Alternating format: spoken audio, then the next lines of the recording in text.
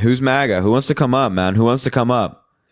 Who wants to come up? Let's bring up this person. They say right here says Aiden. Bring up Aiden. Here comes Aiden. Here comes Aiden. Harry, please check your TikTok DMs. Cece. Can you like message me? Oh, you know what? I'll take a screenshot of your profile and I'll try to remember. Aiden, hello. Are you MAGA?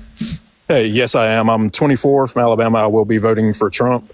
I just wanted to say, while I don't agree with much, if anything, that you stand for, I do respect you for not attacking people based on their beliefs, and I think that's honorable, especially in today's super polarizing climate.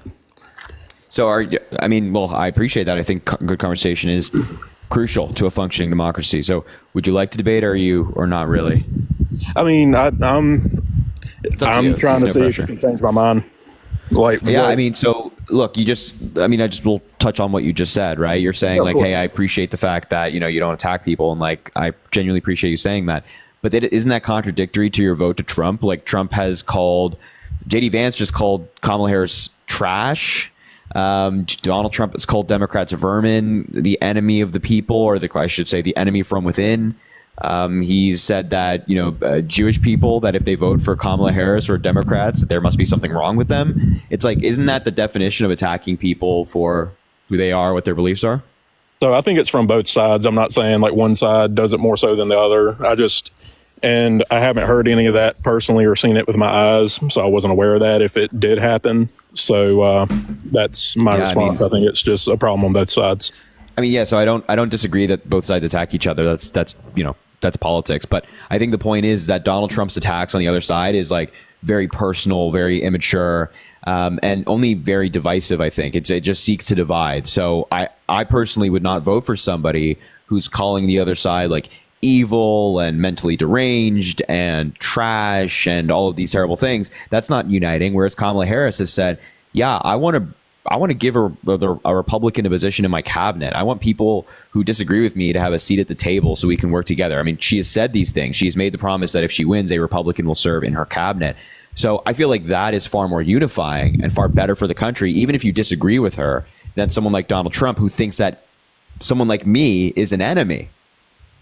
See, I don't think it's necessarily the voters. I think he's just talking about the people that are in power right now, which, still, we all know he's not the most well-spoken person, but I don't think it's an attack on anyone voting. I think it's an attack on the people that are already elected for the party, which, like I said, he's not well-spoken at all. We can all agree on this.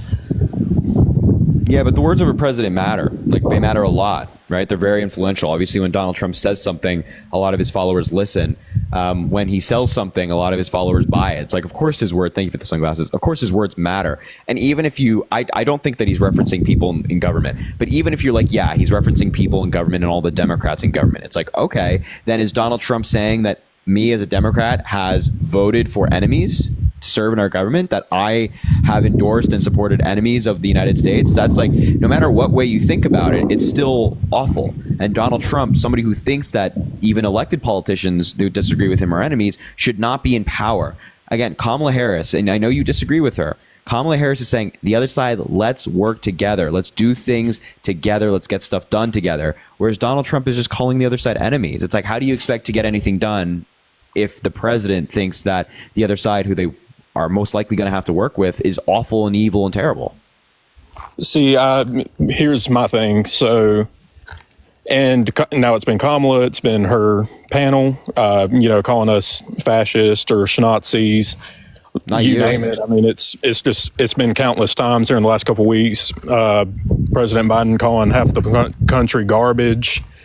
You have Mark Cuban calling women that surround Trump unintelligent, just unable to think for themselves.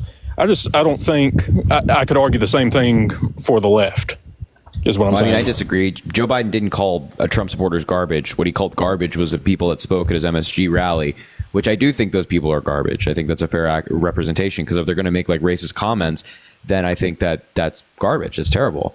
And Kamala Harris has not called Donald Trump a fascist. He's not called him a Yahtzee or anything like that. But they have, said the truth about Donald Trump, which is that he does have very dictatorial tendencies. Like, he does want to give himself more power. And if he's elected president, he has said that he will go after his enemies, his political opponents, and things like that. That's very much in line with, fascist leaders in history. So I don't think that that's really all that far fetched. Whereas, like, calling Democrats the enemy, I think is kind of crazy. I don't know. See, here's where I come from. So I think trying to, how did they put it? So trying to get rid of misinformation, define misinformation. I think that people should be able to say whatever they think in this country. Like, that's what we are based on, freedom of speech, no matter how despicable you may think it is. Like, if someone said something outlandish, I would be like, okay, I'm going to scroll and go on with my day and ignore them instead of just completely removing people's voices. I mean, are you talking about like on social media, or are you talking about just generally? Just in general, but it is a social media issue, like the Hunter Biden laptop situation. Mark Zuckerberg came out and said verbatim, yeah, the Biden-Harris White House straight up said, hey, we don't want this like to be able to be searched or anything. Like, you couldn't even email it to people. It was completely censored. They can't control that. By the way, when the Hunter Biden laptop story came out, which, by the way, was also not a nothing story, like nothing came from that story. Just want to point that out. It was just like Hunter Biden had embarrassing photos on his laptop. It's like, oh no. When that story came out, Trump was in office. The Biden administration literally couldn't tell them to censor it because the Biden administration wasn't a thing yet. He wasn't elected. He wasn't even president-elect. So that was not done by the Biden administration. There's a lot of misinformation saying, oh, Mark Zuckerberg said this, Mark Zuckerberg said that. No, he didn't. He didn't say anything of the sort. On video and said it. It's impossible that he said it because Biden was not president. I don't see how it's possible that he didn't say it whenever I literally watched the video of him saying it. I don't know if you're watching like an AI video or something like that, but I guarantee you, Mark Zuckerberg did not say that the Biden administration told me to censor the Hunter Biden laptop story. And also, the federal government can't force any of these private companies to do anything. That's where you're wrong. Wait, so you're telling me that that Joe Biden could force Facebook to censor something? Well, if that private company is funding his campaign, I think he has a lot of sway in what he can tell those people that are donating to him. Yeah, so he wasn't president at the time, just for the record. But they were donating so he still had no campaign. power to do it. But also, they just have no power to enforce that. The federal government can't force these companies. There's no mechanism to do that. Right? There's no mechanism for the federal government to tell Facebook, oh, you have to do this. I said that they were funding his campaign whenever he was running for the 2020 race. So how would Biden do that without power?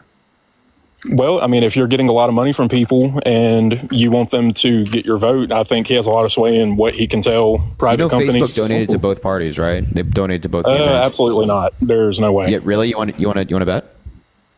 Well, I mean, from my experience, I mean, I can literally just make like a post that has nothing to do with anything right politically, and I will get, like, I've been in Facebook jail for like the most minute comments. Probably because you said something that was completely false. So between 2019 to 2020, that's my problem. What define completely false? Like, why can't I share what I want to, no matter how outlandish you may think it is? Because they're private companies; they can censor whatever they want. So in 2020, Facebook donated $166,000 to Democrats. How much do you think they donated to Republicans? Any guess? Let me know. $184,000. So between 2019 and 2020, they actually donated more to Republicans than they did Democrats. Okay, well, I mean, I'm willing to say I was wrong, but that's significantly less than they contribute to the Democrats overall. I just read you how much they contribute. That they're contributing more to Republicans. The Facebook Inc. PAC donated more to Republicans than they did Democrats. So your claim that, if they're funding his campaign and bankrolling his campaign, maybe they censor the story for him. It's like, no. First of all, there's no evidence for that. Second of all, they're giving more money to Republicans than they are Democrats in 2020, at least. Okay, well, that's 2020. What about now? Well, the year's not over yet, so we don't know how much Facebook is given. But I'm just you're referencing 2020, what you're talking about right now. So I'm just pointing out that this the idea that Biden somehow pressured a private company when he wasn't president to censor something is total nonsense. And also the story was nothing. Like, it's so everybody says Hunter Biden laptop, Hunter Biden was nothing. Like, can you tell me what was significant about the story? Well, I mean, that censoring that definitely could sway in a vote either way. I mean, I really do believe What was that. the story? Like, what was so bad about what?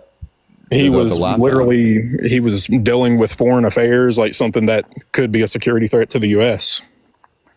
Hunter Biden was dealing with foreign affairs. Yeah, do you know how long the Biden family's been in power? I mean, that's a pretty big deal. If Hunter you're Biden has never been trading. in power once.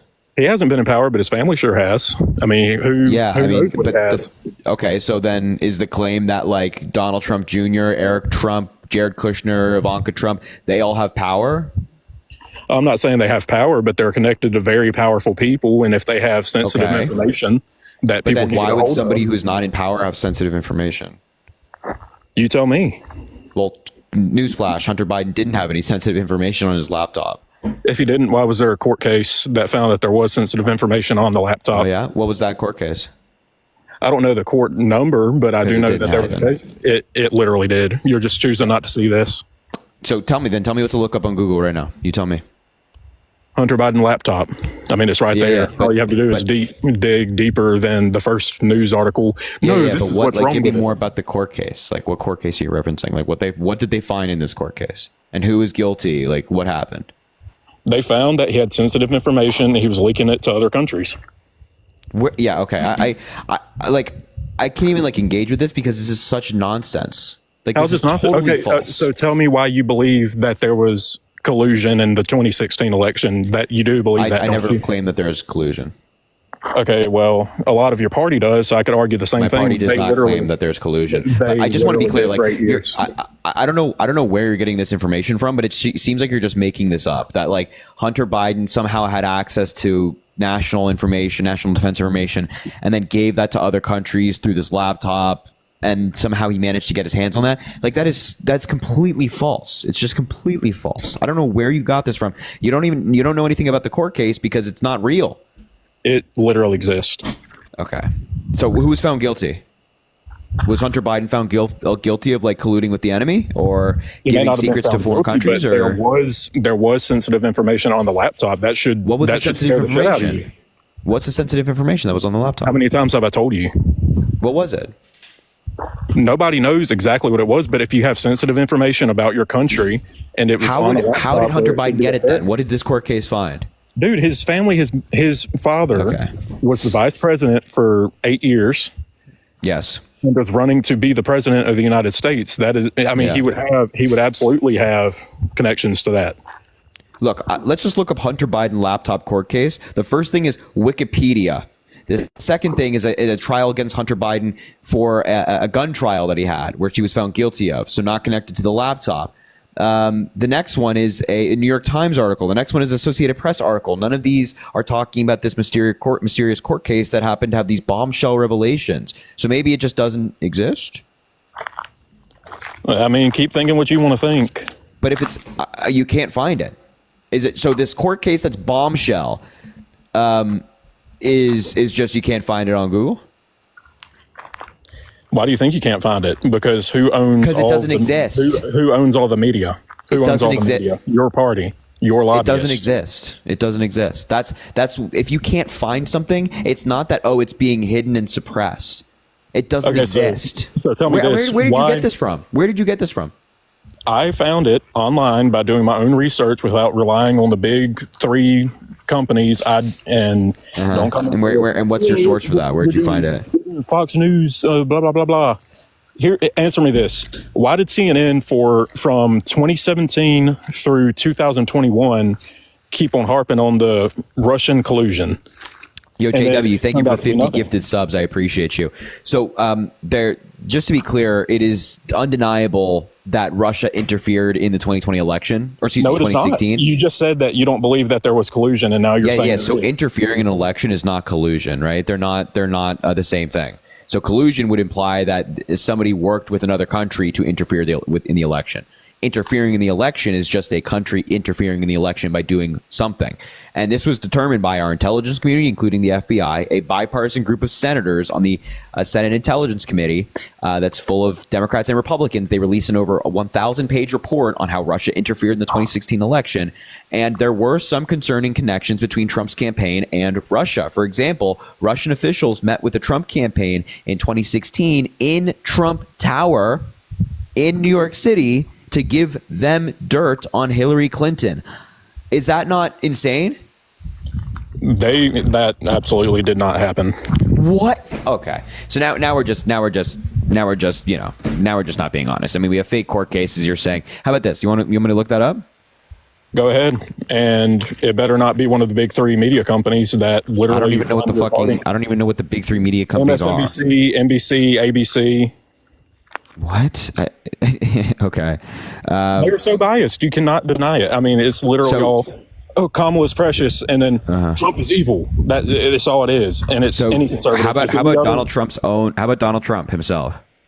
No, I don't want that either, because that would be biased. I want you to find an independent news source that doesn't fund anyone primarily and tell me from there. Yeah, so Donald Trump literally said, quote, "This was a meeting to get information on an opponent, totally legal and done all the time in politics." Okay. Donald Trump himself confirmed that this meeting happened. So how does that sway the vote? I'm not talking about, well, first of all, the fact that, like, you know, Russia and Russian officials are sitting down with the Trump campaign officials to give them dirt on Hillary Clinton. You don't think that could sway the vote? He didn't get any dirt on Hillary Clinton, though, so why does it matter? He got nothing out of it. I'm just asking, do you think that could sway the vote? If he did, yes, it could, but he didn't. Okay, exactly. So it could sway the vote, right? So you acknowledge it could sway the vote. It could have, but he got nothing. Wouldn't you agree that somebody running for president should not be meeting with officials from a foreign country to get dirt on an opponent? Literally every politician since the beginning of time has done that. When has Kamala Harris gotten information on Donald Trump from foreign officials in this campaign? He doesn't have to, because all the media is literally just making up bullshit. Well, you said it. Every politician ever has done it. So when did Joe Biden do it? When did Kamala Harris do it? When did Obama do it? Whenever his son had a laptop overseas. How about that? So I'm asking you just a simple question. Can you give me an example of Biden or Kamala Harris or Obama sitting down with foreign officials trying to get dirt on their opponent? I didn't say they had to sit down. I mean, you don't have to if you literally have your son going overseas and like sharing all this, spilling the tea on your country. Your whole look. I don't know how many times I have to say this, but your whole premise of this argument that Hunter Biden did X, Y, and Z is totally false. There is nothing to back it up. I mean, I could ask you, what's your source? Can you provide evidence for this claim? And I'll sit here for 20 minutes while you try to go find something, and it's going to be nothing. I'm trying to save you the time of like trying to find this mysterious court case that you're referencing that Hunter Biden gave all this information to foreign officials. It does not exist. Hunter Biden did no such thing. There is no allegation against Hunter Biden from anybody in the legal field that he did such thing. So you got to get out of this misinformation trap and listen to yourself and listen to Donald Trump's own mouth where he's talking about, yeah, my campaign met with Russian officials. It was totally fine. I don't think that's totally fine. Okay, well, that's your opinion. Do you think that's totally fine? Well, the pause tells me you think it's not, obviously, because why would any American support that? Okay, why do you support the suppression of free speech? Why are you supporting someone? Okay, well, you literally do, because you're like, misinformation. Define misinformation. Wait, how is calling something misinformation suppressing free speech? Yeah, because you're literally taking people's opinions and views down because you think it's false. Wait, misinformation is a term irrelevant from social media. Like, it can be used in the context of social media, but it's its own term of spreading information that is false.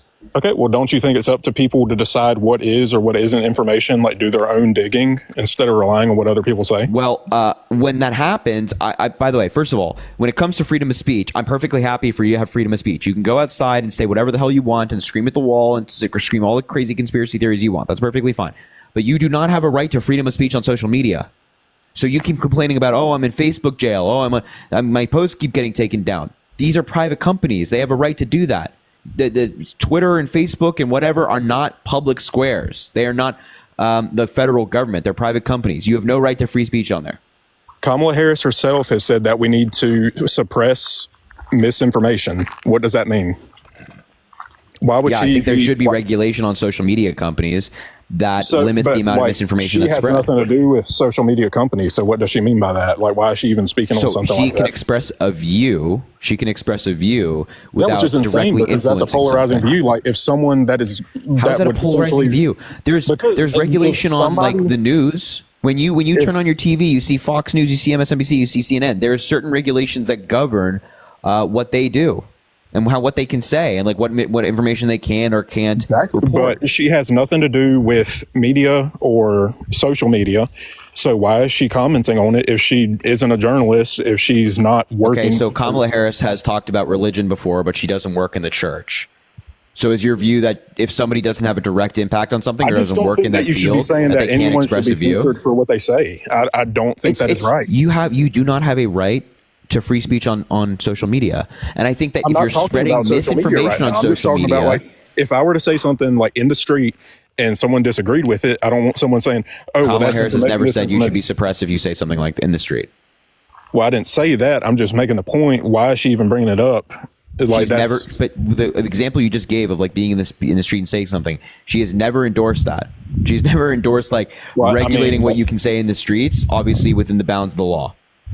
Okay, and I misspoke. But what just I'm to be saying, clear, like, are you okay with Donald Trump's attacks on the First Amendment, saying that, you know, he wants to get rid of the licenses of media organizations that he doesn't like, or jailing people for a year that burn the American flag? That's a direct attack on the First Amendment.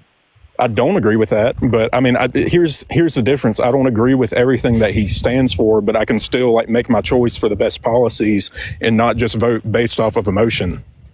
Yeah, no, that's perfectly fine. It's great. I'm not saying you have to agree with every single thing that Donald Trump stands for, but if you're bringing up freedom of speech and you're trying to slam Kamala Harris has never done or said anything that threatens the First Amendment. Donald Trump has said that he wants to take down media companies that don't agree with him. That is such a direct attack on the First Amendment that if you're so outraged about potential attacks on the First Amendment, you wouldn't be voting for Donald Trump. Well, yeah, I guess so. But here, So don't do it. okay, so let's move on to another topic. She is running primarily on women's rights and AB rights. Here's my thing. She cannot reverse anything that has been done with Roe. It is a state issue, so she's running on reinstating it to a federal level. That is literally not possible. She's running on a false promise. I don't even know what I just heard. So if Congress passes a bill that protects a right to an abortion and Kamala Harris signs it into law as president, then it's federal law. But here's the thing. It is a state issue, so like she cannot just reverse it like, oh, whoops, we didn't mean to do that. There is so much more to it.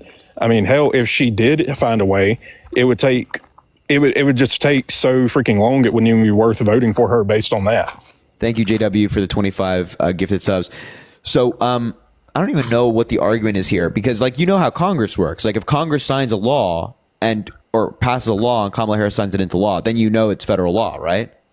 Exactly, but you can't just sign an executive order like 1, 2, here we go. Like that's not how it works. Yeah. So the point is that Kamala Harris would try to get Congress to pass a law that protects a woman's right to an abortion, and then she would sign that law or that bill into law and then protect it federally. Or alternatively, if a Supreme Court justice on the conservative side steps down, she would replace that justice with a more liberal justice who views the Constitution as protecting a right to an abortion. So then there's another mechanism of which it could work its way up the courts and be reinstated.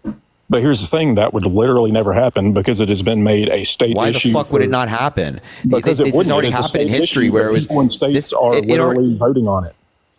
Yeah. So even if states vote on something, even if you have like 49 states who say, yeah, we want to protect abortion in our Constitution, it could still be interpreted by the Supreme Court as being protected by the Constitution, or Congress could pass a law and sign it and have it be protected under federal law. Those can still happen.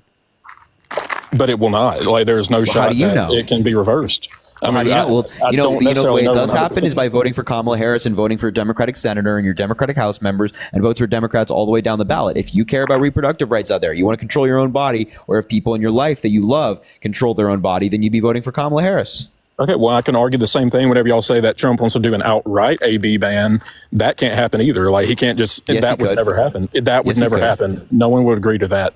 Well, Donald Trump talked about doing. First of all, Lindsey Graham, who is like one of Donald Trump's best buddies, has endorsed a national ban and introduced a bill into Congress that would be a national ban. Okay, so that's his friend. Like, I don't agree with everything my fucking mom says. Like, I mean, we all have different opinions. That's fine. But point is that it can absolutely happen. Project 2025 calls for it, and in 2015, Donald Trump said that a woman who gets an Donald Trump in 2015, Donald Trump said a woman who gets an abortion should be punished for doing so. So the idea that Donald Trump is like, some pro-choice king and he just loves, no, utter nonsense. Just look at his record. He brags about overturning Roe v. Wade. He loves that he did it.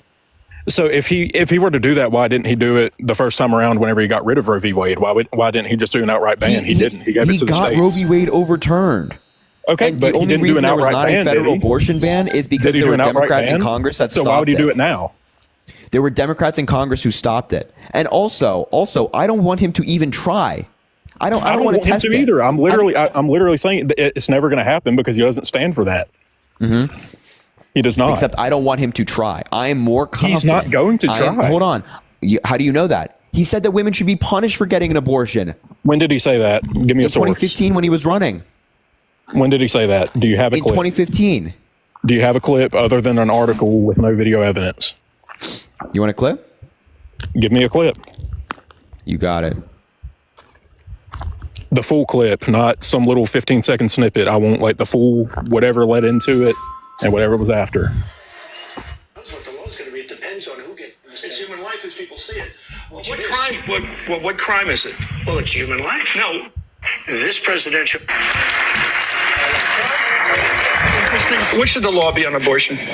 Well, I have been pro-life. I know. What should the law? I know your principle. That's a good value, but what should be the law? This presidential election is going to be very important because when you say what's the law, nobody knows what the law is going to be. It depends on who gets elected because somebody's going to appoint conservative judges and somebody's going to appoint liberal judges depending on who wins. I've never understood the pro-life position. Well, I never understood it because I understand the principle. It's human life as people see it. Well, what crime is it? Well, it's human life. No, should the woman be punished for having an abortion? Look, I would say that it's a very serious problem, and it's a problem that we have to decide on. It's very hard. But you're forbidding it. Well, wait. Are you going to say put them in jail? Is that? Well, no, what I'm asking you because you say you want to ban it. What's that mean? I am pro-life. Yes. What is ban? How do you ban abortion? How do you actually do it? Well, you'll go back to a position like they had, where people will perhaps go to illegal places. Yeah. But you have to ban it. Do you believe believe in punishment for abortion? Yes or no? As a principle? The answer is that there has to be some form of punishment. For the woman? Yeah, there has to be some form. Okay, you got me there. Okay, I'm willing to accept that. So Donald Trump said that. Kamala Harris has never said that. Kamala Harris stands up for women's right to choose, and she will try to fight to reinstate these rights. Donald Trump will not. He might even go a step further and try to restrict these rights. I'm much more confident that these rights will be fought for and protected by Kamala Harris than Donald Trump. And if you want these rights to be fought for and protected, then you'd also be voting for Kamala Harris. See, but there's more to vote on than that. And I hate saying that because I know I'm basically saying like I don't care because I can't have one. But I mean, it's just people laugh at her. People people just laugh in our face right now. We have no leadership. Just to be clear, the Biden administration was far more approved of around the world by like people in different countries, like actual citizens of these countries. Yeah, because they're making money off the Trump of proxy administration. Wars. They are making money off of proxy wars. That makes sense. Really, the people of fucking Sweden are making money off of fucking proxy wars? The people of Japan are making money off of proxy wars? Did I say everyone? I mean, there are going to be certain people like that are benefiting from what's going on the Gaza Strip, that are benefiting from what's going on in Ukraine. What are you talking about? This is utter nonsense. You're saying that Kamala Harris is getting laughed at, and I'm telling you that the people around the world and countries that we're allied with especially, they approve more of Joe Biden than they do of Donald Trump. They approve more of Obama than they do of Donald Trump. They respected the office of the presidency more when Obama and Biden were in office than Donald Trump. And Kamala Harris is obviously part of the Biden administration. So I don't know who's laughing at her, but it's not actual people. It's like the little weird cult you guys got going over there on the Republican side that thinks that Kamala Harris is the worst thing ever. But in reality, a lot of people actually respect her. A lot of people like her around the world, and she is respected around the world. Donald Trump is not. He got laughed at. We have audio of allies of ours in Canada, France, and Germany laughing at Donald Trump because of how incompetent he is and how absurd he is. If he was incompetent, we wouldn't have had 4 years with no new wars. Oh, That's really? not Because more incompetence. American soldiers died under Donald Trump than they did under Joe Biden. So if it was We so had no peaceful, then why new are more wars. Americans dying under Trump than Biden? We had no new wars. I didn't say that less people died. I We just also said have no that we new didn't wars start under any. Biden in terms of troops being directly involved.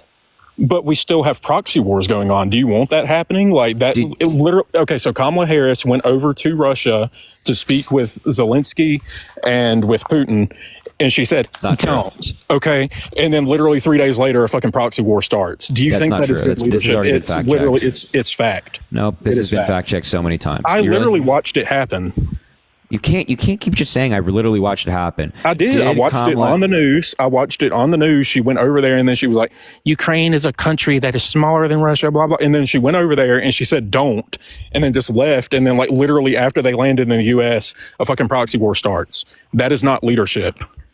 Yeah, so facts first. Trump's claim is false. Harris has never met with Putin. In reality, she met with U.S. allies, including Ukrainian President Volodymyr Zelensky at the Munich Secretary Conference in the days before Russia's February 2022 Okay, so she met invasion with of Ukraine. Zelensky. Putin So was she not gave at a the direct conference. message to Putin and said, don't. And then 3 days later, he fucking starts with her because But do you you think just said he's that she going met to- with Putin and Zelensky. Okay, well, she still spoke to Putin, whether it was in person she didn't. or not. Yes, she did. She literally No, she said, didn't. don't. What the fuck are you getting this from? This is why it's impossible to have conversations with folks like yourself, because like respectfully, you're making things up. This did I'm not literally happen. not making She anything didn't- by up. the way, she also didn't just go over and say don't. I don't know where you're getting that from either. Every time she It's speaks, she gives literally- a I've seen speech about clips. whatever topic she's discussing. It's like, what are you talking about? And was also, saying, again, don't- we are don't fuck not. with Ukraine. No new wars have And been then started 3 under days Joe later. Biden. We It's are actually literally- in there are less literally war two right wars now going in on terms right of now. direct Do you not troops see that? than we were under Donald Trump. There are literally Like, two. what the fuck are you talking about? This is There are crazy. literally two fucking proxy wars going on right now. They didn't start. Yeah, wait, until after. You're telling me that no proxy wars were taking place under Donald Trump? He didn't start any. He wasn't directly Did Joe responsible Biden or for it. Kamala Harris start any? Yeah, because their lack of leadership and Really? funding Okay, how did their Iran- lack of leadership funding lead to Iran Russia invading in order Ukraine? to fund Hamas to attack Israel on October 7th? So That how was did direct their lack of responsibility. leadership lead to Ukraine being invaded by Russia? Can you give me any evidence or any example of that? Okay, yeah, I literally just gave it to you. Whenever our freaking clown of a leader goes over and says, "Don't fuck So with Ukraine," that means then nothing. That flies means back absolutely over. nothing to me. That means absolutely Do you nothing to me. think? Answer me this. Can you think give me like an that- actual example, like a tangible example of think like a lack that of leadership anyone- leading to Russia invading Ukraine? Do you think that they're literally on the lines right now with North Korean troops? I mean, it's like it's Yeah, no, about. I'm not. That's perfectly fine, but that's not answering the question I just asked you. What did you ask? So, how did or give me an example of their lack of leadership leading to Russia invading Ukraine? Can you just give me an example of that? Well, first of all, they don't respect women in countries like Russia or Iran. So how do you think that's going to translate whenever it doesn't matter how respected or powerful you are? They just don't respect women. That's how it is over there. So how do you Really? think, I mean, so when Angela Merkel was the leader in Germany, she did pretty well. She dealt with all these countries. yeah, but she's not involved in proxy wars with them. Germany And making funds money. Ukraine. She is not making money from like the way that we are here in the States. We are literally funding. We're sending like $450 million. I just think this is a you problem, man. I think like you and Trump don't respect women. It's not like these foreign leaders, Are you because at the end of the fucking day, no, I'm serious. At the end of the day, if Putin or like Kim Jong-un or one of these leaders doesn't want to respect Harris, that'll go incredibly poorly for them. They'll be really, really bad for them. Okay, so who's to say they wouldn't start a war just to fuck with a woman? I mean, that would absolutely happen because Why would they do that? Because they don't respect women and they laugh What's the at. incentive? What's the incentive? Okay, like, what do you? This is like I can't even believe what we're talking about right now. Like, this is just a complete misunderstanding of foreign policy, that they're going to just start a war because she's a woman. What? That is They've such literally like a started. insane Okay, thing to say. So tell me this: do you think that funding Iran so that they could fund Hamas? We don't fund Iran. We literally gave them millions of dollars. Nope. We did. It Nope. happened. It happened. Really? How did? Wait. So what? So give me the breakdown. Tell me what led up to this. What bill was passed that allowed this to happen? What happened? I don't know the exact bill, but I know that we exactly, sent because it money didn't fucking for happen. We weapons didn't give money one to of our Iran. enemies that don't respect us at all. They don't respect women. Uh-huh. Like women just now got the right to drive, and like literally 2 years ago. So we are sending money. So just to be clear, can you give me? You can't tell me how we're sending money. You're just saying we're sending money, and that's it. We literally have. I mean, it's Okay, I'm asking you, It's a like, fact. what have we sent money for? What was it? What was the context surrounding it?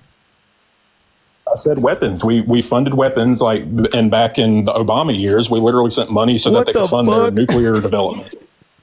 It literally happened. No, that's not. That's absolutely not. It What was on happened. national news. We lifted sanctions on Iran. We didn't give them weapons. We didn't buy weapons from Iran under Obama.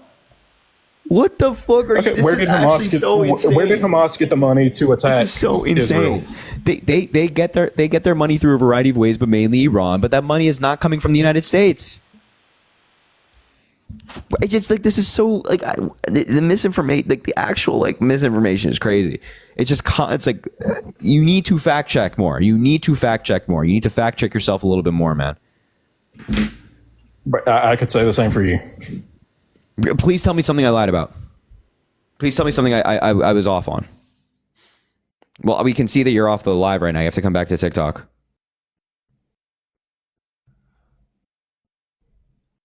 Yeah, we can't hear you right now.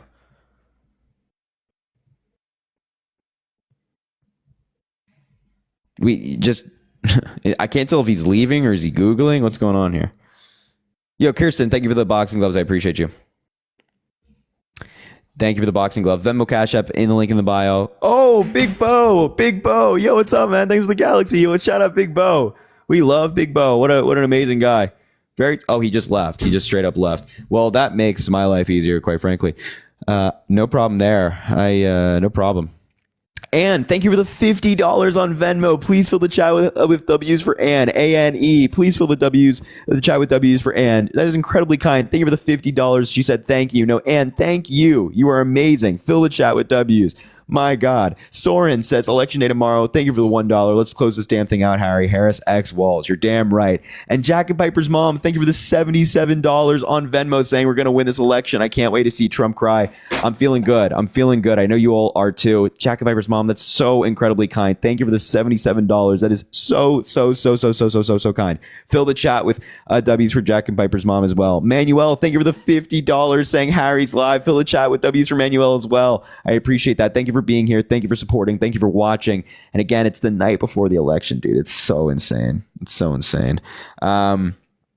Anna, thank you for the $20. Thank you for your knowledge and making changes. Anna, thank you for the $20, and thank you for your effort in making change. We're all part of this together. You know what I mean? I appreciate you. Naomi, thank you for the $20. Just for the joy I felt when the next president of the United States of America pointed and recognized you. She sees us. Naomi, thank you so much. That was a really cool moment at her rally. She pointed at Chris and I while we were there. It's pretty dope. It was pretty cool. Roberta, thank you for the $5. One more day. You've taught this old Alaska grandma so much. Thank you, Roberta. You're not a day over 25. I don't know what you're talking about. I appreciate the $5. Get out there and vote in Alaska. Elise, thank you for the $1. Election and my birthday tomorrow. I'm terrified. I've had so much anxiety about it. I really hope Harris wins. Elise, take a breather. Stay calm. You got this. Happy early birthday. We're a little on East Coast time, at least. It's an hour before. So happy early birthday. I hope it's a good one. I hope you can get the birthday wish that you want. Sommer, thank you for the $10. Welcome back no matter what happens. Thank you for educating, supporting, and advocating for us all. Sommer, thank you for being here. Thank you for your support. I mean, that is so kind. Thank you a million times over. And JW, thank you for the $100, saying for tonight and every day you do this. Hope you like the 100 subs. I appreciate that.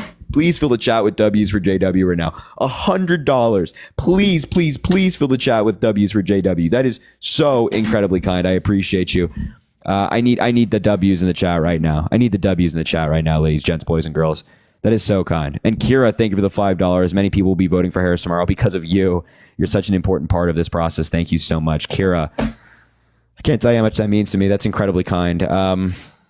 Hopefully, all we want is to hopefully make the impact that we set the goal for, which is, getting people to vote for Kamala Harris. So hopefully folks do go to the polls tomorrow and vote for Kamala Harris. Please go do that. Please go vote tomorrow. If you haven't already, if you haven't early voted, please go vote. And remember that if you are in line, even if the poll closed, you have a right to vote. You must stay in line.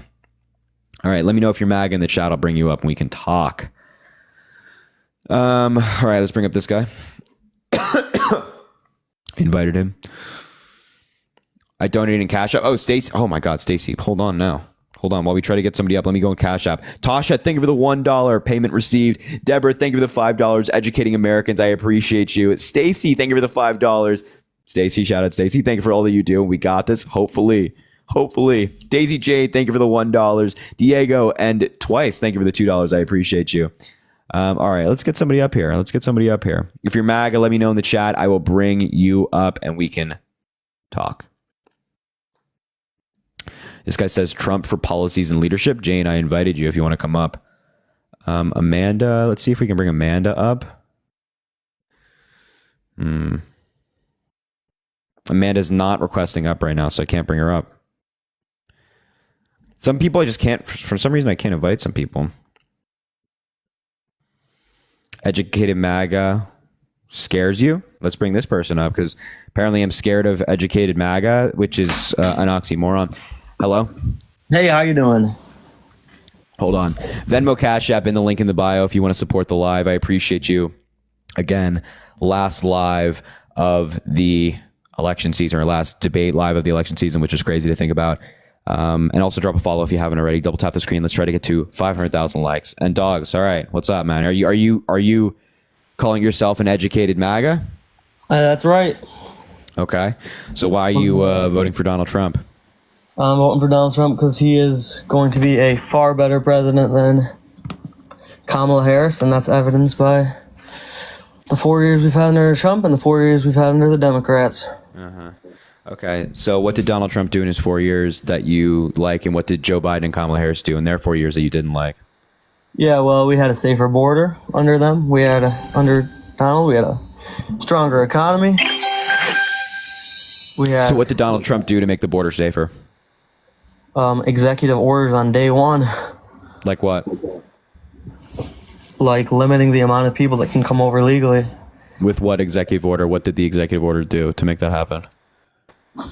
You want me to find you the number of the executive order? I'm not asking you to find me the number of the executive order. I'm asking you to tell me what the executive order does. You said that it limits the amount of people that can come over. How did that executive order, or whatever executive order you're alluding to, do that? I don't know. It allowed border agents. Okay. You just don't know. Just pointing out that, again, you said you were an educated MAGA at the beginning of this conversation. And how did Donald Trump make the economy better? I go to college is what I was saying. I go to college. I don't know every stat because I go to college and I don't sit on TikTok all day. I go to college as well. Yeah, what college I go to college. I won't say it out loud, but it's top 30 in the United States. Yeah. So what did Donald Trump do to make the economy top 20, better? So mine's top 20. What school do you go to? I'll say mine if you say yours. Well, there's no negative for you saying yours. Why? Why was there a negative for you saying yours? You don't think because there's people that are freaks. You don't think people can find out where you go to college? Yeah, I mean, people are already saying I go to NYU. I go to NYU. You don't go to NYU. Yes, I do. You literally don't. I go to NYU. What are you studying? Politics and law with a focus on constitutional law. And what school is that under? Gallatin. Huh. You go to NYU? Yeah. Real quick, I was about to ask you what dorm you're in, but I can't ask that. Are you in a dorm? No, I'm not. No, I'm not gonna tell you anything about that. Anyway, what did Donald Trump do to make the economy better? What school are you in at NYU? I'm in the College of Arts and Sciences right now. And what are you studying? Well, I'm in liberal studies right now, but I'm going to transfer to probably econ. Liberal study? I'm joking. Well, what did Donald Trump do to make the economy better? He took off regulations. Like what? He taxed the rich less, which is a trickle down. Okay. It's a trickle down effect. So you're straight up acknowledging that Donald Trump cut taxes for the wealthy and it helped the wealthy, right? Absolutely. So, JW, thank you for the lion. I appreciate you so much. Shout out JW with the lion. I appreciate that, brother. Go. Economics. Yeah, can you give me an example of trickle down economics working? Yes, I can.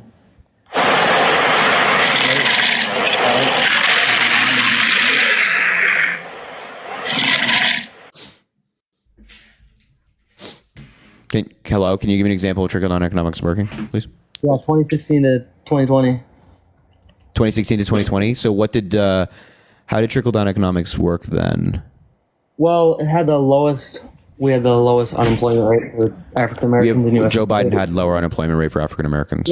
Correct. But Donald Trump started that, and Joe Biden continued the. How did the tax cut lead to what's the data connecting the tax cuts to low black unemployment?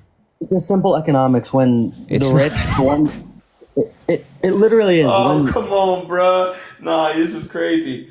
This is crazy. So here's the thing. There's actually there's no evidence to suggest, obviously, that the tax cuts led to specifically lower black unemployment. Matter of fact, there's a number of studies that show that for lower income earners, lowest quintile of earners in the United States, their after-tax income over time is actually lower than it is for the highest quintile. The highest quintile grows in after-tax income. The lowest quintile goes down in after-tax income. And there's a study done. This is all in a Brookings Institute article. It's really good. But all the there's a study done by a Republican and a Democratic economist that found that the Tax Cuts and Jobs Act would only increase the GDP over 10 years by 0.02%, yet add trillions to our deficit, which we're seeing happening right now. The year after it was signed into law, we had $1 trillion deficit. After every single year of Obama's presidency, the deficit went down. Every single year of Donald Trump's, the deficit went up. So I'm just curious where all the data is to suggest that it's a good thing. Well, it's just showing that the economy. You can see that the economy did better under Donald Trump. Yeah, but why? You actually have to point to data to show that Donald Trump did something for the economy to make it better. Yeah, I did. And you can't point 1-to-1 on how directly cutting taxes led to black unemployment being lower. It's not a 1-to-1 correlation. Yeah, so if you acknowledge that there's not 1-to-1 and you can't point to data to suggest it, then maybe you shouldn't be claiming that the Tax Cuts and Jobs Act led to low black unemployment if you can't prove it, right? Well, when you look at the evidence of what happened and why it happened, you can see it. You can't point to a 1-to-1 guaranteed, but wait, that's such nonsense. Yeah, buddy, I don't know if you should go into another school at NYU if that's your argument. That you can just see it. It's obviously happened after it. You can just see it, right? That's such nonsense. Well, you actually have to prove. I have to go to another school at NYU. I mean, Donald Trump is better in every single area. How about Roe v. Wade? That's a great one. How about following the law? What are you talking about? How about following the law? How does that affect the lives of average Americans? Tell me, please. So if the president is openly and flagrantly breaking the law, that hurts us. Okay, first of all, even Democrat people like Alan Dershowitz agree that was crazy. And you're saying Dershowitz is not a Democrat. Yeah, he is. But second of all, I also don't care about what Alan Dershowitz says. I mean, do you know about Alan Dershowitz? I mean, get real. But just following the law. Trump is a convicted felon. He's been indicted in 3 different jurisdictions, 4 overall. I mean, I'd want a president that follows the law, wouldn't you? I'd want a president who's not a convicted felon, wouldn't you? Correct. I would prefer that. But tell me how that affects your life today, tomorrow. Yeah, tell me how for sure. Because the president of the United States is tasked with upholding the laws and protecting the laws. So it's kind of hard for that to happen if the president themselves is breaking the law. And when the president breaks a law to help them, that affects us. So January 6th and Donald Trump breaking the law to try to overturn an election he didn't win and trying to overturn an election he didn't win, an election that I voted in, hurts me. It hurts you even if you didn't vote in it. First of all, Alan Dershowitz has been a Democrat his whole life, first of all. I couldn't fucking care less about Alan Dershowitz. He's one of Donald Trump's buddies now. Continue. Because, okay, what about Roe v. Wade being overturned and Kamala Harris no comment on the case I just said? What was it? Well, I commented on it several times. It was faulty. Okay, how is it faulty?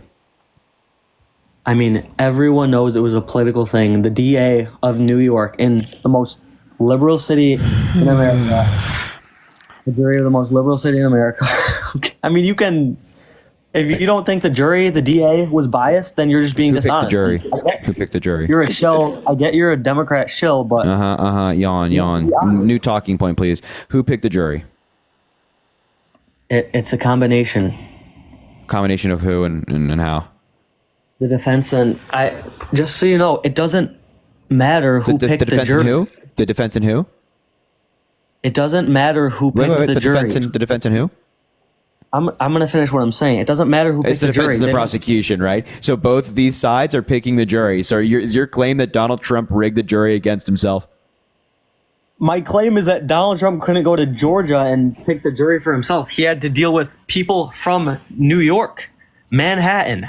I don't care. Where he committed the crimes, Right. So if you're choosing out of a pool of super liberal people and you choose liberal people, yeah, but that's the idea that first of all, not everybody in Manhattan. Wait, hold on. First of all, not everybody in Manhattan votes, right? And not everybody in Manhattan is a Democrat, and not everybody in Manhattan hates Donald Trump.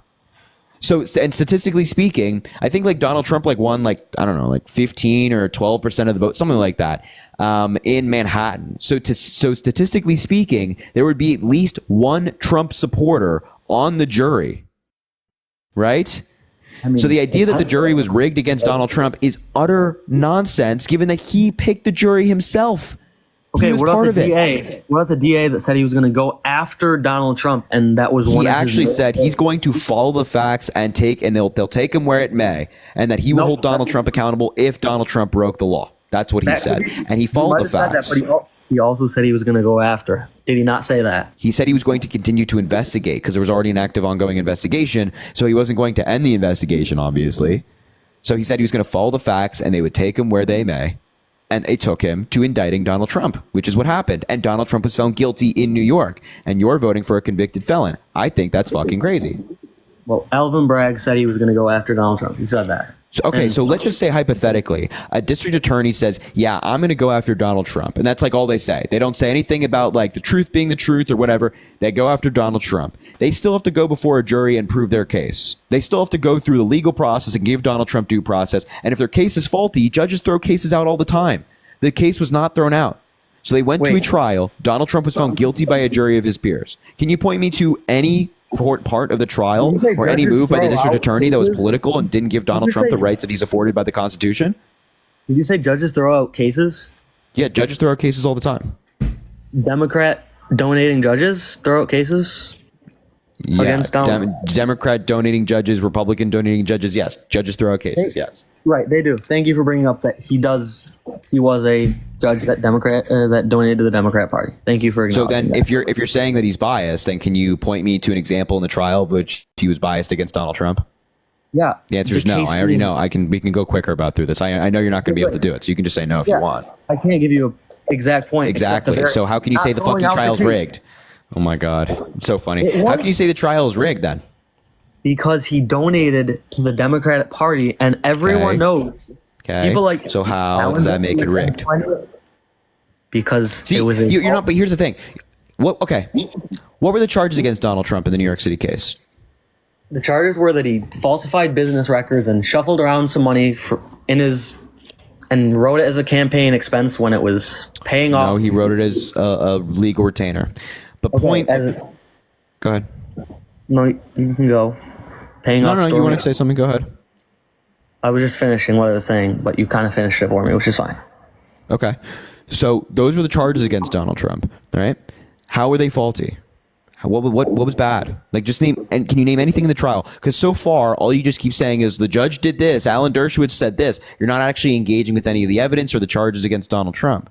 So it sounds like you just don't know about the case, and you're just claiming that they're faulty just because. No, I'm not saying that they're faulty just because. What I'm saying is not everyone, a lot of people acknowledge left and right that if someone else had done these things, they would not have been attacked like Donald Trump was. I don't even know who. Can you name me like 5 Democrats who have said that? I can't name you 5 people that said that because I don't. I can name you Alan Dershowitz. I can name you. What? Off the top of my head. This isn't my full-time job, Harry. I'm not a Democratic shill. No, I'm not a Republican. If you're going to say something. Alan Dershowitz. There you go. You said, first of all, Alan Dershowitz is not a Democrat. He supports Donald Trump. He goes on Fox News frequently as a Fox News contributor to back up Donald Trump. All of his legal garbage has been debunked time and time and time and time and time and time again. So he's not a Democrat. He doesn't support Kamala Harris or any of this nonsense. But if you're saying something that Democrats left and right, or people just left and right say this, then I would hope that you'd be able to like point to people who actually say it. Right. But nobody does. Anybody that's worth anything in the legal field is not saying, oh, this is such a rigged case and Donald Trump was prosecuted and targeted. That's such utter nonsense. Right. Alan Dershowitz, lifelong lawyer, doesn't know as much as Harry Gallatin, make up my own degree. So I'm not saying that I'm a lawyer, but what I'm saying is that people like Alan Dershowitz are full of crap. because we actually have prosecutors in that courtroom who prosecuted Donald Trump. Alan Dershowitz, every single step of the way, was wrong about this case. Do you think that Donald Trump would have been the same thing would have happened if this happened in Texas? If he did this in Texas? Yeah, Do you think it would probably. have been the same result? Yeah, the evidence was just overwhelming. Yeah. It wasn't. Oh my gosh! It wasn't overwhelming at all. Really? So when you have Michael Cohen testifying, when you have Hope Hicks testifying, when you have David Pecker testifying, David Pecker testified to the fact that there was a conspiracy entered into between Trump and his campaign and the National Enquirer, which David Pecker owned. It was one of the companies that fell under his media conglomerate. When you have all these people close to Donald Trump testifying, when you have all this physical evidence, such as checks signed by Donald Trump and handwritten notes by Trump's former CFO and the Trump organization, talking about the money being trumped up to give Michael Cohen a salary and money for taxes and money for Stormy Daniels, when you have all this physical evidence, testimony, even audio recordings of Donald Trump engaging in another hush money deal for another woman, you say that the evidence is not overwhelming? What I'm saying is that if this Okay. was a case of anyone else, they would not have been prosecuted like Donald Trump was. And here's what you do. You distract us with these unimportant things that aren't affecting. Okay, you go talk to anyone that's struggling to pay for groceries and say, what do you care about more? The price of groceries or that Donald Trump Okay, let's talk about shuffled that. some money around for Stormy Daniels? Or what do you care Okay. about more? Children being unalived because of abortion access or Oh my God. So dumb. Okay, so what is Donald Trump going to do to make groceries cheaper? If you want to talk about it, let's Well, talk first about of all, why are you rolling your eyes about children being unalived? I mean, third trimester, it happens it. Yeah, electively. it's less than 1% of the time. Okay, how much? JW, less think of the than well, 1% appreciate is still you. thousands, and it happens electively. It's around Third six. trimester. JW, think with another wheel diving. It's around 6,000 per year, and all of these That's abortions thousands. are in the event of medical emergencies. That's wrong, and we can bet $1,000 on it right now. What's wrong about what I just said? That all of them are medical emergencies. No, it's it can well, happen. the overwhelming majority are medical emergencies. Then Great, overwhelming majority. So we both agree that it shouldn't happen electively in the third trimester. no, my view is that I think states can regulate it in the third trimester if they want to. But I think So that it should be accessible in the third trimester for Electively, women who experience medical emergencies. Okay, so if it's not a medical emergency, it shouldn't be happening in the third trimester. Yeah, I'd probably say that. I think states can have regulate that if they want. Great, because that was happening under Roe v. Wade. Yeah, I mean, if states want to allow it in the third trimester, that's fine, because that's what Roe v. Wade allowed. Yeah, like states like Minnesota It's are also- still allowing that. Democrat-run cities are still allowing that. I'm glad that you have a somewhat rational view of it. Well, you have an Unlike Tim irrational Walz. view. You have an irrational You view. don't even know what my view is about it, but You think okay. Roe v. Wade should have been overturned? I definitely have an irrational view of it in your opinion, so I don't even know why. Yeah, so maybe that was not a very smart thing to say. I mean, I don't care. I'm fine with my view. So what were you gonna cite? You said $1,000. That's not the case. What were you gonna cite? Well, you agree with me. Well, no, I was just curious. What were you gonna cite? TheConversation.com. The what? TheConversation.com, gynecologist professor of University of San Francisco. Well, what does it say? It says less than 1% of abortions. I don't have the article pulled up. This is one I have seen a few times, though. Well, it's like less than 1% of abortions, which I acknowledge, but that's still too many. Yeah. Less than 1% of abortions take place in the third trimester. Yeah, I mean, I don't know why you're looking at this. You literally agreed with me. no, I'm just making sure you have something to back it up. That's all. Yeah, I do. And then if you scroll down, it says other women described barriers that weren't directly related to policy. One young woman, for example, was so afraid that her parents would judge her for becoming pregnant that she took no action toward getting the abortion. Until That's why Roe v. Wade should be the law of the land, so women have access to abortions, and it should be the law that people don't have to inform their parents about getting an abortion. She had the ability to do that. She just was afraid of what her Some parents would say. some states require minors, for example, that they have to inform their parents if they get an abortion. That is absolutely what should be the case. Are you serious? That shouldn't be the case. If you had a kid, you Oh my wouldn't God, want your holy kid. shit. You No, wouldn't I don't want think your- that. I don't think that. I don't think that a state. I don't. That's so crazy. I don't think that women under the age of 18 or women of any age should have to be informed or have their parents informed that they got an abortion. That's insane. No, it's not insane at all. What the? It's their. Why? Why would their parents have to be informed about that? Because it's their child and they're legal guardian of that child. Legally, they're So legally. what about a woman? Let's just say a 16-year-old girl, right? A girl who's needs to get an abortion, but her parents are violently and vehemently pro-life to the point that they would disown her if they got an abortion. You think that girl should either have to go through with that pregnancy or tell their parents, have their parents informed by the doctors that they got an abortion? I love this fallacy that the Democrats use. It's what fallacy? The fallacy is that you argue from a stance that's super dramatic, even though in every situation you would be okay with it, and then you say the most dramatic thing What? to make it look radical. Explain the fallacy. What's the logical fallacy there? The logical fallacy is that you argue from a stance that is super radical, It's and then wait. This is oh my god. This is something that could very perfectly and reasonably happen under a law that you're proposing. A law that says, "Oh no, if you're a minor and get an abortion, your parents have to be informed." You're Right, saying Harry, that argue- what I just said is such a radical out there possibility that it shouldn't even be discussed? What? argue from the stance that you believe in, and that's that they should be able to do it any time, not just when it's dramatic where they need it to save their I life. don't think. which I is don't think in very any rare. instance. I don't think that in any instance, if a 17-year-old Right, girl or then 16-year-old argue girl from that. wants to get an abortion, that her parents have to be informed. That's nonsense. Okay, great. Exactly. So argue from that stance instead of saying, "Oh, if her life is on the line, but her parents are insanely against it." Wait, I never Argue said from the anything about her position- life being on the line. Yeah, you did. You said, "Okay, she needs it for life saving," or however you put it. I did not say that. You said something like that's utter nonsense. What are you talking about? I'm saying that just generally, that if a 17-year-old girl, 18 or 16-year-old girl, I should say, wants to get an abortion, her parents should not have to be informed about that decision. Do you agree or disagree? Right. As I said before, and you're about to have some child hissy fit, I disagree with you Why? because the parents are the legal guardian, and I believe So? that parents should know what happens to their kids. Just like, do you think transgender surgery should be allowed for kids without telling their parents? No. Great. Well, a lot of I mean, people that's just the disagree with medical you. stand. That's the medical standard as it stands right now. Yeah, but why not? Minors Why do not shouldn't get a child- surgeries Why should a child not be able to do that? because scientists agree that is not beneficial for the child in most cases. Minors shouldn't be able to get surgeries? Yeah, without their gender parents transition knowing? surgeries. No, well, you said surgeries, but What the? Okay, this is such a That's what dumb you conversation. Yeah, That's you what just you brought said. up you brought up transitioning. So obviously, in that instance, when I say surgeries, I'm referencing something in particular. This is such nonsense, but that doesn't happen as well. Just for the record, that doesn't happen. what doesn't happen? Minors do not get gender transition surgery. How are you at NYU and you can't follow this? This is insane. God, we You got to are the downrank one that this didn't school. follow it. Oh my Downrank God. that school, man. All right, anything else you want to talk about? I'm sick of this conversation.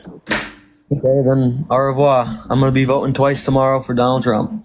Yeah, I hope you do, and then get prosecuted for fraud. All right, if you're MAGA, let me know in the chat. I'll bring you up. If you're MAGA, let me know in the chat. I'll bring you up, and we can talk. Sydney, thank you for the $1. I appreciate you. Let me come up and talk to him. He's gone. Vina, thank you for the $10. Thank you for your work. I appreciate you, Vina. Thank you for being here. Lauren, thank you for the $5 saying recovering from knee surgery, watching you, hoping Kamala wins tomorrow. Thank you for all that you do. I hope you recover quickly from your knee surgery. And I hope the recovery is going well thus far. And yeah, I also too hope that Kamala Harris wins tomorrow. It's vital. It's imperative. You might describe it as it's imperative. Monique, thank you for the $10 as well, saying for your knowledge. Monique, I appreciate you so much. Thank you. Look at that profile picture as well. That looks like Disney. It's nice. Jamie, thank you for the $15, keeping you. Jamie, oh, what the hell is this? Thank you for the turkey. I appreciate you. Jamie, thank you for the $15 as well, saying keeping you. Jamie, keeping you as well. I appreciate you, and thank you for the galaxy. Noel, thank you for the $1, educating us all. We try. We try. Thank you. Linda says 270. It's go time. I appreciate you for the $2.70. Gotta hit it. Gotta hit it. Jen, thank you for the $50 saying we are not going back, Harry, praying for a Harris win tomorrow. Love your Jewish mom in California. Everybody show some love to Jen in the chat for $50. Fill the chat with W's, please. That's all I ask. Please fill the chat with W's. I appreciate you so much. Brian, thank you for the $5. Let's go Harris Walls 2024. First time voting. Everybody give it up for Brian. Everybody give it up for Brian, man. First time voting. Are you kidding me? We love first time voters. Get out there and make your voice heard, buddy. Chloe, thank you for the $10. Thanks for all that you guys are doing to support democracy from this old fart in California. Again, not a day over 25, Chloe, please. It's not a day over 25. Victoria, thank you for the $5. I'm the Trump accuser and in your queue now. Let's go live. Victoria, let's get you up here at some point. Absolutely. I'd love to do that. Miles, thank you for the $1. I'm MAGA, but respect your dedication to your beliefs. Let's get Victoria up here if we can get into that, into like the Trump assault allegations. That'd be good. All right, Justin, hello. Are you MAGA? Yes, I am. How old are you? I'm 18. Why are you MAGA? Actually, I just want to start off with this. You know the Monroe Doctrine, right? No. You don't? No, it sounds familiar. I just couldn't tell you what it is right now. I'll explain it real quick. So it was basically a president telling all of Europe that. Hold on. Let me re-get it. Telling the Europe that if they came over here, they were gonna get their ass beat. You know what I mean? And I'm saying we basically need a strong president right now. Like we're in a. What year were you born? What year were you born? What year were you born? 2004. You wouldn't be 18 if you were born in 2004. No, man. Nice try. Have a good one. Yeah, I knew that. I had to hear him talk a little bit more. All right, if you're MAGA, let me know in the chat. I'll bring you up. Christians for Trump, says Emma. Let's give her an invite. I want to hear about that. Sydney, thank you for the $1. Raphael, thank you for the $20. Very excited for our future and first Madam President.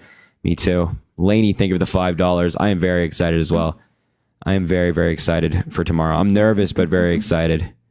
MAGA math. Yeah, there you go. Yeah, it's 2024. He 2004 is 20. He said he was 18. He said he was 18. Matt Gibson. Let's get Matt Gibson up here. Patricia's throwing red hearts in the chat. I think that means she's MAGA. 2004 is 20. Yeah, exactly. Yeah, he said he was 18. If he was born in 2004, he cannot be 18. What are people in the chat? Patricia, hello. Hello. Oh, she left, bro.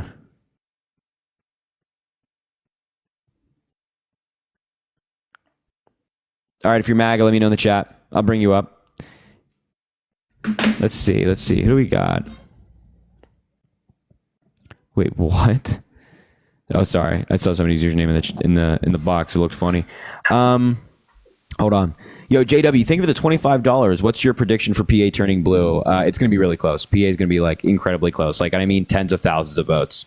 So I don't have a prediction right now. I hope it goes blue. Rebecca, thank you for the $20. Just got home from canvassing at dark and cold. Rebecca, thank you for that work. I know that that can be brutal out there in the cold, but you're doing it. You're being part of the change, and I appreciate you doing that. You're amazing. You know that you're amazing, and it means a lot. So thank you for doing that. You're awesome. Hello, Mike. What's up? Are you MAGA? Yeah, well, I want to start off with just apologizing for calling you a bitch. I just wanted to get your attention. I don't care. No, I don't think that about you, not at all. That's fine. I don't care. Actually, I'm not decided, so I'm not MAGA. What state are you voting in? Tennessee. So what do you are you leaning toward anybody or just kind of undecided? Like totally down the middle. I mean, just to be honest, I think we're kind of screwed on both sides. Why do you think we'd be screwed with Kamala Harris? I mean, she ain't really done nothing. This is what I was going to ask when I came in. Let's take the 4 years Trump was in, the 4 years she was in. What did either one of them do or didn't do that's great or bad? So, Kamala Harris was district. Sorry, I just had to wake up. Kamala Harris was district attorney of San Francisco. No, I'm talking about just the 4 years. Yeah. Let me get there. He was district attorney in San Francisco. Then she was attorney general in California. Then she was senator. Now she's vice president. So she's worked her way up the ladder. Thank you for the turkey. So she's definitely qualified. And then when she was in vice president, as vice president, she worked with the Biden administration on a number of pieces of policy, including the largest investment in infrastructure since Eisenhower, the largest investment in fighting climate change in world history, investing in manufacturing and bringing those jobs back to the United States, expanding veterans' health care, things like that. Those are all really, really good things that Kamala Harris worked on and was able to get passed. She's also the most active VP in history in terms of tie-breaking votes. She's also met with world leaders on behalf of Biden, traveling all around the world. And she was able to secure an over $5 billion investment from over 50 private companies for Triangle countries to de-incentivize immigration from those countries. So all pretty good stuff. Donald Trump, when he was president, didn't do anything. Huh. Well, somehow I'm bullying you, but I apologize if I did. What are you talking about? I just got a violation warning for bullying. Oh, well, you didn't, so I don't know why. But point is, Kamala Harris does great things. You brought up about her being DA and stuff. You do know about the two Menendez brothers getting out of prison, you know? I mean, I've heard about that. I don't know what that has to do with Kamala Harris, but... Well, she was DA about the time them boys was going in. I don't think that took place in San Francisco. Somewhere out in California. Wasn't that case in the 1990s? Like what? It actually happened in '89, and then they went on a little shopping spree until they got caught. So it would have been early '90s. So she wasn't district attorney in the early '90s. When did she start? I'm not from California. She's like 2004 or something like that. Maybe 5. Oh, okay. Yeah, she wouldn't have nothing to do with it. Yeah. Well, I mean, they're letting them out. She had to have something to do with it, or she could have stopped it. She didn't have anything to do with that, my friend. What about the? She ain't done nothing for us. What about the Hispanic guy that had pew-pewed the school teacher, and they just set Scott free? No, I don't know who you're talking about. I can't recall their names. I mean, so much bad stuff goes on in California, and they get away with it. Okay, so you're saying man shot teacher, California, let free? He'd been deported like 7 times, and then kept coming back. Yeah, I just looked this up. I'm not getting anything. And it's on national news about it. I mean, I just said man shot teacher, California, let free, and nothing came up because it doesn't exist. No, it exists. It's only several years ago. Yeah, I'm just looked it up. It doesn't exist. It was on one of the piers that you walk out. The what? Going to watch what? One of the piers at the beach. Honestly, I have no idea what you're talking about. But okay. I also don't know. Even if that person was let out, first of all, they weren't let out just because, hey, let's let them out. I don't know what case you're talking about, so I can't talk about it. But, he never was sentenced. Yeah, I don't know what case you're talking about, so I can't reference the specifics. But I'm telling you that what you're saying is likely untrue. So don't do that. How is it likely untrue? I mean, it happened. It was on the news. Yeah. So can you give me any specifics about this case so I can look it up? Well, I'm trying to pick my words correctly because evidently people get butthurt on here and does stuff. But anyways, on the news, the best I can remember is it said illegals. I don't remember how they worded it, but illegal immigrant come over. He had, I think, found the pew is what he was claiming, picked it up, and it went off. Unallowed this teacher. She was blonde-headed. Remember that? I don't know what the fuck is going on. Yeah, it was within the last 10 years. There's somebody in this room got. You don't know, man. You don't know. What about? I'm trying to find I'm trying to find any story on this. Who's this guy? I don't know. It's some dude that was talking shit in the chat. Oh, was his name Sergio Martin by any chance? I have no idea. You don't know? I'm talking shit. Yeah, you. Yeah, well, put it out there. Hey, all of our damn wood building stuff. I'm a contractor. Everything's. I mean, the prices are way high. Look at Where do you get your wood from? And everything. Where do you get your wood from? Hey, and so I go. So I've got several different people I order them from. Home Depot. You got Lowe's. You got Ace. I have Gaster Lumber. So where I get all this stuff from, right here, man, it's way higher than what it was when Donald Trump was there. So where do they get their wood from? Well, I don't know where they get their wood from, but whenever so probably foreign countries. You'd agree that they probably don't all get their wood, and every piece of wood they get from the United States, right? Okay. So what we do is we hold on. send the wood. Go ahead, brother. Hold on. So you'd agree that all these places that you get wood from, Home Depot, Lowe's, whatnot, they probably don't get all their wood from the United States. Would you agree? I will agree on that. Go ahead. Okay. So if Donald Trump wins, he's talking about or has proposed a 10 to 20% tariff on everything coming into the United States. So you're talking about, the wood that I want to build is so expensive. Yeah, now imagine it's hit with another 10 to 20% increase. So if you don't want that to happen, you don't want the wood price to go up and the resources you buy to go up, don't vote for Donald Trump, who's just going to put a bunch of tariffs on shit. Okay, brother. So here's how this happens, because I know, because we cut down trees, we throw them in Connex boxes, we send them overseas, and the wood comes back to us. That's how that happens. I know this for a fact. You're saying that every piece of wood we get in the United States. That's fine. Let's look this up. Go ahead Where and see. does the U.S. get wood? So Savannah, Georgia, they'll load them in Connex boxes, send them over there, send it over there. So if we keep our wood here and do everything here, why would the prices go up? The United States imports wood from many countries, including Canada, the largest supplier of wood to the United States, accounting for a large share of imports. China, a major supplier of wood to the United States. Brazil, Mexico, Germany, and Chile. Okay, so all these countries hit with a 10 to 20% tariff. All your wood goes boom, very expensive, terrible. It's so how comes 4 years ago, 6 years ago, my wood prices were way lower than what they are now?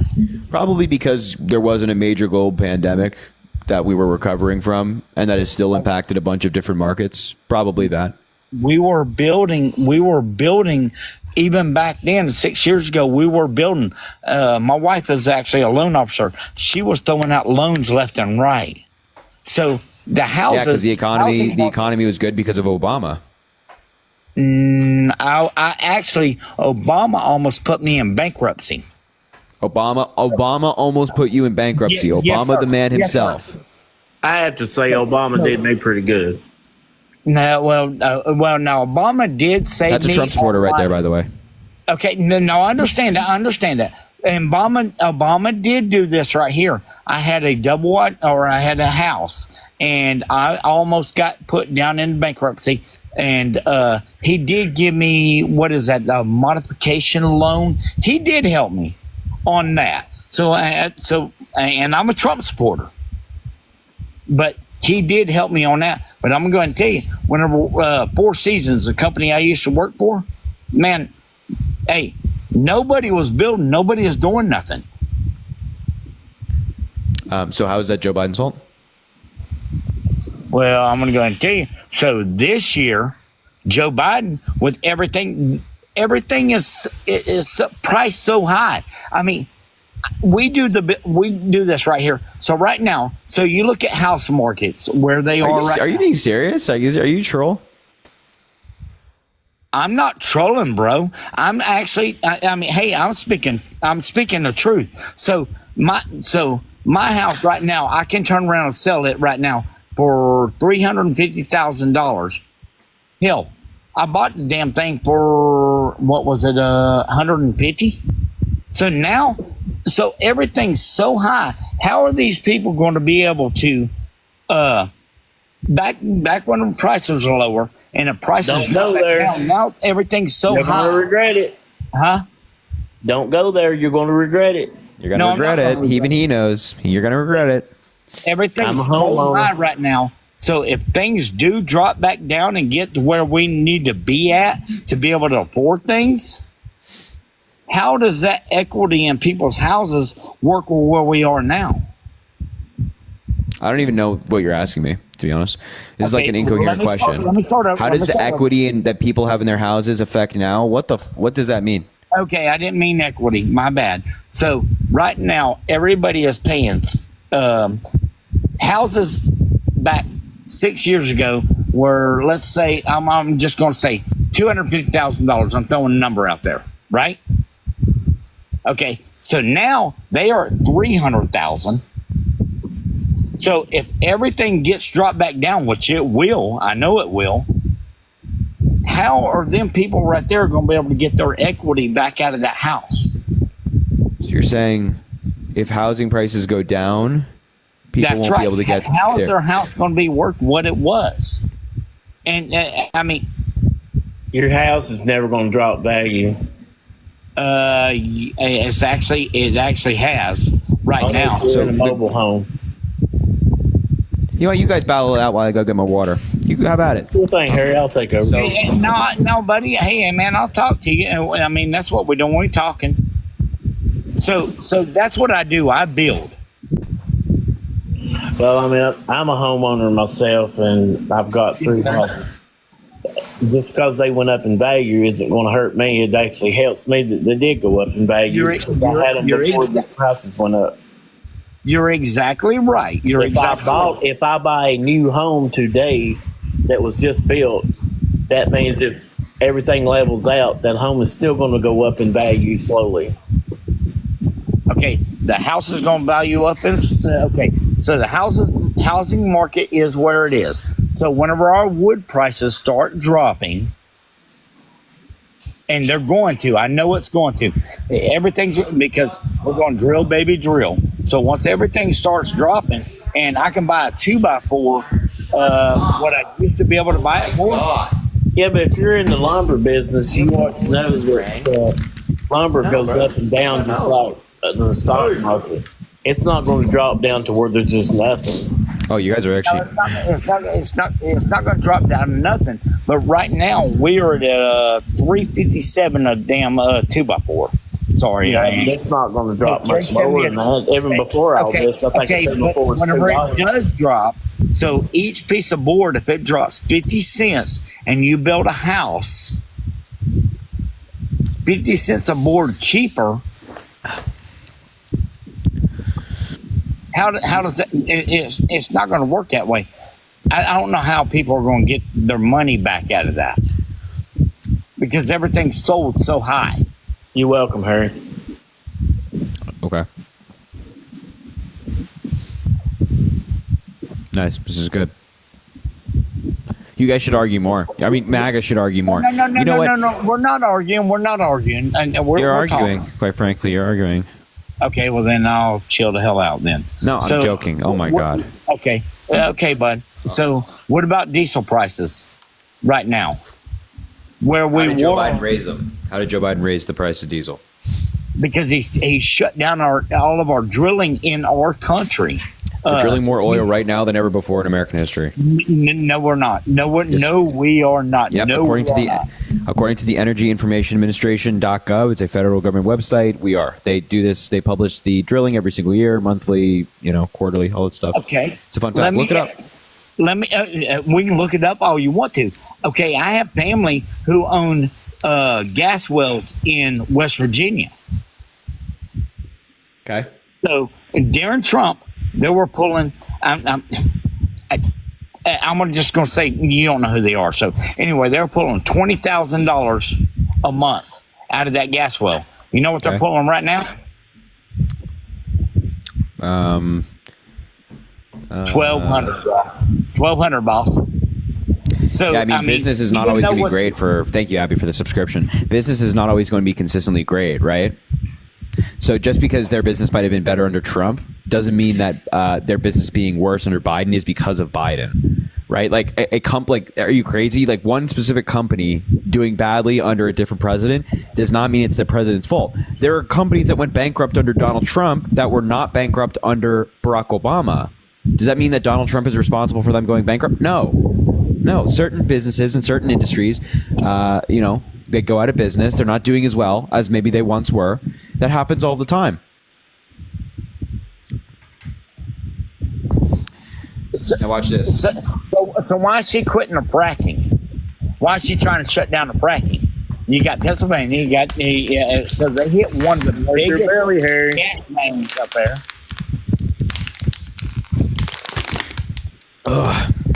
Sorry, continue. Supposed to be bad on Harry. All right, continue. I actually like you, Harry. I appreciate it, man. Thanks, man. Why they quitting the fracking on us? They're not they don't want to quit fracking. Kamala said that. She's gonna Her name's Kamala. Her name's Kamala. No, it's Kamala. No, it's Kamala. I will call her Camel Toe, but that's I'll call you numbnuts, dumbass, idiot. What's your choice? Whatever you want to, buddy. Whatever you want to call me. Okay, but you have to say Kamala, or you got to go. Well, send me out, brother. I appreciate it. All right, Mike, I'm gonna drop you down as well. All right. But don't keep me on the same platform as him. Yeah, don't worry, bro. You're better than him. Goodbye.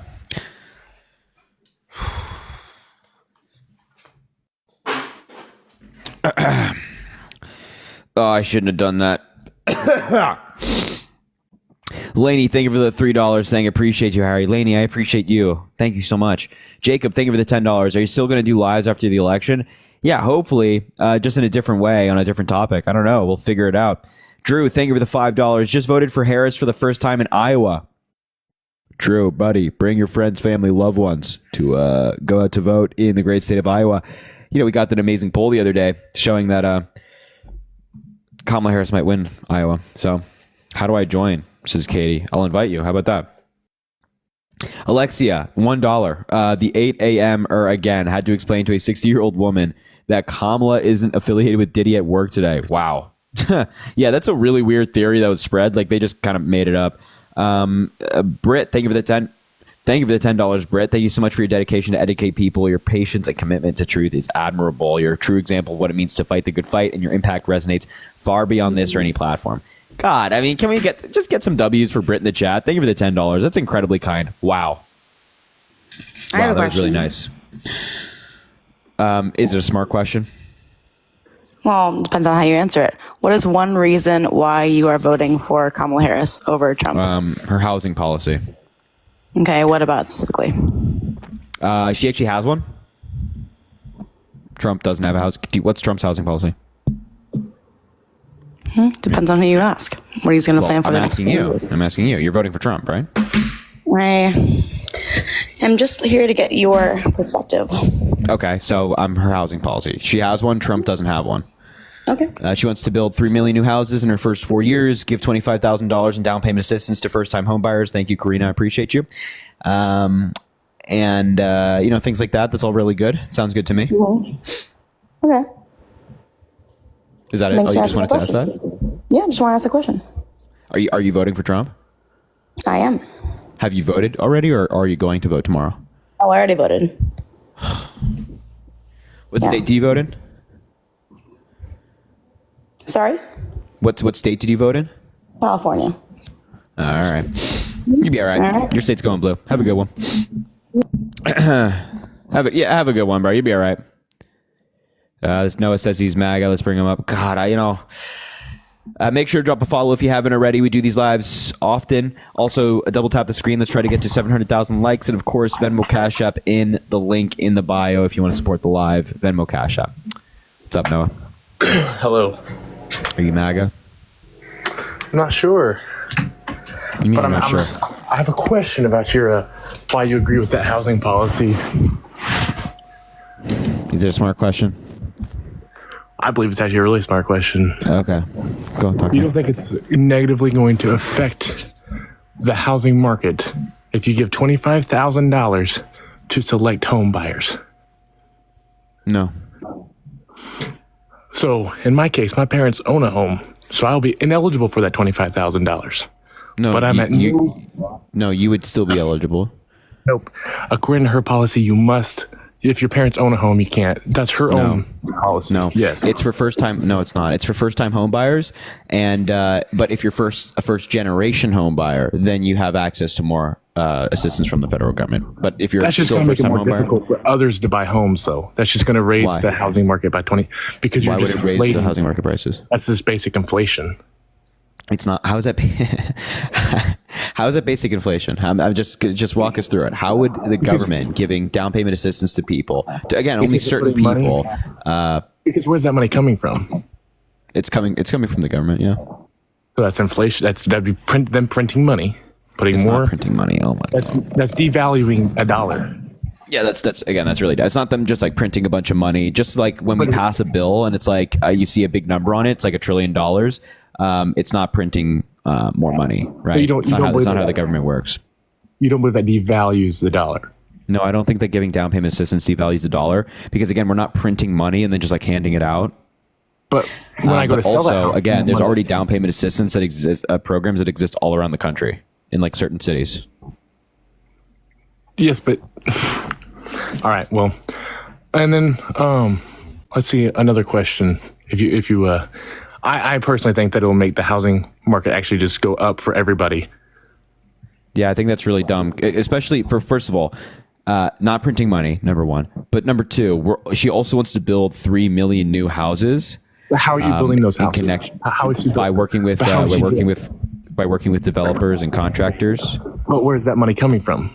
We're not giving them money. We're giving them tax incentives and tax cuts to do it. So saying like, hey, if you build this certain property, you build a big apartment building as opposed to like, you know, a bunch of single family homes. That just make the rich richer. That just cut. But apartments cuts out because that has an investor who owns an apartment. That's not you don't own an apartment.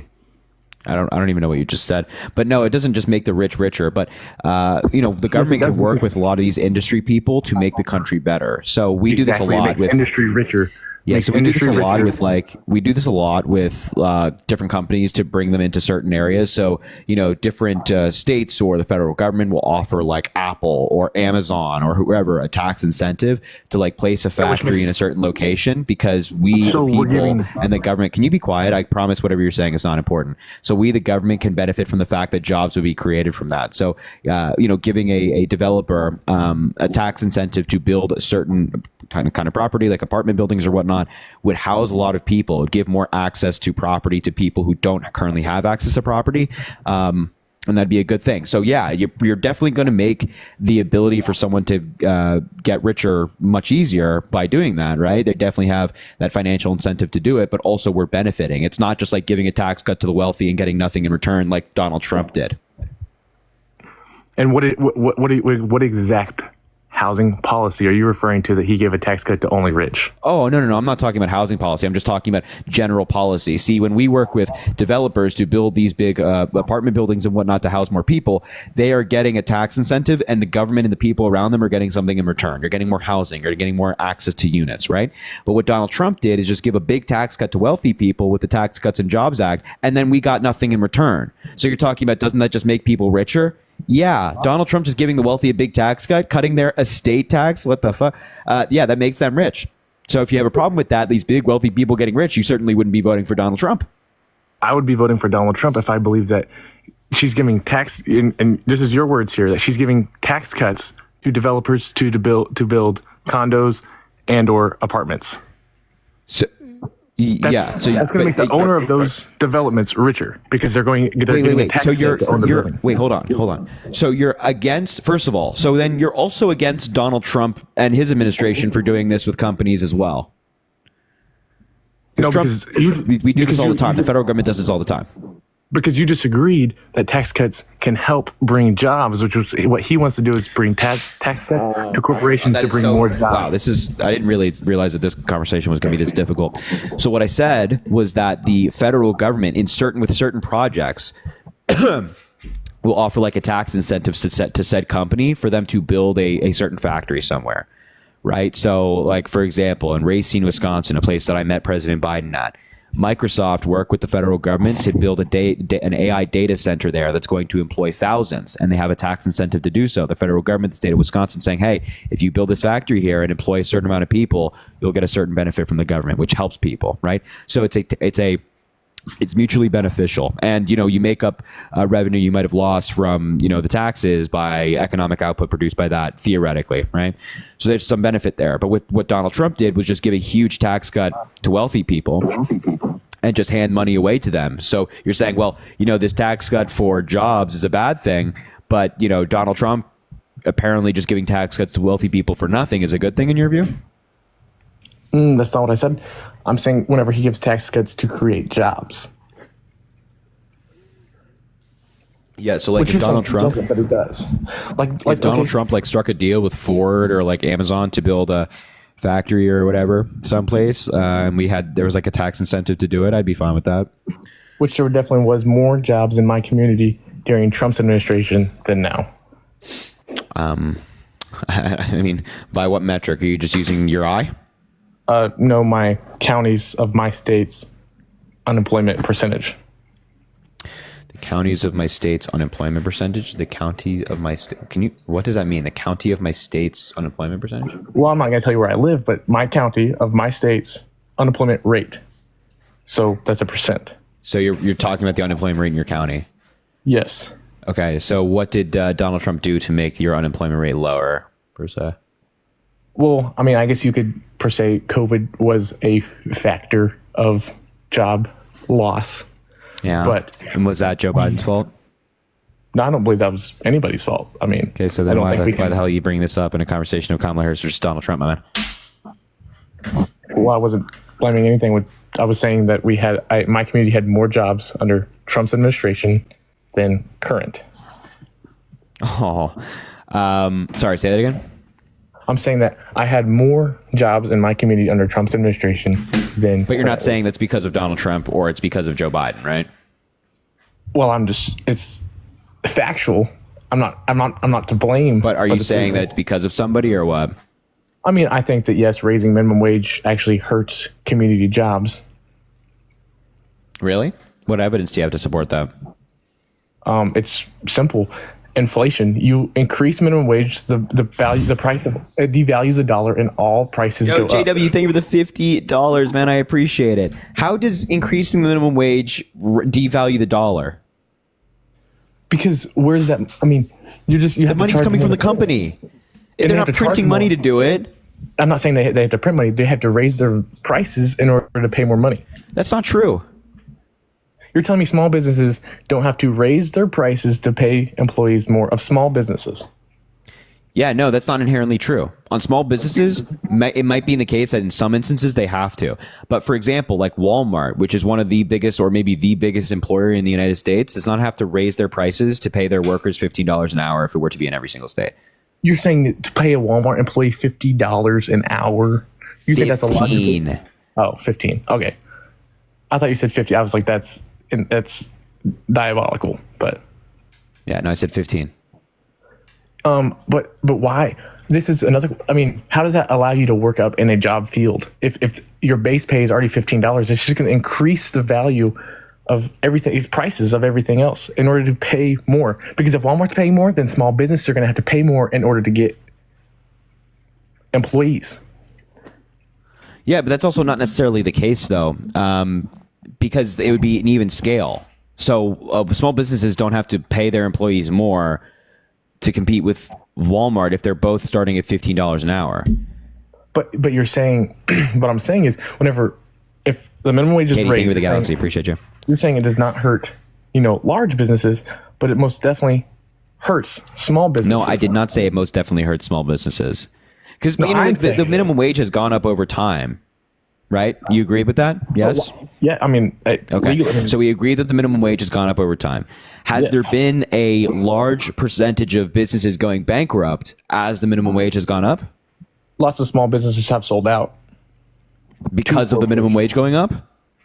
Well, there's no direct... I mean, you can just make assumption, but there's no direct effect of anything. Exactly. So we have... The minimum wage has gone up over time to adjust to inflation, right?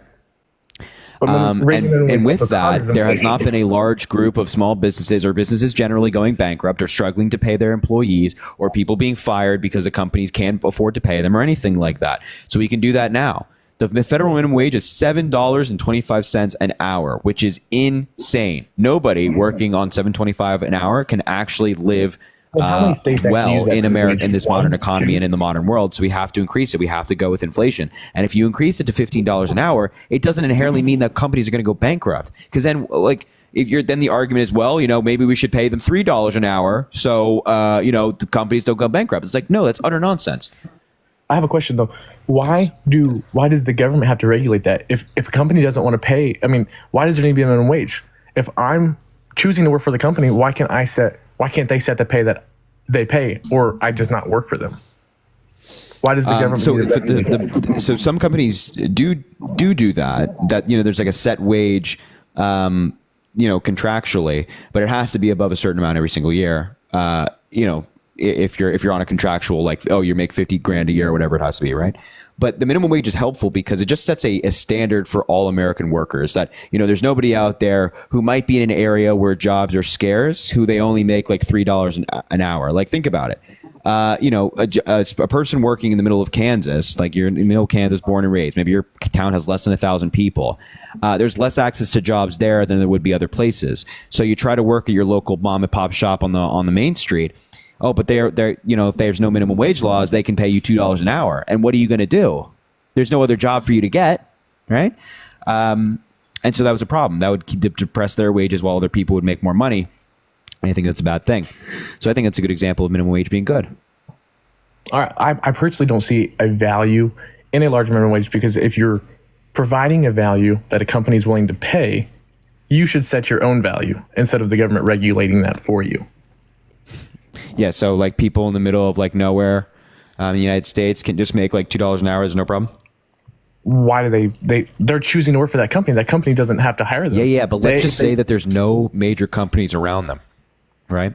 Let's just say that they are in an area where jobs are scarce, right? And if the jobs are scarce and there's, a certain amount of people, there's nothing stopping them, if there's no minimum wage laws, from paying them like $2, $3 an hour. Right. But economics teaches us that scarcity actually increases that price. If there's scarce employees, then they would actually have to pay more in order to get. No, I'm saying scarcity of jobs. But so you're saying there's more employees than there is jobs in these nobody towns? Yeah, I'm saying, like, just to say theoretically, Main Street, small business, they want to pay their workers, because there's no minimum wage laws anymore, as little as possible. If there's no minimum wage law, they can do that legally, and I think that's wrong. All right. I don't see a value, but I can agree to disagree without, all right, getting mad per se. All right. And then I have one more question about Kamala Harris's. Kamala, sorry. Her campaign. Again, and tomorrow you can call her Madam President-elect, but yeah, for now, call her Kamala. I have a question about her campaign regarding Roe v. Wade. How can she reinstate something that's not the president's power to reinstate? She says that she's going to bring it back, but it's the Supreme Court that's made the ruling. I'm just curious how she plans on doing. She uses those words a lot, to get voters' attention. I think you can agree with that. She uses those words to get voters' attention. The dinosaur, appreciate you. Would you agree or with that? No, I disagree with that. Then why did she use it? If she's not using those, she's not using. Hold on one second. She's not using those words to quote unquote get voters' attention. She's using those words because that's how you talk about the issue. She's saying, hey, let's reinstate Roe v. Wade. Let's protect a woman's right to choose and things like that. That's not just trying to get voters' attention. That's what she believes. And you're asking, like, I'm telling you right now. Yeah, I'm telling you right now. So what she wants to do is, what she would propose is passing a bill through Congress, so that Congress passes it, she signs it into law, and then abortion will be protected federally. Or alternatively, you can you can appoint. Excuse me, I'm not done yet. You're asking a question, then you're still talking. She would appoint more people to courts around the country, hopefully the Supreme Court, so that an abortion case again could work its way up to the Supreme Court, and then they could decide on it again. I'm sorry, I just don't see how that's something that can be done during her campaign and during, let's say she wins tomorrow. How is that something she can do in the next 4 years? It's impossible. It's a Supreme Court decision. Yeah, so the Supreme Court basically sent it back to the states, and the Congress has the ability to protect something on a federal level. So Congress could pass a bill and she could sign it into law, and she would appoint judges to hopefully the Supreme Court, which could then theoretically have another abortion case work its way up the courts and have it be reinstated. But why? Why does it matter at a federal level? Why can't we leave that to states and allow states to decide what they want? Because I don't think that women in Republican states should have less rights than women in Democratic states, and I don't think that rights should be left up to states for their interpretation. Like, do you think that states should be allowed to vote on whether slavery should be allowed? No, but I do believe that. Okay, so exactly. So you agree that states shouldn't have. You agree that states shouldn't say like, oh, you can just vote on whatever, and like states can decide whatever. If you want to do something terrible, you can do something terrible. Obviously not. And so I think it's terrible that women in Florida have less rights than women in Virginia, than women in New York or California. I think it should be universal that women everywhere should have rights. But Donald Trump disagrees. He wants states to monitor women's pregnancies and restrict abortion at 6 weeks and things like that. It's crazy. I actually would disagree because I believe that we should be fighting for the rights of unborn children as well. I think that's perfectly fine if you want to do that in your own free time, but don't infringe on another woman's right to be able to make choices for her bodies. If you want to go scream outside and care about the unborn, you do that. But if a woman wants to get an abortion, that's her choice. But theoretically, it's not if it's against the law. Well, so you just want to ban abortion altogether? I believe it should be states' right, whether it's the community you live in wants that or not. So you're saying that, let's just say there's a state with 2,000,001 people in it. It's 1,000,001 men, 1 million women, and all the men are pro-life and all the women are pro-choice. You think that a state should be able to restrict the men should be able to restrict that woman's right, the women's rights of an abortion via state vote? I believe that there is very minute cases where it could be improvised, but I believe that there is overuse of abortion. Overuse? What are you talking about? I believe that some people are using it more as a form of birth control than a medical procedure. It's not true. Statistically, it is true. Statistically? According to what statistics? Look up any statistic regarding abortion of the By all means, go ahead, cite your source. God, I'm tired.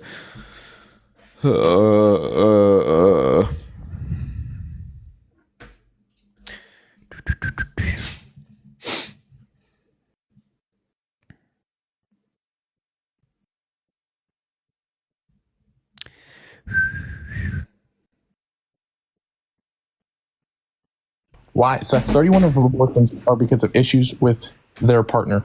Why does an unborn child, have to face the consequence of issues of Wait, what parents? Are you citing your source or what? I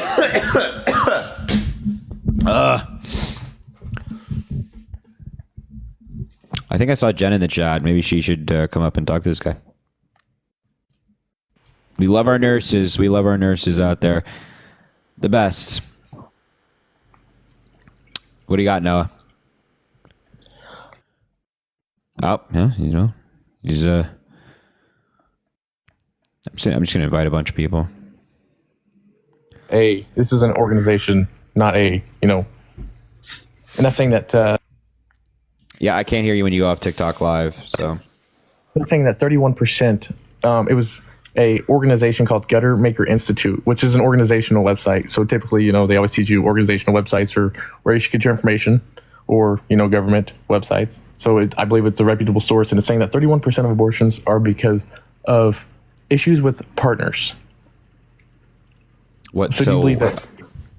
Where does it say that it's because because like they're using it as birth control? Or if they're having an issue with their partner and then they're deciding to get rid of an unborn child, why is an issue with a partner justifiable for that? Yeah, I mean, so how do they define issue with a partner though? Because that's like very vague. Obviously, like what does that mean? I think it's going to depend on whatever source you look at. I mean, sources are going to vary. Let's see. Almost every source nowadays is biased one way or the other. I don't think you can agree with that. whether I look at something from Fox or CNN, it's going to be biased to the direction.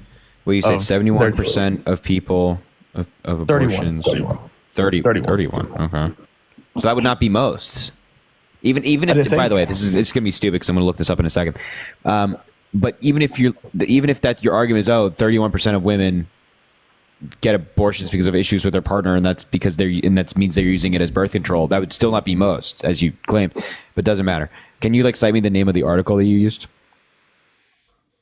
Hi, Harry. Hi, Jen. How you doing? I'm good. How are you? Hanging in there. Yeah, I'm tired. I bet you are. It's been a long... This exact one that I'm looking at now is called veryhealth.com. What? Yeah, I can't hear you when you have TikTok Live. You got to come back. It's veryhealth.com, and it's Dawn Stacy, PhD, for the author. No, does the article say that women are using it as contraceptive, or is it using it as elective? I mean, honestly, this is ridiculous. Yeah, that's exactly. It's like... I'm personally saying I'm not advocating for it one way or the other. I'm saying I believe it should be to states. Okay, but can I ask you a question, Noah? Sure. So in the state of Missouri, as soon as Roe v. Wade was overturned, they had trigger laws, and they put those trigger laws into place as soon as Roe v. Wade was, overturned by the Supreme Court. Did anybody and by the way, Missouri is a no abortion with no exceptions. Okay, no exceptions. You know why you're using Missouri as the example instead of Florida. Okay, well, I'm using Missouri as the example. So in Missouri, there's no exceptions for rape or incest. Okay. So did you think that any woman or any constituent of the state of Missouri got to vote on that before it was overturned? I'm not sure what Missouri's policies are. Yeah, so no, the answer is no. In fact, in Missouri, Oklahoma, Texas, Georgia, Arizona, not one constituent in the state got to vote on a bill that would change the laws on women's bodies. What about unborn children's bodies? What about them? You don't think that they matter? Okay, so let me ask you a question. At 19 weeks, can a fetus live outside the womb? Yes. No, it cannot. Why not? Because it's not viable, sir. At what week do you believe it becomes viable? No, it's not what I believe. It's statistical facts and medical facts. Okay, well, how about 26 weeks? 26 weeks is viable, baby, and the only way that somebody can get a late-term abortion at that stage is if the mother's life is at risk or there is a non-viable fetal anomaly. That is the only way in all 50 states that somebody can get a late-term abortion. And I don't think anybody's disagreeing with that. Why did you even bring it up? I'm just saying I believe it should be I'm saying I don't think it's something that Kamala can single-handedly overturn is all my statement was. No, that's not what you said, sir. And then it came into, and I said that it should be state right to vote on what they believe. When you say the state's rights, don't you mean the constituents of the state? Well, don't you think that you should be able to decide what laws go into effect in the state you live in? Well, you vote on your constitution, your state's constitution amendments. No, you don't vote on your state's constitution amendments. You vote on laws that they want to put into effect, correct? What about Amendment 3? So you used Missouri as your example. What about Amendment 3 in Missouri? My point is do you believe that states' constituents should have the right to vote on the laws going into effect in their state? I believe that people should be allowed to vote. So that would be a constituent, right? So people in Florida can't vote in Missouri, right? Which is accurate. They should be able to vote for their state. Right. So a constituent of Missouri should be able to vote about the laws going into effect in the state of Missouri. Is that correct? Correct. And so then why didn't they have a vote about what the law should be on abortion in the state of Missouri? In fact, this election currently on Amendment 3. And you're using Missouri as your example. Noah, when did Roe v. Wade get overturned? Whenever Donald Trump appointed Supreme Court Justice. Do you not know the date that Roe v. Wade was overturned, sir? It's not a date that I have in the back of my brain. Oh, well, women have it in the back of their brain. I think that lots of children who are here today because of that also will have that in their day. Fetuses aren't sentient, so they have no brain activity that would create memory. Well, they can feel pain. No, they cannot feel pain, sir. Do you remember when you hurt yourself as a boo-boo when you were a 6-month-old baby? I believe many 6-month No, olds I'm actually asking you. can. Do you remember when you got a boo-boo? Yes, at actually, I do. 6-month-old? Okay. can So remember very anyway, many so then things you from defy 6 months. science. So you defy science. So the point is that in the state of Missouri in 2022, when Roe v. Wade was overturned, the state of Missouri changed the abortion laws in the state of Missouri without asking one constituent what they felt that the state's law should be. Can you tell me how that is then turning it over to the people of the state to decide? Or is it turning it over to the men that run the state to talk about women's bodies? Well, those people voted those men, or there's also women in office in Missouri, so they voted those men and women into those positions to vote. So That's theoretically, not what I asked you. You're pivoting. I asked you at the beginning of all of this if you think that people that live in a state should have the right to vote on the laws that are going effect into their state. they vote for their representatives. No. Who I make didn't those ask decisions. you that. No, sir. So they are. Let's go back to where we started. I asked you if you believe that people should be able to vote on the laws that are going into effect in their state, and you said yes. Now I asked you, now I asked you, if something as serious as abortion and bodily autonomy, do you really think that people shouldn't have the right to vote on a law that goes into effect about women's bodies and their choice with what they should be able to do with their body? I have a question. Do we vote for the representatives that make those decisions for us? No. So those representatives just magically become representatives? No, we vote for representatives to represent us outside of the state, right? When they go to Washington. I'm talking about your state. I'm talking about your state representatives. Right. So when somebody wants to pass a law in a state, do they or do they not vote on it? Do people vote on it? Well, it depends. Some votes don't make it out of state legislation. Okay, so you're telling me that there are laws that get passed in your state that affect you personally that you didn't get to vote on? Well, I've only been voting for 3 years, so lots of almost every law in my entire life was appointed to me. Okay, we're going in circles here. So here's the deal. The bottom line is that the minute that Roe v. Wade was overturned in multiple states, they made an abortion ban without asking one constituent of the state what they felt that these laws should be, okay, in their own state.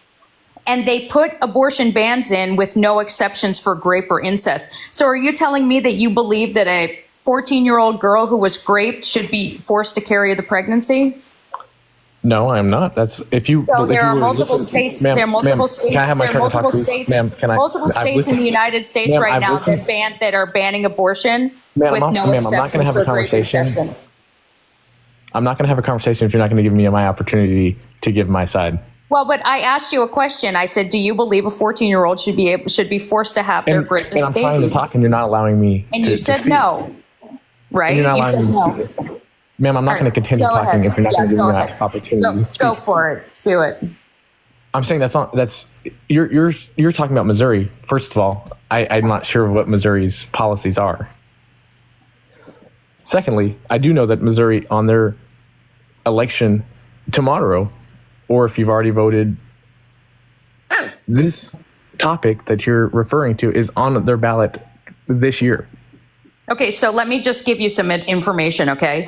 There are multiple states that the minute that Roe v. Wade was overturned, they put into law total abortion bans with no exceptions for rape or incest, number one. They didn't ask one constituent. Excuse me, let me finish talking. The second of all, let me just remind you, sir, that in the state of Missouri, the Republicans were fighting tooth and nail to have abortion law removed from the ballot because they knew that it would be overturned. So please don't tell me about what's going on in Missouri because I know very well what's going on in Missouri. The only reason that it is still on the ballot is because the Democrats and the women fought for it, or else the Republicans would have had it removed from the ballot to keep a total abortion ban in that state. And I agree with you that I don't believe that I've said there should be a complete ban. I don't believe those words have ever came out of my mouth, especially during this conversation here, ma'am. No, I didn't say you did, but I'm just saying. I'm saying, But wait a minute. I'm saying that there are currently multiple states in the United States that ban abortion, even in the situation of rape and incest. In addition to that, the state of Texas not only has the same law, but they're also trying to prosecute women for leaving the state to get health care and prosecuting doctors, prosecuting people that help them to get out of the state to get this care. Okay, so my personal opinion, obviously we live in, America, we're allowed to have our personal opinion. I'm saying I believe that there is minute cases where a medical professional, not myself, would make that decision, because I'm not claiming to be a medical provider, but I am a believer in God, the Bible, Jesus, and I believe there's very minute cases where this can be, but I'm saying that I think that let's just use the word as, I believe that people use abortion as a form of birth control. They make a mistake. They want to reverse that mistake. And I don't believe I don't believe that specific case there should be allowed. All right. So Noah, so basically you're saying people make bad choices and then you feel that they shouldn't have to that the baby shouldn't have to face the consequences for it. Is that what you're claiming? For that specific case, yes. No, but is that what you're claiming? People make choices, bad choices, and then they should take the consequences of their bad choices. Is that what you're claiming? For that specific case, yes. Not in a case where there was. Okay, but just in general, okay, fine. Take out rape and incest. What you're saying. Okay, personally, great. Yes. Can you tell me what's on the side of a cigarette box? I've never touched a cigarette box, so no. Okay, great. So on the side of a cigarette box is a Surgeon General's warning that says that these cigarettes cause cancer and that they also can cause birth defects in babies if you smoke during your pregnancy. So under your logic, people that pick up a pack of cigarettes and smoke, we should not be responsible to pay for their chemotherapy and treatment or their babies' lung problems when they are born because I'm not done. They made a decision. They took the consequences. They knew what could be the possibility, and they did it anyways. Therefore, under your logic, we should then outlaw any kind of cancer treatment for anybody that develops cancer from smoking. Well, I will say you put very many words in my mouth, and that was kind of disrespectful there. My logic did not say that I should not provide care to children who are affected by their parents. It's actually very much the opposite. I'm saying that we should very definitely provide care to those children, especially who face consequences because of their parents' choices. I don't believe children should ever face consequences for their parents' choices, and that was not my logic, and you put those words into my mouth very much so. I really didn't, because you said that if a woman has sex and they know that they could get pregnant, which is basically what you're saying, if you make a bad choice, you should suffer the consequences. Those were the words that you said. I'm not saying I'm saying the child should not suffer your consequence. Right. So what I'm saying is that why should we as state, taxpayers who are the people that are on Medicaid and Medi-Cal, we have to pay for somebody to get cancer treatment when they chose to smoke, and now the taxpayers have to foot the bill for Medicaid and Medi-Cal when they made the bad choice to smoke. Okay, so let me use your logic here. Why should that unborn child pay for the choices of their parents? Well, because here's the difference. It's not a child, it's a fetus. Yes, it is. And no, it's not a child, it's a fetus. If you think it's a child, you don't know medicine, because until it is birthed out of the uterus, it is not a child, it is a fetus. So you're saying, okay, using your logic here, you're saying No, it's not logic, sir. That is medical fact. You're saying it's not a baby? If it is fully developed inside the womb, you're saying that's still a fetus and not a baby? Okay, so I'm going to go over this one more time. In medicine, a fetus is a fetus while it is in the womb. It is not considered medicine. Medicine is no, sir. That would be it. Sir, it is medical fact that if there is a fetus in a womb, it is a fetus, and it is not a baby until it is birthed. So I believe any being with a heartbeat is a viable divine creation by God. And So- you have every right to believe that, sir, but not everybody believes the same thing you do. And I think that it's pretty Okay. So why? So if it's not a baby, selfish ma'am, of if it's not a baby, you to think that everybody has to believe the same thing you do. I don't believe that. But my question Yeah, you is, do, why because is a you want pregnant outlaw woman? Let's say a abortion. pregnant woman gets in a car wreck, and it's the other person who hits that person's fault. Why is Right. that a double homicide if it's not a baby? If it's not a being? Because the woman didn't consent to have that fetus unalived. It was forced upon her. That's why. And you don't believe that people can force abortion upon women who don't want that? Sir, That's a very logical question. no, it's not a logical question. It is not a logical question. Your own chat here actually You're trying to bring up the fact that if somebody unalives a woman who is pregnant, that they are charged with double homicide. Now, I'm telling you the reason why it's double homicide, because the woman wasn't given the choice if she wanted to keep the baby or not.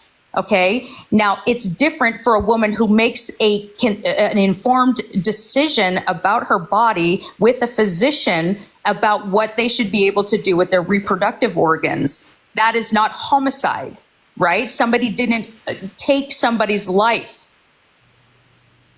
There's a difference. It is taking a heartbeat away, so it is taking.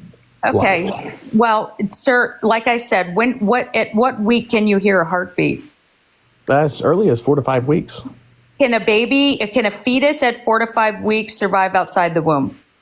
Can a baby at No, can a fetus survive outside the womb as soon as the heartbeat is heard? Ma'am, can I please ask my question? No, I'm asking you. You said as soon as a heartbeat. Okay, so now when can a heartbeat be heard? As soon as 4 to 5 weeks. Great. So can a fetus at 4 to 5 weeks survive outside the womb? Can a baby at 6 weeks live outside at 6 weeks of birth, 6 weeks old to 6 months to even 2 years live without assistance from an adult or for a higher being? Sir, that is the most ridiculous thing I've ever heard in my life. No, that is No, a very, because here's the difference, sir. At 6 weeks gestation, even though there's a heartbeat, their internal organs are not complete. Correct? ma'am, I'm not going to have this argument. I'm not going to be yelled at. I will be leaving. I'm not going to be yelled at. 6 weeks after birth, all their internal organs are complete. It's stupid. Hi, Harry. What am I going to do? Did he leave?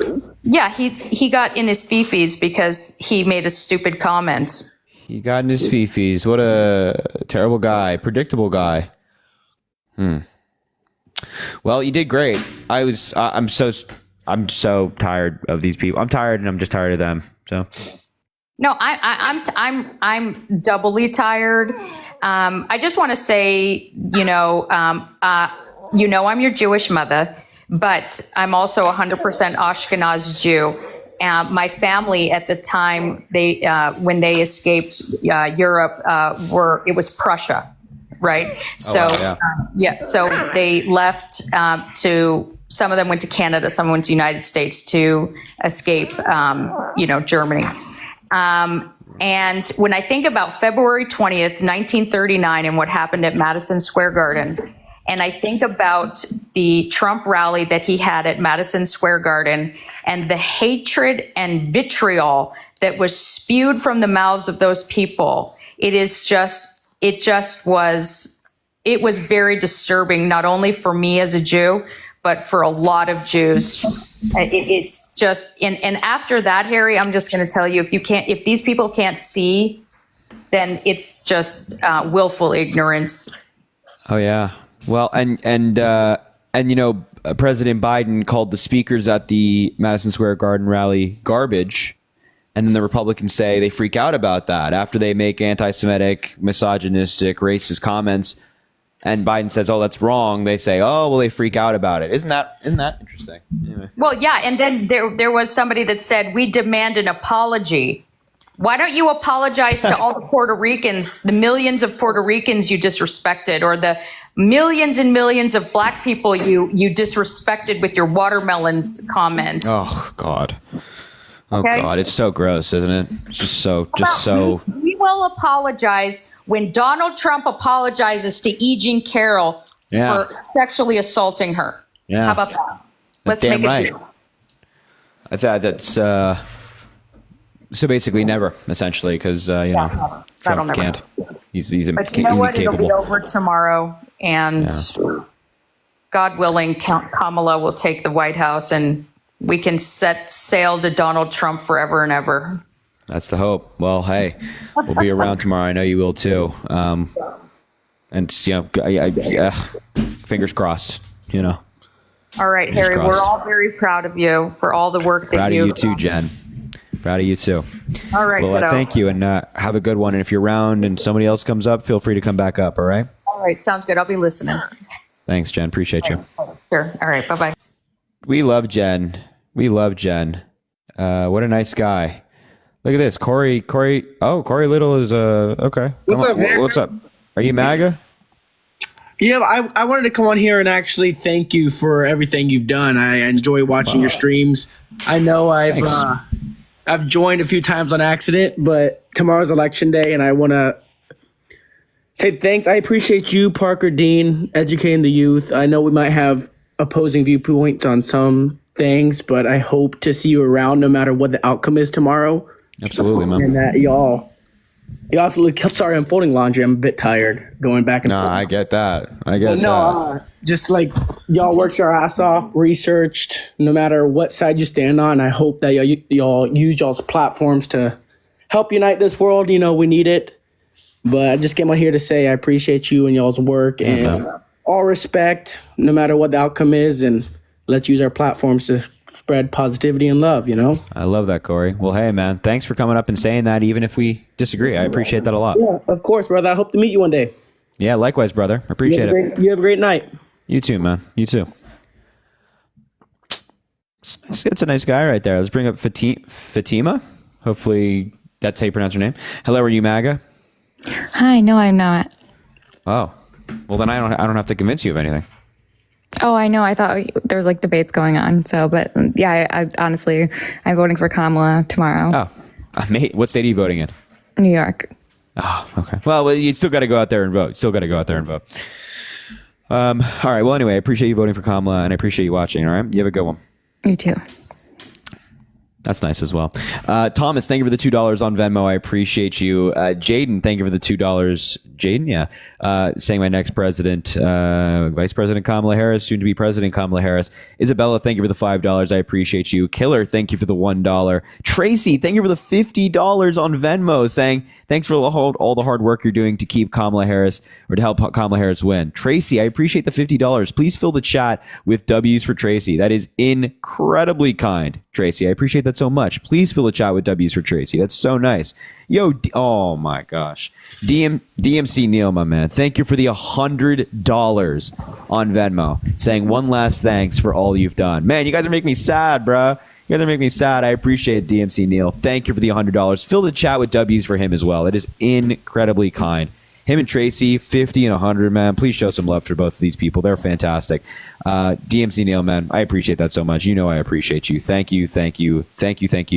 It means a lot, man. Thank you.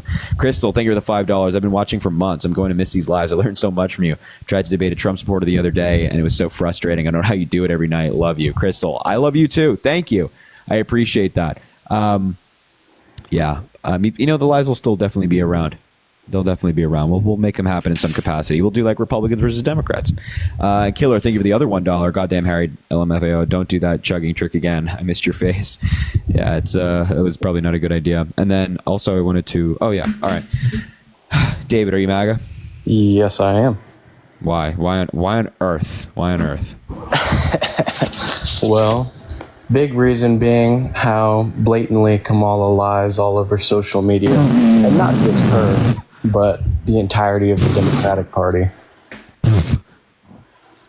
Is right. How much Kamala Harris lies? Donald Trump lied about the 2020 election. How do you feel about that? Still lies about it to this day. No, he's skeptical. No, he lies about it. He said it was stolen from him. Kamala Harris lied on her campaign ads today. What'd she say?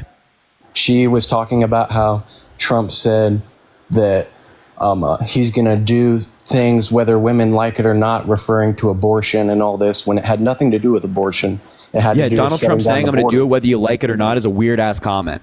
Well, it's protecting women from illegals coming over the border and rape. If you say, why would you say it like that though? Why would you say I'm going to do it whether you like it or not? I'm going to protect women whether you like it or not. It's just a weird comment, and it follows with Donald Trump's behavior in his life, whether it be bragging about assaulting women, telling a 10-year-old girl he wants to date her in 10 years, or calling his own daughter voluptuous. He's just very weird when it comes to women. So when he says something very strange, such as I'm going to protect you whether you like it or not, it's gross. Well, to be fair, all the women in my life, if there was someone coming to do something evil to them, like people are coming over the border and doing, I would protect and them. do you assault the women in your life like Donald Trump does? That's crazy. Why would you say that? Because Trump does it. Just curious if you're like aligned with him or how far you go. And I don't think that he's done any of that. Really? Because he was found liable for assaulting E. Jean Carroll in court. When? This was actually recent. This was like in 2023/2022. I haven't heard anything about that. I'd like to see more about it. 2023. You're not familiar with the case. Never heard anything about it. Do you know who E. Jean Carroll is? I do not. Really? I have no idea. So how about this? Jury finds Donald Trump. You see it? I know it's backwards. I'll read you the headline. Jury finds Donald Trump liable for sexual abuse and defamation in E. Jean Carroll case. And published Tuesday, May 9th, 2023. How? What did he do? Like say the wrong thing? No, he. What the court found was that he inserted his fingers inside of her forcefully without her consent. Okay, so why isn't he in prison right now? Probably because that's fake, right? It was a civil case. The statute of limitations expired. Okay, so because it's a civil case and he quote unquote sexually harassed a girl and assaulted a girl, he's not in prison.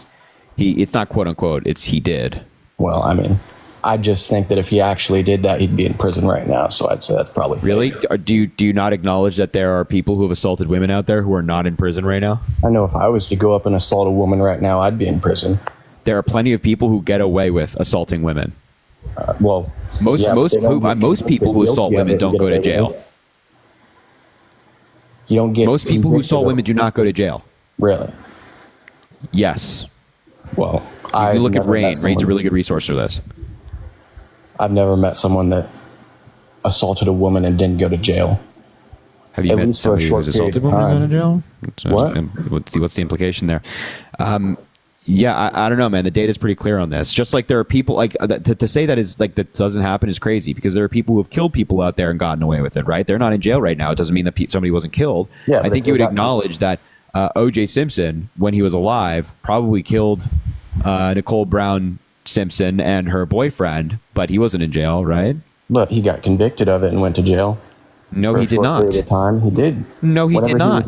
He was arrested under suspicion and went to jail until they proved him innocent. But he was not found guilty. He was not found guilty of it, was it? Yeah, but he went to jail for a short period of time. But you would acknowledge that it's probably likely that he did, right? You're ignoring what I'm saying. I'm saying he went to jail for a short period of time until he was... But he did not go to jail on a murder conviction, correct? All right, whatever. It's correct, right? I'm glad we got there. But the point is, there are people out there who have committed crimes that are not sitting in jail right now for like those Kamala? Very crimes. So the point is, what crime did Kamala Harris commit? She election fraud today, lying on social media and on NFL football games, on ads that are on NFL football games. Please tell me what statute that violates.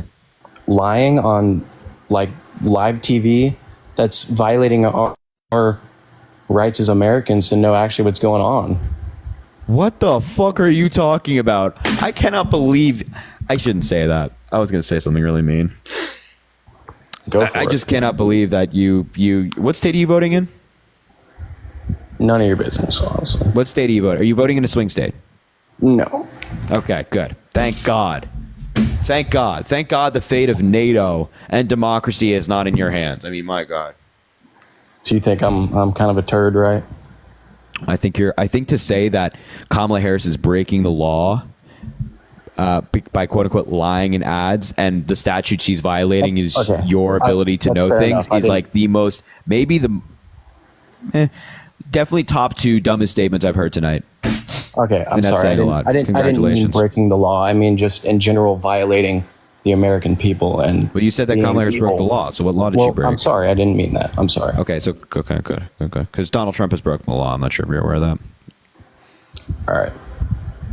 So you shouldn't vote for felons, shouldn't vote for criminals, shouldn't vote for people who assault women, get found liable for assaulting women, and make fun of the women that they assaulted. It's just not a good philosophy. You also shouldn't vote for people that are willing to straight up lie to you on TV. Like Trump, right, like Trump. So like Kamala too. Are you going Kamala to Harris deny doesn't that she lie, lied about straight up that? lie on TV. Are you going to deny that she lied about that? Lied about what? About what I was just talking about. No, I don't think the context of what you're describing it in is a lie.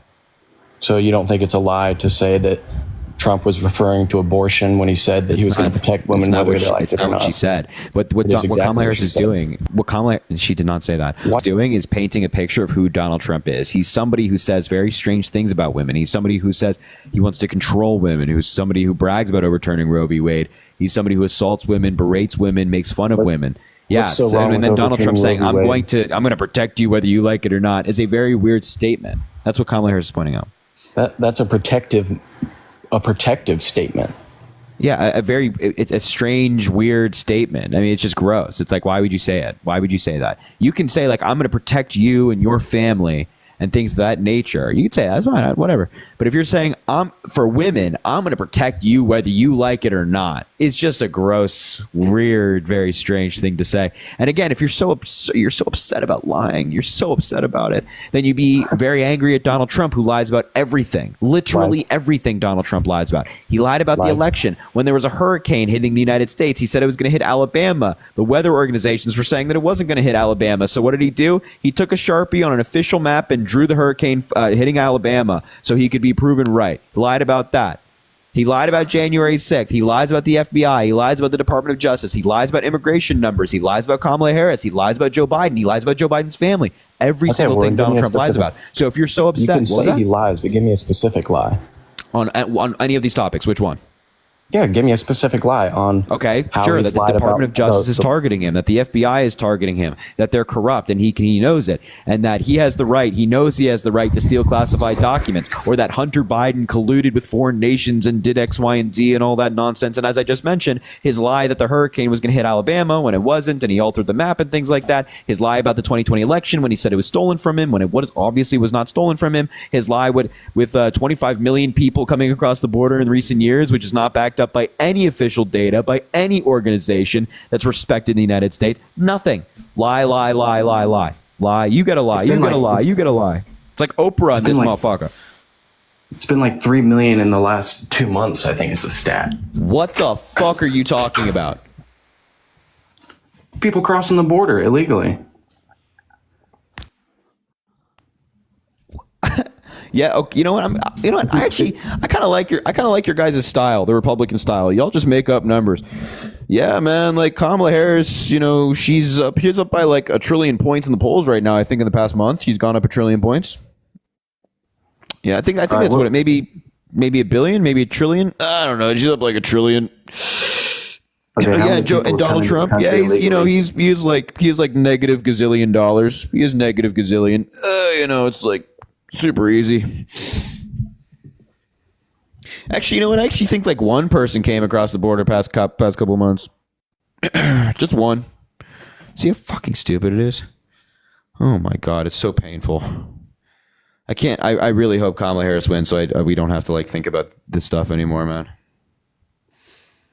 What do you have writing on it? You've never done anything in your entire life but be a lazy social media influencer. I'm lazy. Yeah. I'm so lazy. You sit I'm on, so lazy. you're Right? I'm so lazy.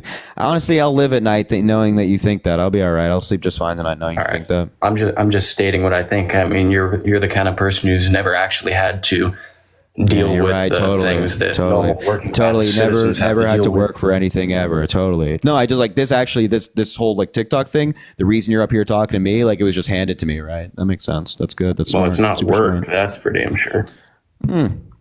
I don't know what your definition of work is, but I think that informing people about how stupid people like you are is a noble cause. You don't have to agree because then again, you make up numbers on the spot and run with it, which is perfectly fine. In La La Land, it's fine, but whatever. That's wild. What's wild?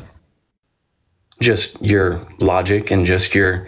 I'm sorry. You just said that 3 million people came in the past 2 months. Please don't talk to me about logic. Please. Okay, what's the number then? You must know it. You must know the number. You must know the number. 3 million people. No, I'm not saying I know exact number. Well, it's a lot. It's a fuck ton. Well, you just said 3 million. You said a very specific number. I'm just curious, like where you got that. I said I thought that's what it is. I said I'm not completely sure, but I think that's what it is. Why do you think that? What's that? Why do you think that? Because I thought that's what I read.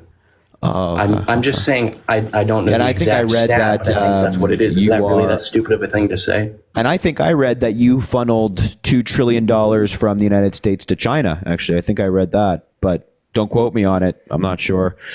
See how like ridiculous this stuff sounds? I think I read. Give me a break. Oh my god. All right. Can you name me like a couple of pieces of policy that Trump got passed through Congress that you liked? What's that? Can you name me like 5 policies that Trump got passed through Congress that you liked when he was president?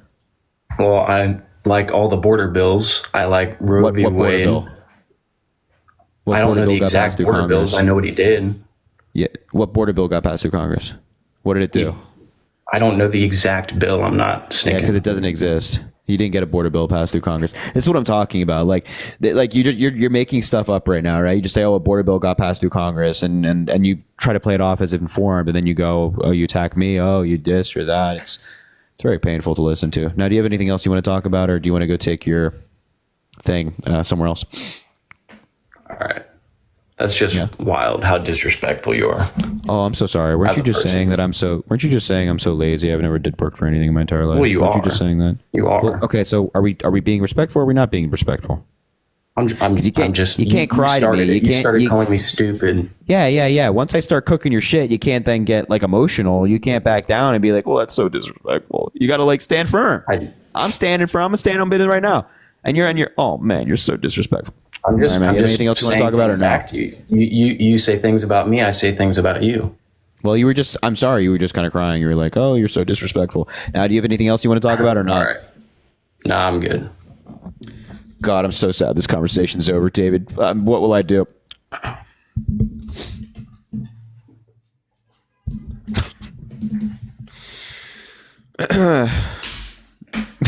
Sorry. Oh man, I'm gonna miss making fun of them. Vicky, thank you for the $10. Yeah, you've worked so hard, and here we are. Well, thank you, Vicky. I appreciate that. Thank you for being here. Gregory, thank you for the $20.24. I appreciate that as well. Faith in Films, thanks for the $1. Justin, thank you for the $2. Thank you, our Gen Z boys, for everything this season. I appreciate you, Justin. Thanks for being here. Christopher, thank you for the $1. Glad we made it to this point. Thank you for your hard work. Kamala Harris for president. Yeah, Christopher, I'm happy we're here, man. Bobby, thank you for the $3. $3 for 3 votes reported for Harris so far. Hell yeah. Hell yeah. Kayla, thank you for the $1. I voted and then my car broke down and my dog died. Kayla, I'm terrible. That's terrible. I'm so sorry. I hope you're doing okay. That's the voting's good, but everything else seems to be a unfortunate series of events. So I hope you're doing all right. Jaden, thank you for the $2. Thanks for educating the youth. Jaden, thank you for being here. I appreciate that. Daniel, thank you for the $15. No matter what happens tomorrow, thank you for all that you've done. It has made a huge difference. Well, I hope so. That's the goal. I started these lives with, less than a year away from the election. I probably started them, like February of 2024, I guess. Right. Yeah. February of 2024-ish. And started with the intention of convincing people to vote for whoever the Democratic nominee was going to be. And so hopefully that has worked in some ways. Hopefully I've convinced some people to. Tria, thank you for the $5. Voted blue in Arizona. P.S. You're the best. Tria, thank you so much. I appreciate that. I actually think you're the best, quite frankly. I don't think this is a me thing. I think this is a you thing. I think you're the best. It's not me. It's all you. But yeah. Brad, oh my God, dude. Bro, this is insane. Bradley, thank you for the $300. Oh my God, bro. Bradley, thank you for the that's insane. Thank you for the $300. $300 on Venmo. Please, please, please, please fill the chat with W's for Bradley right now. $300? Are you kidding me? What the fuck? Please drop some love for Bradley in the chat. That is so incredibly kind. Tonight is the last night before the election. You're doing what you do best, challenging MAGA. Harry, you know your stuff. You've been truly amazing educating our youth and getting the young generation out to vote. Now let's win this. Vote Harris Walz 2024. Bradley, thank you so much for your very, very, very kind words and your incredible donate. I mean, that's insane, bro. $300. Bradley's always supported the live. He's always here, man. I appreciate that, Bradley. Please fill the chat with W's for Bradley. I know he probably, you know, he's just a good guy. He's just a good guy. I appreciate that, man. Rhonda, thank you for the $25. I'm so stressed right now thinking about this outcome, but you do make it better listening to your reasoning and rationale with this ignorance of MAGA. Well, I appreciate that, Rhonda. I got to be honest, Rhonda. I'm really tired tonight. Like, on a typical night, if this wasn't the night before the election, I would not be live right now. I got like 4 hours of sleep last night, like 5 hours the night before, 5 hours the night before. I was in Vegas, and I wasn't really like vacationing, you know what I mean? I was kind of like doing stuff. I was debating people. I was out there on the street talking to people. So I'm really tired right now, but I wanted to talk to you guys the night before the election, you know what I mean? So Rhonda, I'm glad that you're enjoying the live. I appreciate that. I think I'm a little in a bad mood, quite frankly, with some of these Republicans. My patience is gone. Leah, thank you for the $10. So proud of you. Killing it. Leah, you're killing it. I love you. I appreciate it so much. Thank you for being here. Bren, thank you for the $5. Harry, I've missed you. Hope you so happy you had a great time in Vegas. You deserve the break. I think the break's going to have to come after the election if there's going to be any break. Because again, if Kamala Harris wins, you know, Donald Trump's going to try to overturn it again. Elise, thank you for the $1. People who mail ballots are able to track where it is. At least I'm able to. Worth a check to make sure you don't have to secure your ballot for new voters too. Mine's been counted. I also appreciate the B-Day wishes. Happy birthday. And absolutely, track your mail-in ballot. Track your mail-in ballot if you used mail-in ballot voting. Please go do that, all right? Track your mail-in ballot. Make sure it was counted. If you're a Democrat, make sure it was counted. If you're a Trump voter, well, make sure it was counted. Come on, we got to make our voices heard. You know what I mean? So anyway, if you're MAGA, let me know in the chat. I'll bring you up. All right? If you're MAGA, let me know. I'll bring you up and we can talk. Venmo Cash App in the link in the bio. Venmo Cash App in the link in the bio.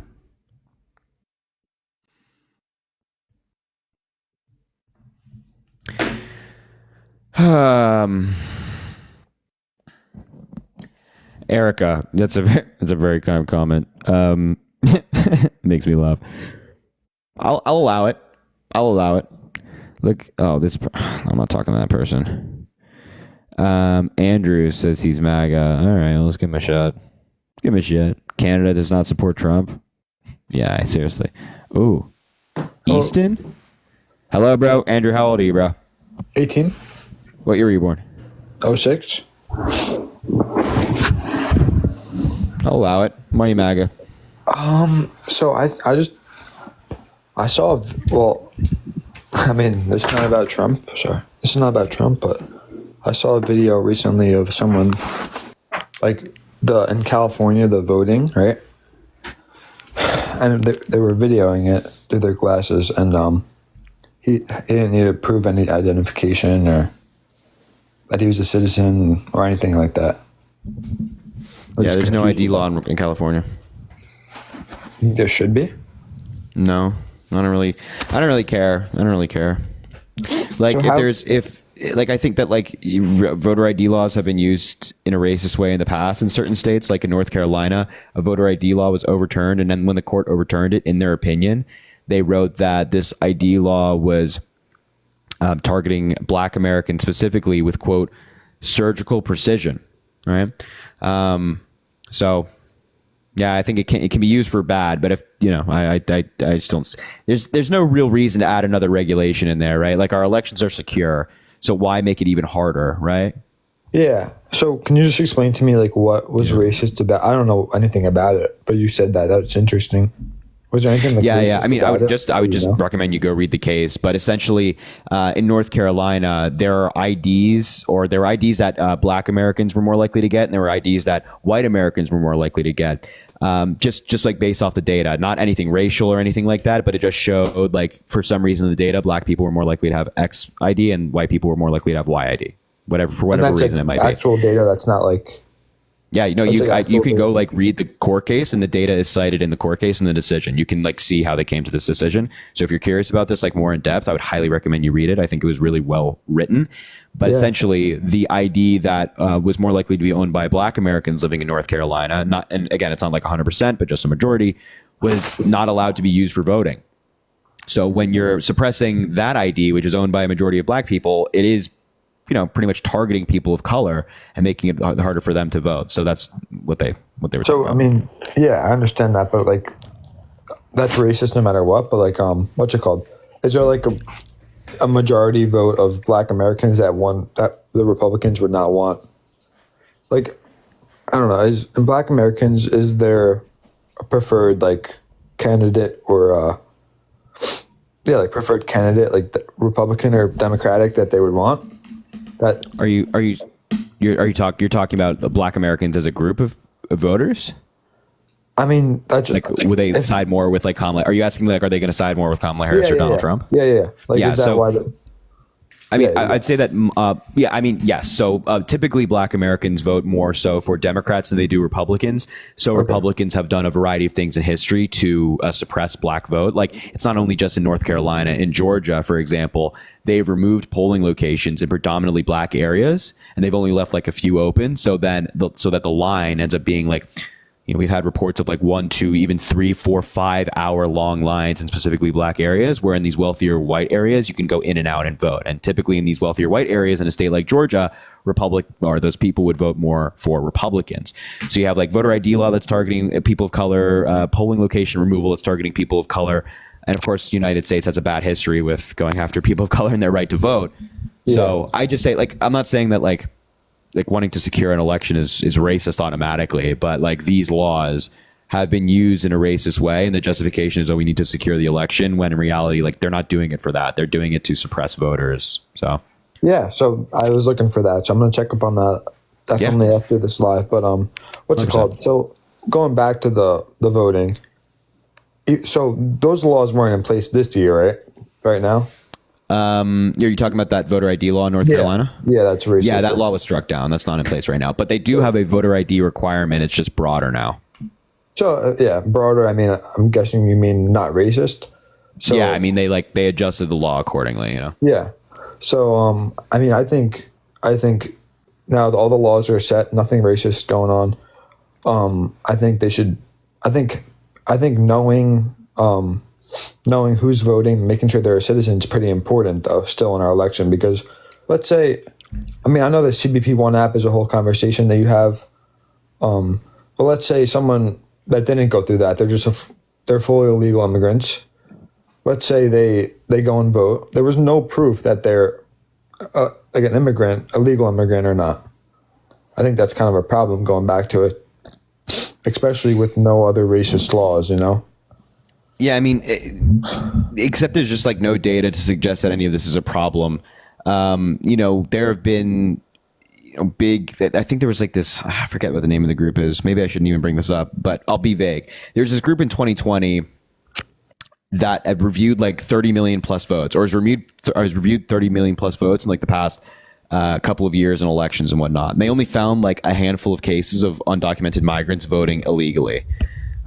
So this doesn't happen. It's not widespread. And of course, this has been investigated a lot by different agencies because Trump, you know, brought it to the forefront of the national conversation, and there's still no evidence. And this was investigated by Trump's own Department of Justice, by the FBI that has a director that was appointed by Donald Trump. There's just no evidence to suggest this. And, you know, our elections are incredibly secure, and there's no need to worry about the security of our elections. And it's also, you know, important to note that you have to be registered to vote to actually vote. So you have to go to your DMV, prove who you are then in order to be registered to vote. And then when you go to vote, you have to like say in certain states, like New York, for example, you have to like confirm your address, your signature has to match. You have to be able to recite your address to the people and things like that. So there's a lot of measures. And again, there's just no evidence of widespread irregularities or insecurities in our elections. So. In New York, though, I don't think I registered to vote on the other day. I don't think you really need, you don't need any identification. There's a checkbox that says no ID or driver's license in New York. So, I mean, that's that would obviously be like, I don't know, not fair in my opinion. But so you said you need an ID or identification. Well, when you go to but typically when you register to vote, you're at the DMV, I assume, right? Or you go to your elections office. Or you can get. You do have to paper. Go ahead. Sorry, say that again. You can get a paper shipped to your house. Yeah. Yeah, whatever it might be. You have to have actually have it be shipped to your house. Yeah. You got to of course, and then of course, if you lie in these forms, you can be held legally liable for that. And of course, if you vote illegally, you can be held liable for that. Yeah. And it's pretty easy to find out if somebody's voted illegally. That's why if somebody does it, they're almost always caught. So it's just nothing to be worried about. And, all these things are investigated and have been investigated, especially recently. One more thing too. Yeah. But in California, it is it's legal. It's legal to vote without identification. Mm-hmm. And you have to sign an oath, but you can't. They don't really catch anybody in California. It's not really ran through, I don't think. I bet I can look up. California person arrested. Yeah, there's definitely obviously someone. I'm sure that people. I'm sure it happens, but all these people are mainly caught, and California again. We have data on all of this stuff. There's no evidence of widespread fraud or anybody abusing the system in California and voting when they shouldn't, and it's the same thing that's happening across the United States. And anybody that does is prosecuted very heavily. It's not something that we take lightly. But Trump uses these lies to justify trying to overturn elections he didn't win. It's just dangerous. Yeah, but I think. There's so many bad people in our country, and if you're a liar, you're not a bad person. But there's a lot of liars. I think you just can't use the honor system when it comes to voting. I think it would be much smarter if there was a database that could prove that you're a citizen. And there is one, but they don't use it in California and some states. But that's it on that. I just wouldn't worry about this, to be honest. There's no reason to. Yeah, I hope that obviously our elections are safe, and that'd be great. Another thing too, I want to learn about tariffs a little bit. How are they gonna I know it's obviously hard to have one big company for each product. Yeah, that's what you kind of argue on, but I think there could be a couple American companies that would definitely thrive off tariffs. And I think tariffs have a place in America, and I think they have a place in our trade. But I don't think that what Trump is proposing is smart. He's proposing 10 to 20% just a tariff on all goods coming into the United States, which would inevitably just pass the cost down to the consumer. We see this time and time again. Major economists agree that tariffs are inflationary, and that's not. And again, it's not always bad. It's not always bad. Tariffs are not always bad. I agree with tariffs in certain instances, but not 100%. Yeah, but not a tariff on every single thing we bring into the United States. Because if you think about it, everything you do would be impacted. You go to the grocery store, a lot of things you buy going up in 10 to 20%. When it comes to building houses, when bringing in steel and wood and supplies to do that, 10 to 20% more expensive, making your house even more expensive to build, raising housing costs. Everything you do would be more expensive. And there's a study out there that was done that says that for your average American family, it would lead to a $4,000 tax increase. $4,000 for your average American family. So you can only imagine how much it might be for other folks in the country. So I don't think it's a good idea. And Kamala Harris, on the flip side, doesn't want to do that. And she wants to give hardworking Americans a tax cut, specifically 100 million Americans. So that sounds good. Okay. So is this a new thing that Trump's campaigning on, the tariffs, or did he try it in his last term? Yeah, this is something that, Trump talked about tariffs in his last term as well. Not 100%. His yeah, exactly. His more broad tariffs of 10 to 20% is a newer policy that he's for some reason come up with. And most presidents usually have a 20% tariff, or something around there. For certain things maybe, but not when it comes to broad goods coming into the country. Okay. Trump wants to put a 20% tariff on everything coming from other countries other than China. He wants to put a 60% tariff on every good coming from China. Yeah, I think that's even worse. And we get 30% of our goods from China. So guys, think about you guys have iPhones right now, right? Yeah. You want your iPhone to be 60% more expensive? It's already like $1,200. You want it to be 60% more expensive? So I think Apple is a company that could thrive in America. And yeah, but think about how long it would take Apple to shift their supply chains over to the United States. I think it would take. And think about, and it'll also be way more expensive for them to build their iPhones in the United States. Just saying. Either way, we're getting higher prices. I think it would bring American jobs a lot, actually.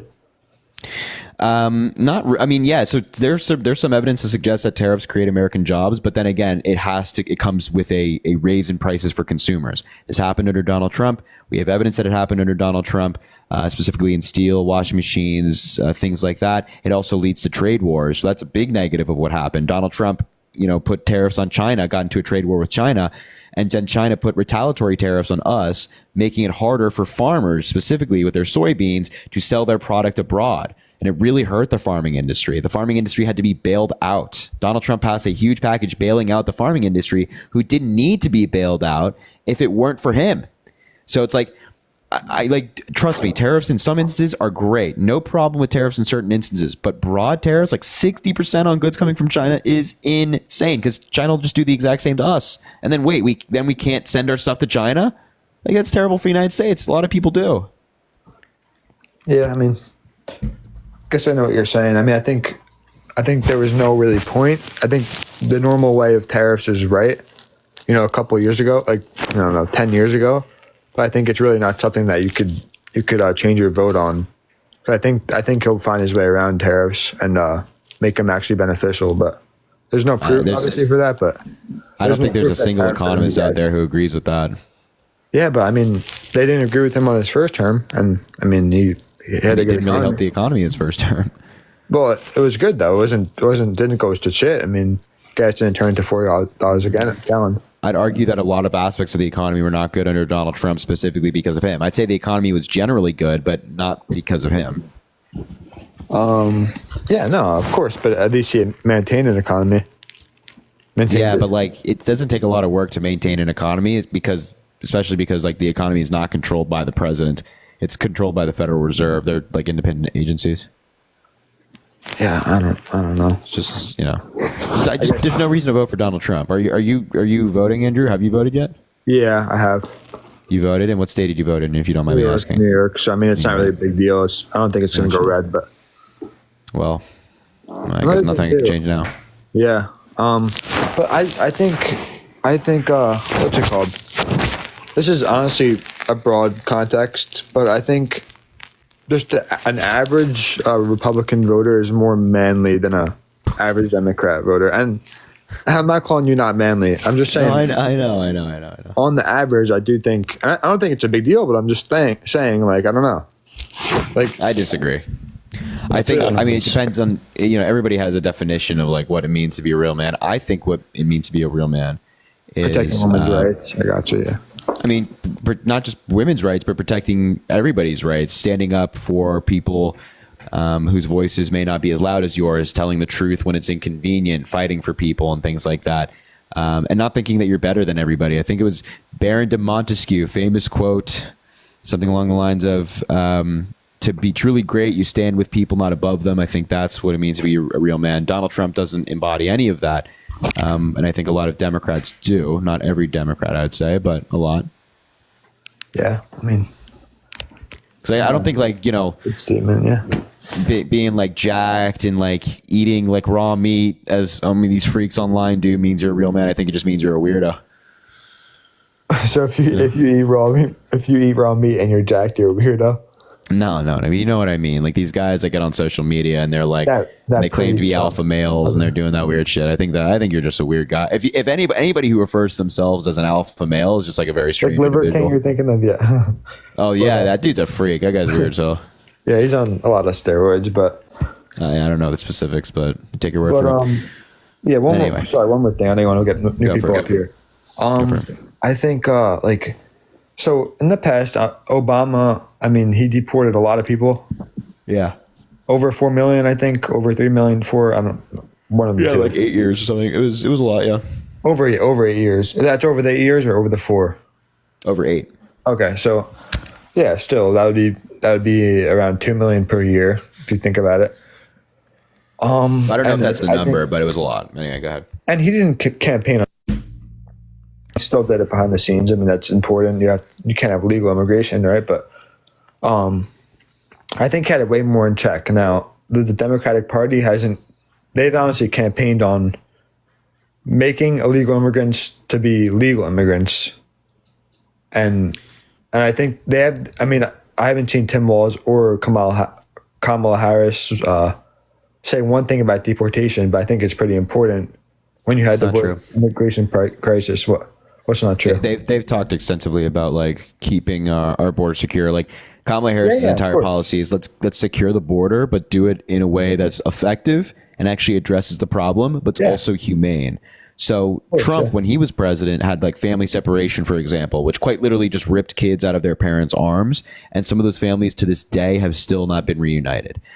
Donald Trump viewed that as the way of securing the border. I think that's just plain inhumane and evil. Kamala Harris says, hey, let's invest in Border Patrol. Let's invest in immigration courts. Let's give the president and the Border Patrol more authority when it comes to shutting down the border if it's being overwhelmed. Let's invest in state-of-the-art technology to scan for drugs coming through. That's her view. But we should also do it in a way that doesn't kick people when they're down. That's not inhumane. That doesn't separate families. So she has an actual policy that strikes a middle ground with Republicans, right? Republicans kind of worked on this policy that she talks about, and that she wants to give them a seat at the table. Whereas Trump's entire policy is like build the wall and deport a bunch of people. And I can talk about how both of those things are stupid if you'd like, but yeah.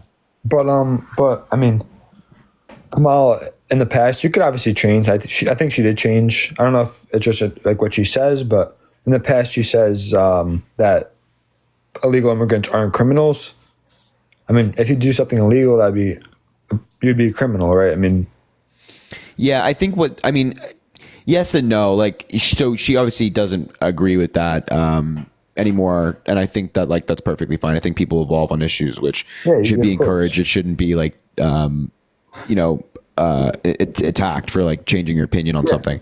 But also, like, I wouldn't call somebody who got a speeding ticket a criminal. Is speeding against the law? Yeah, but it doesn't make him a criminal. I mean, I wouldn't. I think you wouldn't really call them that, but that's just me. Of course, I mean, and again, this is not for everything, but I think if you go to jail, I mean, maybe not jail, but I don't know.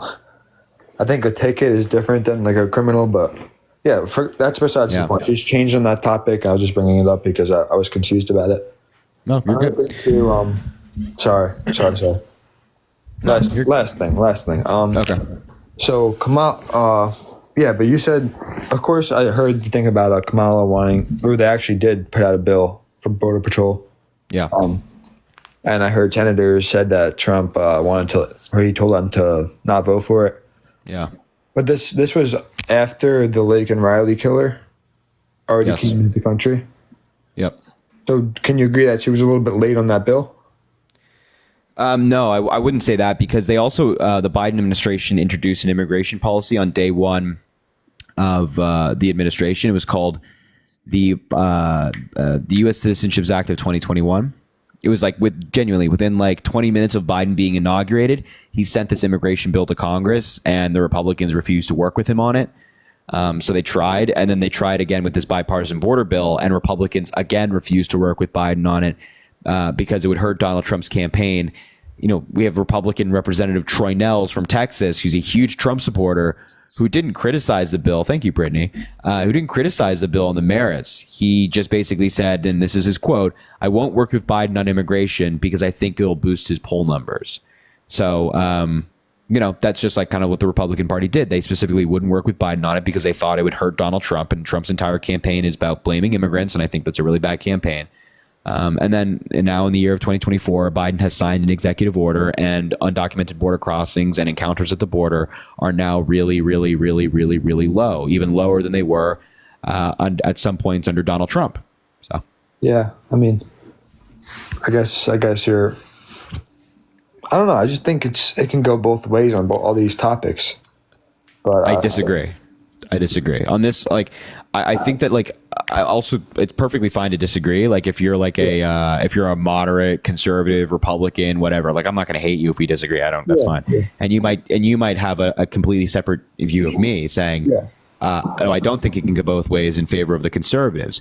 But when it comes to stuff like this, when it comes to like the immigration debacle we've had in recent years, when it comes to democracy, when it comes to reproductive rights, when it comes to the economy, Kamala Harris is better than the Republicans on all of it. And that's not just me saying it. Like for the economy, for example, there was a letter signed by 16 Nobel laureate winning economists who said that Kamala Harris's economic policies would be better for America than Donald Trump. So, you know, it's just like stuff like that. Like, anyway. Yeah, so I honestly, dude, I'm having a good conversation on 2 more topics, please. So back on immigration, I haven't heard Kamala or Tim Walz say anything about deportation. So there's already the illegal immigrants in the country. I mean, they haven't talked about getting them out. You could obviously want to change the laws and make it easier for legal immigration, but they're already in illegally. A lot of them, like 2.6 million or something like that.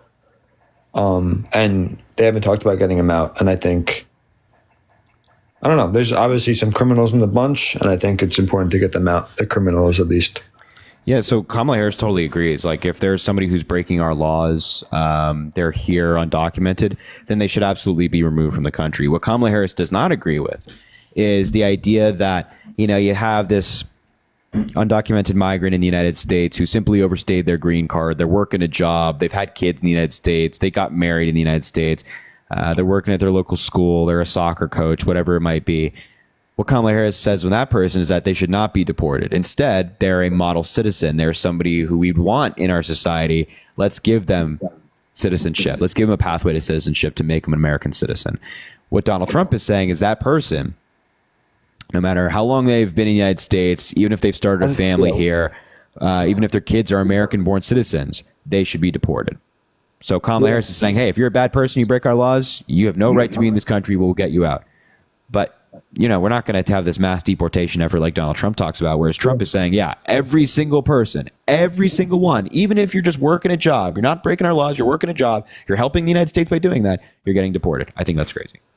I did see a clip of him saying, I mean, let's start with the criminals, and he said, like, and then we'll look into people that aren't contributing to society. And if you're working a job, you're contributing, you know?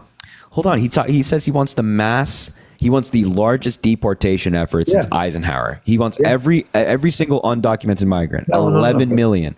He didn't say out that of the United States. He was saying, all he said was criminals and people that aren't contributing to society, meaning jobs that are benefiting us. And that's pretty reasonable. I mean, if you come here illegally and you're not benefiting us.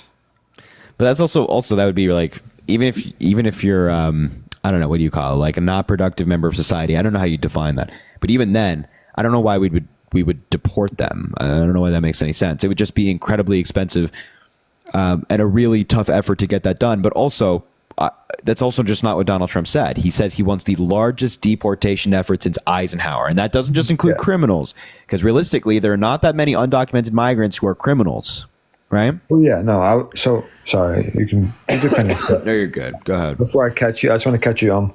So criminals and people that aren't contributing, and if that was the case, that'd probably definitely be the largest deportation in history. With just those groups, you know, those two groups. I don't think that the numbers there, because again, there's not that many undocumented migrants who are criminals. Plus non-contributing, but I mean, but I don't know what that means. Like, what does that mean? What does it mean somebody's not contributing? Just like, I think there are ways that people contribute to society, but they're not working jobs. Like, I think stay-at-home mothers contribute to society. Yeah, or just good people in general, but. I mean, I don't know. I just think there's a way to, like, I guess I don't know the way fully, but there's a way to, like, determine whether they're benefiting. But that's the thing. There's not really. Like, Trump is just, the problem with Trump right now is he's just like, he's making really broad statements about everything. He's just saying, yeah, we're going to deport a bunch of people. Yeah, I'm going to make the economy better. Yeah, I'm going to lower costs. And it's like, okay, so how are you going to do that? And why is that a good thing, right? And he never tells us. He never has any specificity. He never has any nuance. It's none of that. And it's like, we shouldn't vote for people who try to just skate by simply just being vague. And that's what Donald Trump's entire campaign is. I gotcha. Yeah. And I have two more things, really quick, just statements. All right, yeah. I just want to make sure to cycle more people up, but we can do two more quick things. Sure. If whoever becomes elected tomorrow, or whatever, whenever it happens, I hope they're a good president. You know, whether it's Kamala or Trump. Hope they benefit us. And I feel like just there's no proof for this, but I feel like you, Dean, Parker, and Chris is smart too. I think you guys are all smarter than Kamala. I think a lot of stuff that you guys say, I mean, she hasn't said. And I don't know. I just think you guys are better debaters than her. And I think Tim Walz is smarter than her too. I mean, I don't know. I disagree. I appreciate the sentiment, but I don't think that I don't think any of us are smarter than Kamala Harris. I think she is very accomplished, very smart, educated lawyer. Took the bar exam in California, which is one of the hardest exams or hardest bar exams to pass in the country. It's like she's no dummy. And I know people have like opinions on that, but she's no dummy. You don't get to where she is and accomplish as much as she's done by being stupid. Yeah, you're right. All right. I mean, I had a good conversation. Hope you have a good night. All right, man. Thanks, Andrew. Have a good one. All right. Of course, you too. Appreciate it, man. Have a good one. Easton, my man, what can I do for you, MAGA? No, I am undecided. That sounds crazy, but wow. What state are you voting in? Pennsylvania. All right, let's lock in here, everybody. We got to lock in. All right, why are you undecided? Shout out everybody that's coming from Parker and Dean's Live. I appreciate y'all. Why are you undecided? I think my biggest issue is probably the border. Okay. Well, what the fuck? Are y'all drilling outside my house? Anyway, it's like, come on, guys. So why is what makes you undecided about the border? Like you're saying, like you're not sure if you want to vote for Trump or Kamala Harris. Like when it comes to Kamala Harris on the border, what makes you undecided? By the way, Jillian, God, you're fantastic. Go ahead. Sorry. Probably. Well, she was in control of the border under Biden, right?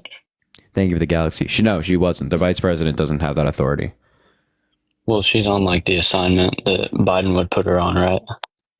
No. So for some reason, Republicans were claiming that she was the border czar. But the vice president, again, doesn't have that power. They can't be given that power either. What she was tasked with was studying the root causes of migration from triangle countries to the United States. But obviously that doesn't mean that she controlled the border, So I saw, I don't know, I can't remember what network it was on, but I try to stay away from like Fox News and CNN and all, the biased ones. And it was about, she had said, she got asked if she thought she'd do anything different, like what Biden did, anything different than what he had done, Yeah. And she said no, she wouldn't have done anything different. Well, obviously somebody messed up with the border, and I read a number, 11.7 million undocumented immigrants in America. Yeah, that's not people who've come in under Biden. Also, like, what did Biden or Harris do that was bad on the border? You say like, oh, somebody messed up. What did they do? Having an open border. So how did they open the border? See, I don't know. That's why I'm here asking for your advice. So neither Biden nor Kamala Harris opened the border. All the laws were still being enforced. Actually, the border is more fortified than it ever has been before. We have more Border Patrol agents, more money going to the border, more wall, quote unquote, on the border than ever before. It's more fortified. So it's obviously not an issue of like security. What is the issue is the asylum laws being abused. Asylum is basically claiming that it's a legal process. It's legal under international law and American law. It's saying that, hey, I'm being persecuted based on a protected trade in my home nation. I need to seek refuge. People are legally allowed to do that. However, the system's just being abused. So what that means is that people where asylum doesn't apply are applying for it anyway, and they're being granted temporary stay in the United States. So you see these big numbers. You see people coming to the border. You're asking, why are people coming in? Why is it the way it is? These people are actually legal. The asylum law is just being abused. And so what Kamala Harris and Joe Biden tried to do was rewrite the law They worked with Republicans on this, making it harder for people to seek asylum where it doesn't apply, basically making it harder for it to be abused, while also investing in Border Patrol, hiring more agents specifically to deal with drugs and things like that, also expanding immigration courts. It was a big bill that was written by both parties, and that bill was shot down by Donald Trump. He actually said, please blame me if the bill fails. So if you're undecided about immigration, you're like, well, who's actually going to take action on the border? Then it would be Kamala Harris and Tim Walz, who have endorsed policy that's endorsed by Republicans as well. Whereas Donald Trump has yet to tell us what he's going to do about asylum, which is actually the root cause of what we're seeing right now. All right. What about the economy? What do you think? Like, a lot of Americans have experienced, inflation, price gouging. Groceries are up. I don't know how many percent. Gas prices. How was that caused by the Biden-Harris administration? I'm sorry, I couldn't understand what you said. Yeah, how was the inflation caused by the Biden-Harris administration? I'm not saying it was. I'm just saying it rose under Biden.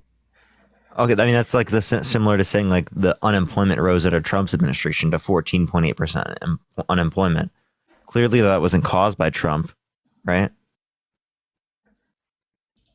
Okay. Yeah, so like that's the point. It's like neither Kamala Harris or Joe Biden did anything to raise inflation. This was something that was going to happen anyway. There was a global pandemic that shut down our economy, the economies of countries around the world. And like even before Biden took office, even before Biden was elected president, economists were writing how there was going to be high inflation. There was also high inflation in countries like Great Britain, France, Germany, Japan that spiked at around the same time as it did in the United States. And that's obviously not a coincidence. It's just something that happened globally. And it's not Joe Biden's fault. It's not Donald Trump's fault. It's not Kamala Harris's fault.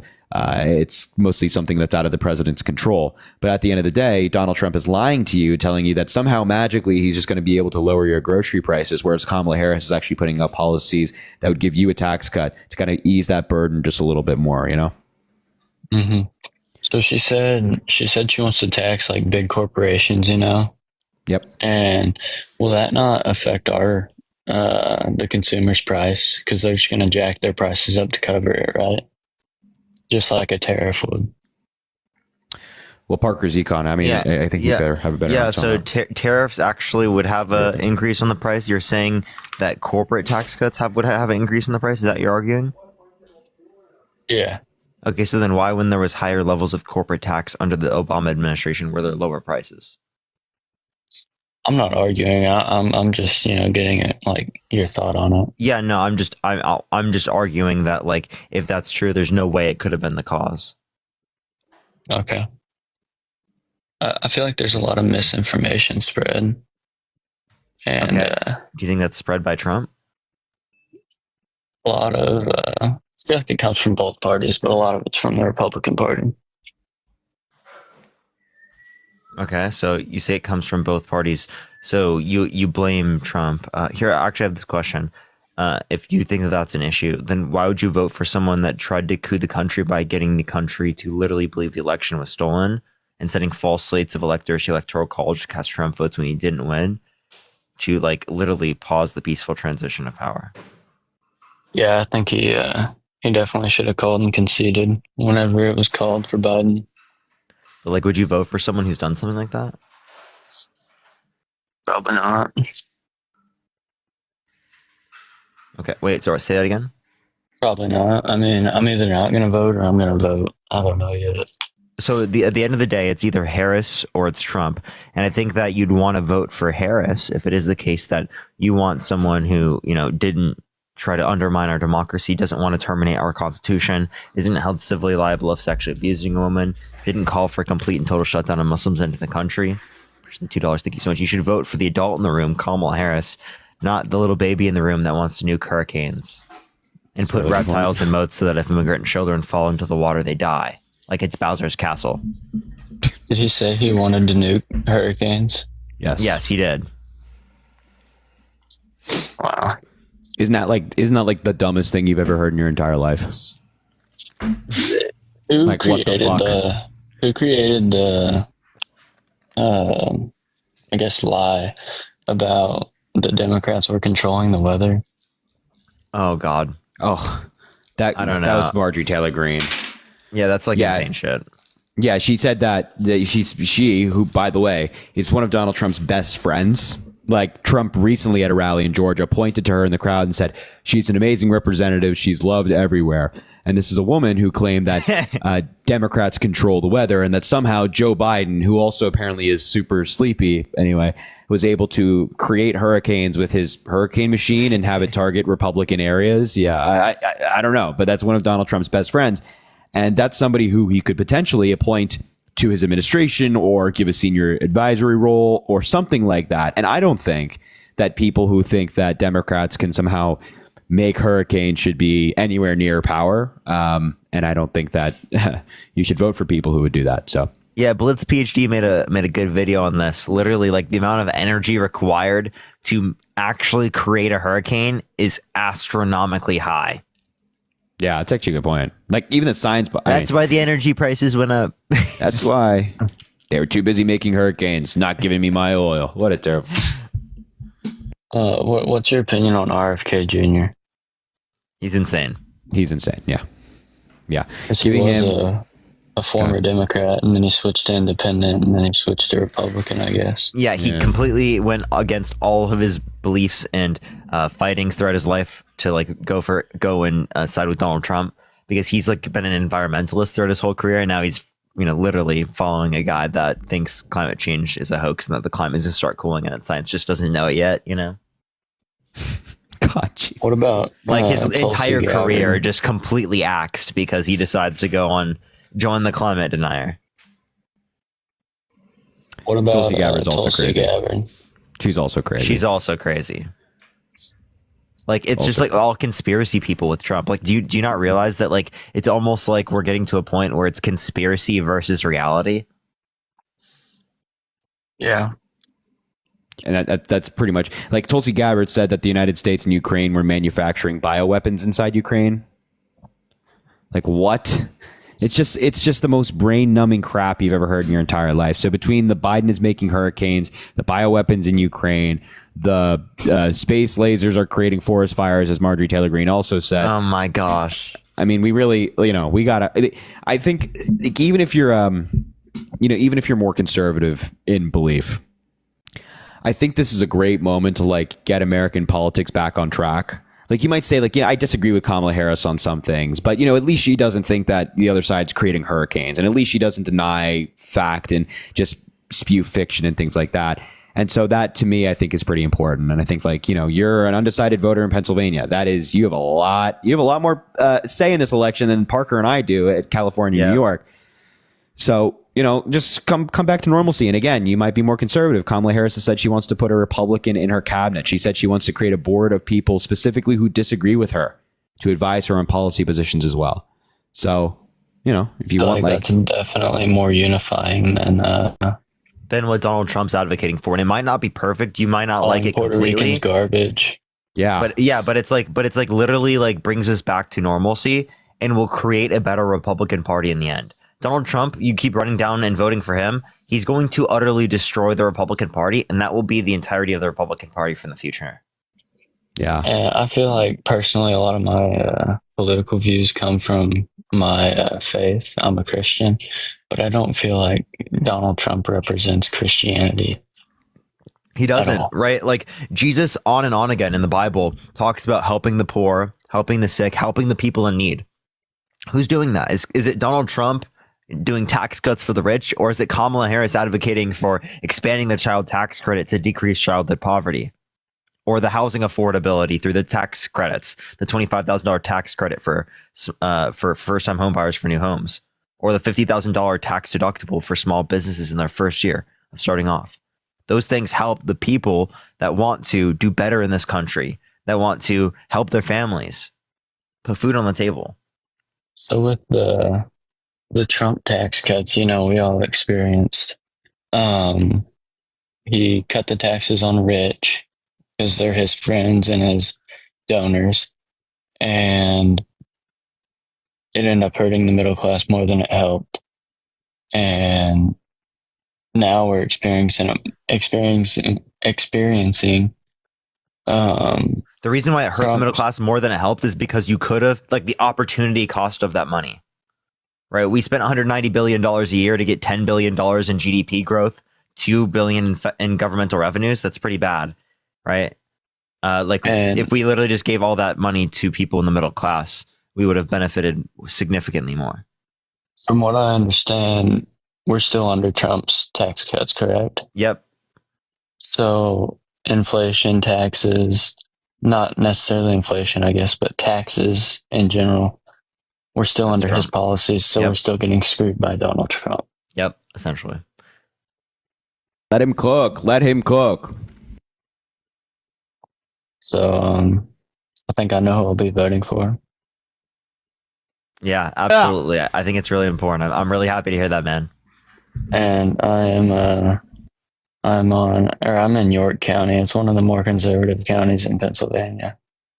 Yeah, I hope it goes blue. I hope it goes blue. Yeah, man, get out there and vote tomorrow. Let people know. Go vote. Yeah, really and important. remember, if you're standing in line and you're in line when the polls close, they have to let you vote. So you should go do that tomorrow. Go vote for Kamala Harris. I hope you do. That's awesome. And thank you for the conversation, man. Oh God, that's so good. I think we'll see a blue wave. Hopefully. I hope so. All right, man. Listen, have a good rest of your night, and feel free to come up tomorrow if we're live. Parker's going to be live, and tell us if you voted. All right. All right. Thank you. Sure. All right. Thanks, man. Appreciate it. By the way, everybody, you're going live on your account tomorrow, right? Yeah, I definitely am. Natalie, thank you for the galaxy. I appreciate you. I don't know if you guys know this, but Parker's going to be live like all day tomorrow, and he's going to be doing a lot of cool stuff, so you should go join his live. I've been live all day today. I think I've been live for probably like near 10 hours. Dude. Whoa. Christian, thank you for the... Whoa. I don't even know what that is. Thank you for the future, bro. I appreciate it so much. Shout out Christian. Shout out Christian. I appreciate you bringing the next person up. All right, everyone. Keep tapping that screen. Let's get to 2 million likes. Share the live as well if you want to help get out to more people. Yo, Erica, thank you for the $10. Connected with you on LinkedIn. Thanks for all you do. I appreciate that. I'll leave the last half of the message out. Vaishi, thank you for the $14 as well. Barbara, thank you for the $3. Thank you, Harry, for everything. I appreciate you so much. Thank you. You're so kind. Melina, thank you for the $20. Thank you for everything you've been doing in this election. I appreciate you, Melina. You're too kind. Dessa, thank you for the $75, saying thanks for all you're doing. You're the best of the new generation. Please show some love for Dessa in the chat. Fill the chat with the W's for Dessa. That's so incredibly kind. I appreciate you so much. Thank you. Fill the chat with W's for Dessa. Karen, thank you for the $5, saying thanks, Harry. Tomorrow is going to be a big day. It is, Karen. Valerie, thank you for the $5. Help sell this election day anxiety. My job gave us off. What can we do? Go make sure your friends, family, loved ones are voting. You can volunteer with campaigns to go reach the people they need to get out to vote. Make sure they're voting. Do all the good stuff. And I'll read a bunch more in a later. But anyway, Sam, are you MAGA? Okay, we'll bring up somebody else. Bring up the next guy. All right, everyone. Aaron, thank you so much for the $2. Javen, I appreciate the $5. Thank you. Hey, and Madeline, thank you for the $1. And Leah, thank you for the $5. Are you voting Trump? Yeah, I am. Why so? Why? Can I say a quote and I can Trump card y'all real quick? You can what? Oh yeah, dude, on Trump card y'all. Like the great Hannibal Lecter, I eat his fava beans. I do from China. Of course. Anyways, Harry, I love you so much, and you have been a avenger in this little politics scheme right here. But I love you, dude. You're great. Yo, Adrian, I appreciate that. Sorry, I wanted to do that so bad. Last time I did it on Parker's Live, he kicked me out. I know. So bad. I am quick with it. He's much quicker than I am. Adrian, man, I appreciate that. Thank you for the support. Yeah, man. dude. Of course. Have a nice night. You too, man. Have a good one. Oh, that's a nice guy right there. All right, if you're MAGA, let me know in the chat. I'll bring you up and we can talk. You can tell me why you're MAGA. Let's bring up Colton. I see Colton right there. I don't know if he's if his thing expired, but we'll bring in Jaren. Jaren, I just invited you if you want to come up. All right, everyone, tap that screen. Jaren. All right, Jaren, why are you MAGA? Well, first of all, I was, and now I'm not even voting. What? Why? Why don't you vote for Kamala Harris? Well, the first thing I see over the years of what I've learned It's that it doesn't matter who you vote for. It doesn't matter if you vote Trump, Harris, Biden. The way I see these elections, the government is just going to be telling them what to do. That's how I see this. Wait, let's clarify. Do you think that Trump undermining women's access to abortion, do you think that's the same as like I don't really, Kamala Harris protecting women's access to abortion? I don't care about the whole abortion thing, honestly. Okay, you don't care about women's rights? No, that's not what I'm saying. Like, do That's whatever exactly you, what you just said. do whatever you want. Do whatever you want with Okay, it. if it's do whatever you want, then you want to protect women's rights, correct? Well, yeah, exactly. So That's would what you want. would you vote to protect women's rights? Yes, I would. Okay, then why aren't you voting? Because I feel like that both of these people, Trump and Harris, I just feel like the only thing they care about is to get into office. Like, they don't really care about anything. Think what you want. Why aren't you voting for women's rights? It's on the ballot. So this is what I see with Donald Trump. Basically, for him, it's just lies after lies after lies. And in the second debate, now let me continue. In the second debate, he was like, they're eating the dogs, they're eating the cats. I'm like, where did that come from? I feel like for him, it's just a lie after a lie after a lie. And then you want him in the Oval Office? Now let me continue. And then over with Kamala Harris, she wants. Kamala. I'm not going to do that. Come on now. All right, I'll Dude, just say it's a Harris. pronunciation. It's not that hard. I'm It's sorry. Kamala. I'm sorry. All right, whatever. But for her, she posted this list of like ideas, like things she wants to do to help America, and I think that's amazing. I really think that's good that she wants to help America out, right? But the thing is though, why hasn't she done it yet? She was in office as the vice president for 4 years. And now I don't know how much power a vice president has. I don't think they have a lot, but she could have told Biden to do this stuff. I mean, was she in control of the border? I don't think she was. No. They're just saying she was. No, so you understand that it is the case that Congress is the one that passes a lot of these things. She can influence to get things done, and she actually did a lot. She did the most of any vice president ever, the most tie-breaking votes, and she raised over $5 billion in private funds to help out Central American countries to reduce the likelihood of people coming here in the first place. That's true. So, like, yeah. we can point to lots of things that she did that were influential, right? And I mean, we can't act like she's like fucking Superwoman, right? No. Like I mean, I don't think it's like realistic for her to fix everything. First thing it's No. Yeah, and also I just want to say that like she and Biden got a lot of stuff done that apply to folks like you, me, Parker, everybody, whether it be investing in infrastructure or investing in fighting climate change or investing in manufacturing. A lot of these bills and historic bills at that were passed under Biden Harris. Harris had a key role in all of these things. So, you know, you're in 4 years, whether you're president or vice president, you're not going to address every single issue in the country facing the country, right? You're not going to be able to solve everything.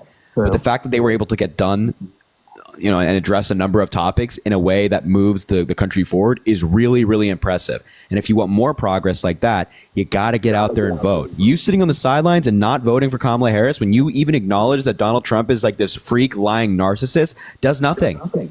It changes nothing. I want to vote for somebody that actually really understands what they're doing. Like if the nominee. Well, yeah, I think Kamala Harris knows what she's doing. Well, I don't know She's why. worked in every branch of government. That She's the came most out- qualified candidate That came out almost wrong. ever. That came out wrong. But if the nominee was someone like Nikki Haley or Ron DeSantis for Republican, I would go for them. But it's not. It's Donald Trump. Which Yeah, so you have somebody who's like incredibly qualified, as Parker said, worked in every branch of government, has worked her way up the ladder from district attorney, attorney general, senator, vice president, now running for president, been in this game for a long time, knows her ins and outs. She's incredibly qualified versus somebody like Donald Trump, who's incredibly unqualified. I feel like the choice is really easy, isn't it? Yeah. Well, yeah. I mean, she's smarter than. I mean, she's really smart. I mean, she's smarter than Biden because Biden probably didn't even know he was the president for 4 years. But what? You didn't know he was president? Well, That's actually we know how that guy is. We know how Biden is. All right. But I mean, no. Okay, so Biden absolutely knows he was president. 1, 2. Trump literally believes windmills right, are being killed or killing whales in numbers never seen before. Yeah, that I didn't really understand what that meant. I'm like, dude, what? Do we need to bring up the sharks and batteries quote? Aye. I never heard that quote. I never heard that quote. You want to hear it real quick? Why not? Oh my god, it's so brutal. By the way, it's Is so it bad brutal. or like? No, It it's is- like it- it's Like, I feel like mind-numbing stupid. everyone needs to hear this video before they vote. Like, it should be court mandated that everyone hears this video before they vote. Okay, now listen to this. All right. What would happen if the boat sank from its weight and you're in the boat and you have this tremendously powerful battery and the battery's now underwater and there's a shark that's approximately 10 yards over there? By the way, a lot of shark attacks lately. Do you notice that? So I said, so there's a shark 10 yards away from the boat, 10 yards, or here. Do I get electrocuted? If the boat is sinking, water goes over the battery, the boat is sinking. Do I stay on top of the boat and get electrocuted? Or do I jump over by the shark and not get electrocuted? I'll take electrocution every single time. I'm not getting near the shark. America is so screwed. America is screwed. No, but we're not. We're not. You can vote for Kamala Harris. You have time. It's literally election is tomorrow. What state are you voting in? I live in Texas. Oh, okay. You got, dude. You gotta go vote Texas. I actually think The thing Texas. is- It's either I mean- gonna flip this election, next election, or the one after that one. I mean, I don't care who becomes president. Just please, for the love of God, just close the border. That's all I'm asking. That's what Kamala Harris wants to do. Yeah, she what wants do to you do mean? that. Like the bipartisan border bill, the one that Trump called people in Congress to undermine the bipartisan border bill that was conservative sided. that's People on the Trump's left biggest- hate that's Kamala Trump's Harris biggest goal. for her immigration policy. Yeah, like the people that like the communists, the leftists, the people that Republicans always cite, they don't like her because of this bill. Yeah. That was Trump's biggest goal, was to make sure that borders closed. Biden came in. Wait, okay, so how is he going to mass deport 30 million people? That's Yeah, what he I don't says. know. Yeah, I mean, how do you know that they're? How do you know? How do you know they're undocumented? Yeah, that's what I don't get. How do you know if they're illegal? It's an impossibility. It's an impossibility. That's just a ridiculous statement. So it's like he's running on things that he's not even going to do. He's just saying shit. He doesn't care about fucking quite literally, fixing he's shit. just saying shit. He's like, we're gonna get rid of taxes for this. Like he's just saying shit. We're gonna deport these people. We're gonna do this. It's like it's How about utter we just get rid of nonsense. taxes altogether? Let's just do that. Well, we can't do that. can't do Let's just get rid that. of taxes Unfortunately, I wish that we could fund the country and all the programs we need in What a way if, that didn't require taxes. We would all like that, I think, but unfortunately, that's not a thing that exists, and taxes are a reality. I'll And tell you Trump this. just One telling you. of my friends at school thinks that if people are going to come to the country, what if they say, if you want a citizenship, what if you join the military? I thought to myself, that was a little bit questionable right there. I mean, I'm not a fan of that. Yeah, I'm not. yeah, I didn't really agree with that. Jaron, have you voted yet? Not yet. Are you gonna vote? I'm still thinking about it, but I don't know. Here, let me just let you know. Let me know something that's very important. If you don't vote, you have no effect. If you do vote, you will have an effect. The reason why certain policies, certain politicians are in there is because the people who are older are the ones that are voting at significantly higher proportions. Be the younger person that votes, be represented, right? And get other people that are younger like you to vote, because when all of us have this idea that oh, my one singular vote doesn't matter at all, right? We all individually think that way. So the idea is following through with it, because if you do it and other people follow through with it, we know that the vote is going to be significantly higher, right? And we know that all of us working together, it's going to be there. And you're on a live in front of 7,000 people. The amount of people that you can touch and get to in terms of this conversation, in terms of this medium, is incredible. Yeah. So it's we're all working together. We're all going to go out and vote. There's thousands of people in this live that are going to get out and vote. Yeah. Also, just to be clear, there are people watching this live whose rights depend on you getting out there and voting. It takes all of us to have a successful running country, and these people watching, they just want you to do your civic duty. So just get out there. You know what I mean? I'm voting for Texas Senate. I'm voting for that, but I'm still questioning. Who are you voting for in the Texas Senate? Ted Cruz, without question. No, you should vote for Colin Allred. Oh God, no, I hate that guy. No. Why? Why do you hate him? What's wrong with that him? guy? No, they want to freaking. He's a guy that's big on opening. He No, he's said not. that. No, he's not. He that supports the racist bipartisan border He's bill. big on opening the border. No, he's big on the bipartisan border bill. The bill that also, by the way, includes funding for the wall. Yeah. Seriously, funding for the wall, increasing border agents, increasing immigration judges, limiting the amount of people who can come into the country. And guess what Ted Cruz did? Helped block the bill. So you're saying, think about that for a second, right? You said, all I want to do is secure the border. And you're living in Texas. Okay, that's fine. The person in the Senate that you'd be voting for, you have one who supports a bipartisan border bill that hires more agents and secures the border, does all these things that you want. And then another is blocking that very bill. So if you take the names out of it and just look at it like from a policy perspective, you obviously would vote for Colin Allred on the issue that matters to you most, not Ted Cruz. Also, last thing before you speak, one of the most important things I've seen in politics, among many of the things that Ted Cruz has done, is that after the PACT Act was blocked, which is a bill that expanded health care to veterans who were exposed to toxic burn pits abroad, Ted Cruz was part of the Republican coalition that blocked that bill initially before it was eventually passed after pressure hit them.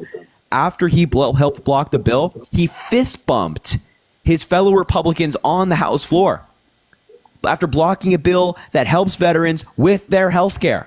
This guy does not care about anybody but himself and owning the libs. He thinks it's fun when you block health care for veterans. We'll see what happens in freaking January. We'll see what happens. I mean, January. What the hell are you talking about? January? But no, that's the president stuff. That's the president stuff. I don't know when. You know what I mean? Sure. Okay. All right. All right, Jaron. Well, listen, please think about your vote. All right. Just please.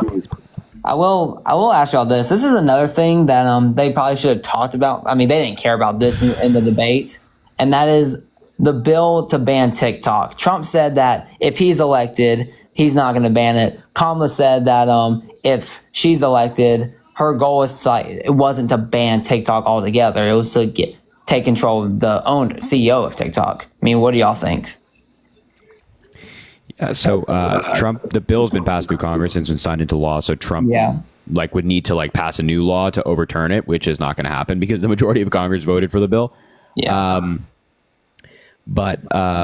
Also just to be clear, Trump signed an executive order when he was president banning TikTok. Yeah, I mean, that's what he did. And now he's saying that he wants to not ban it. That's just a way to get young voters like me to 100%. And as I've said time and time again, I don't mind people changing their views. But what happened is Donald Trump met with somebody who has a significant stake in TikTok, like a financial stake. I forget his name, but he has 25% of the company. And he's more conservative. And then he guaranteed donations to Donald Trump, and then he changed his position on TikTok. So I don't think that's what we want in a leader. Somebody who changes their position based off of money. He has no values, no morals, no fundamentals. He just does what helps him. Yeah, and then Harris said that her goal was their goal not to ban TikTok altogether. They just want to take control of the CEO and all that. I don't remember what they want a divestment. Yeah, really, they want someone in America to take control of TikTok. Correct. Which, I mean, that's not going to happen. But we'll have to see. But listen, please go out and vote. All right. Yeah, but Harry, I always see you on here, and dude, I respect the hell out of you, dude. Thanks, man. Well, hey, I appreciate that. There is one more question I did want to ask you. Vote Colin Allred. Vote for Kamala Harris. Colin Allred. Vote Kamala Harris. But Harry, here's the question I want to ask you. If there was a Republican you would vote for president, who would it be? A Republican. Me as a Republican. Yeah, I'd probably vote for Parker as a Republican, to be honest. Yeah. All right. Not bad. Yeah, that's just me is my same ideology right now, but just branded as a Republican. Yeah, so if Parker just ran with an R next to his name, I'd vote for her. Sure. Are you gonna run? Are you gonna run when you're? How old are you? How old are you, Harry? How old are you? I'm 22. 22. Dang. So I can't run for Congress for 3 more years. Senate for 7. President for 13. If you run for president, I'll probably vote for you. It's gonna be a crazy primary when it's me, Parker, Dean, and Chris all against each other. That's gonna be a crazy primary. Dude, crazy primary. It's gonna be the most insane primary of all time. Imagine that. Oh, man, that'd be fun. I wouldn't even primary that, bro. Yeah, I might. I don't know. I don't know. No, I don't know. It's gonna be. It'll be Harry 20. 48. 48. Harry 2048. Everyone. I'll try to say a lot by then. I don't know. Who knows? You got it, man. Well, hey, listen, if you want to keep voting and have the ability to vote for one of us one day, then you should vote for Kamala Harris, who will protect our democracy, and not Donald Trump. All right. Yeah. Think about it that way. All right. And a vote and against Ted Cruz, because if we can shift Texas, that's just unbelievable. We win. I'm probably not going to change my opinion on that, but I'm still going to think about the president. Why not? Make Texas great again. I feel like that's what Ted Cruz is going to do. How is he going to do that? Everything he said. Like what? Look, he's gonna walk out of here. He's gonna walk Seriously, out. like what did Ted Cruz do, or what is he going to do that you think is so good? He wants to secure the border. He's the one that wants to secure the border. No, he's not. He literally undermined the bipartisan border bill. I mean, Greg Abbott. People that did that. Greg Abbott, governor of Texas. First of all, Greg Abbott, governor of Texas. He hates Allred. He hates that guy. He can't stand him one bit. He's asking people to vote for Ted Cruz, and people are doing that. So the governor, your argument is that the governor, a Republican governor, disagrees with the Democratic nominee. I'm not saying that I'm agreeing with what he says. I just think that Ted Cruz is just a better person, not a better nominee than Con Allred. But that's my opinion. That's my opinion. Y'all's opinion. I'm not gonna argue. I don't want to argue with it. I understand you got that opinion, but the thing is, I'm just trying to say, you should think about that, because Ted, do you really think Ted Cruz is looking out for you when he'll literally leave the state when it's in dire need? Natural disasters. Did he actually do that? Because I don't remember that. Yeah. He literally, I'm pretty sure he literally went to Cancun, when there was a natural disaster in Texas. I mean, the only natural disaster I remember is snow. Yeah, remember when everything was frozen? I mean, it didn't bother me. Yeah, but it affected a lot of Americans, or a lot of Americans in Texas. Yeah. But for weeks. I'm still gonna take my time and think about it, but people died and he literally left. Yeah. Who knows? Who knows what will happen? I have a question. If he also contributed towards the threat to our democracy, why would you vote for him? Now that I can't answer. Because people like Donald Trump, he literally said he would pardon people that pled guilty to violently assaulting police officers on January 6th. That whole January 6th thing, that was so dumb. And that's what Ted Cruz is perpetuating. Ted Cruz perpetuates January 6th because he's going and voting for Donald Trump. That whole January 6th thing was so stupid. I know, right? And Ted Cruz literally supported that. They're also saying that, was Trump even there the day of January 6th? Was he there, honestly? Yes. Was Donald? Yeah. He was? He wasn't at the Capitol, but he was in DC. Yeah, I remember he had that.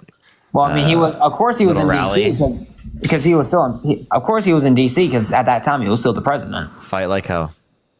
At that time he was still the president. He was doing stuff still. And yeah, it was crazy. Okay. Right. Well, so again, think about January 6th and what that represents for a country when you're voting for either Colin Allred or voting for Ted Cruz, because Ted Cruz perpetuates the exact same threat to our democracy that Donald Trump has. Yeah. All right, man. Hey, thanks for the conversation. Please go vote for Kamala Harris tomorrow, all right?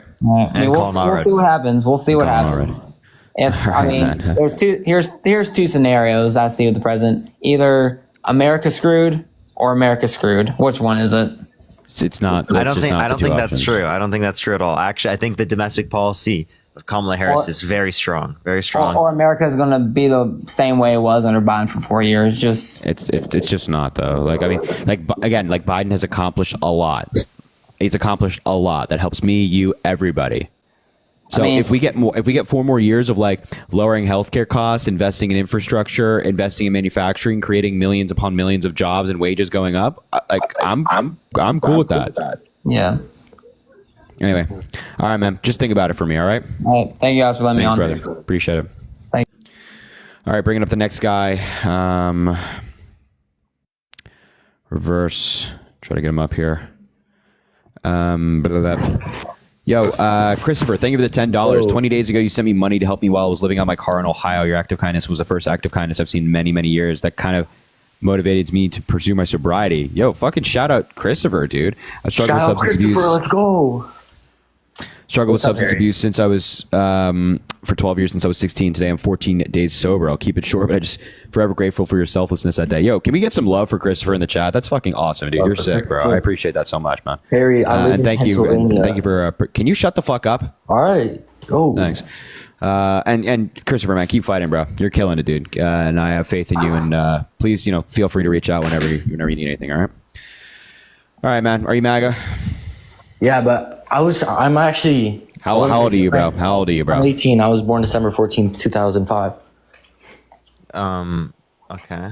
But, so I actually just came here. I have a few questions and stuff, and I came here to be polite too. I'm not gonna say anything rude like some other people earlier, but I have a few questions because I know a couple of people did bring up the whole Hunter Biden laptop thing and whatever.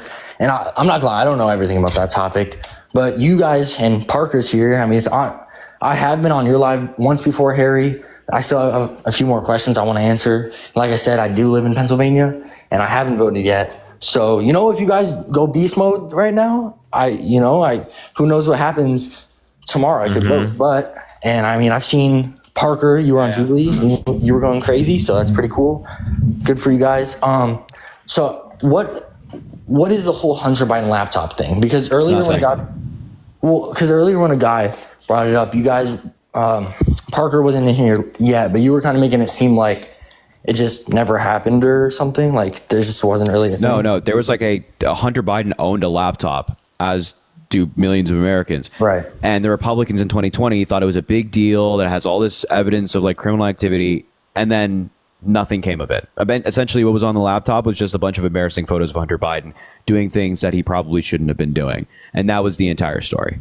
And so now you don't hear Republicans really talking about Hunter Biden's laptop anymore because it's why would they? There's nothing incriminating there. It's only, Hunter Biden being in a bad spot in his life and doing things, as I mentioned, he shouldn't be doing. It's nothing.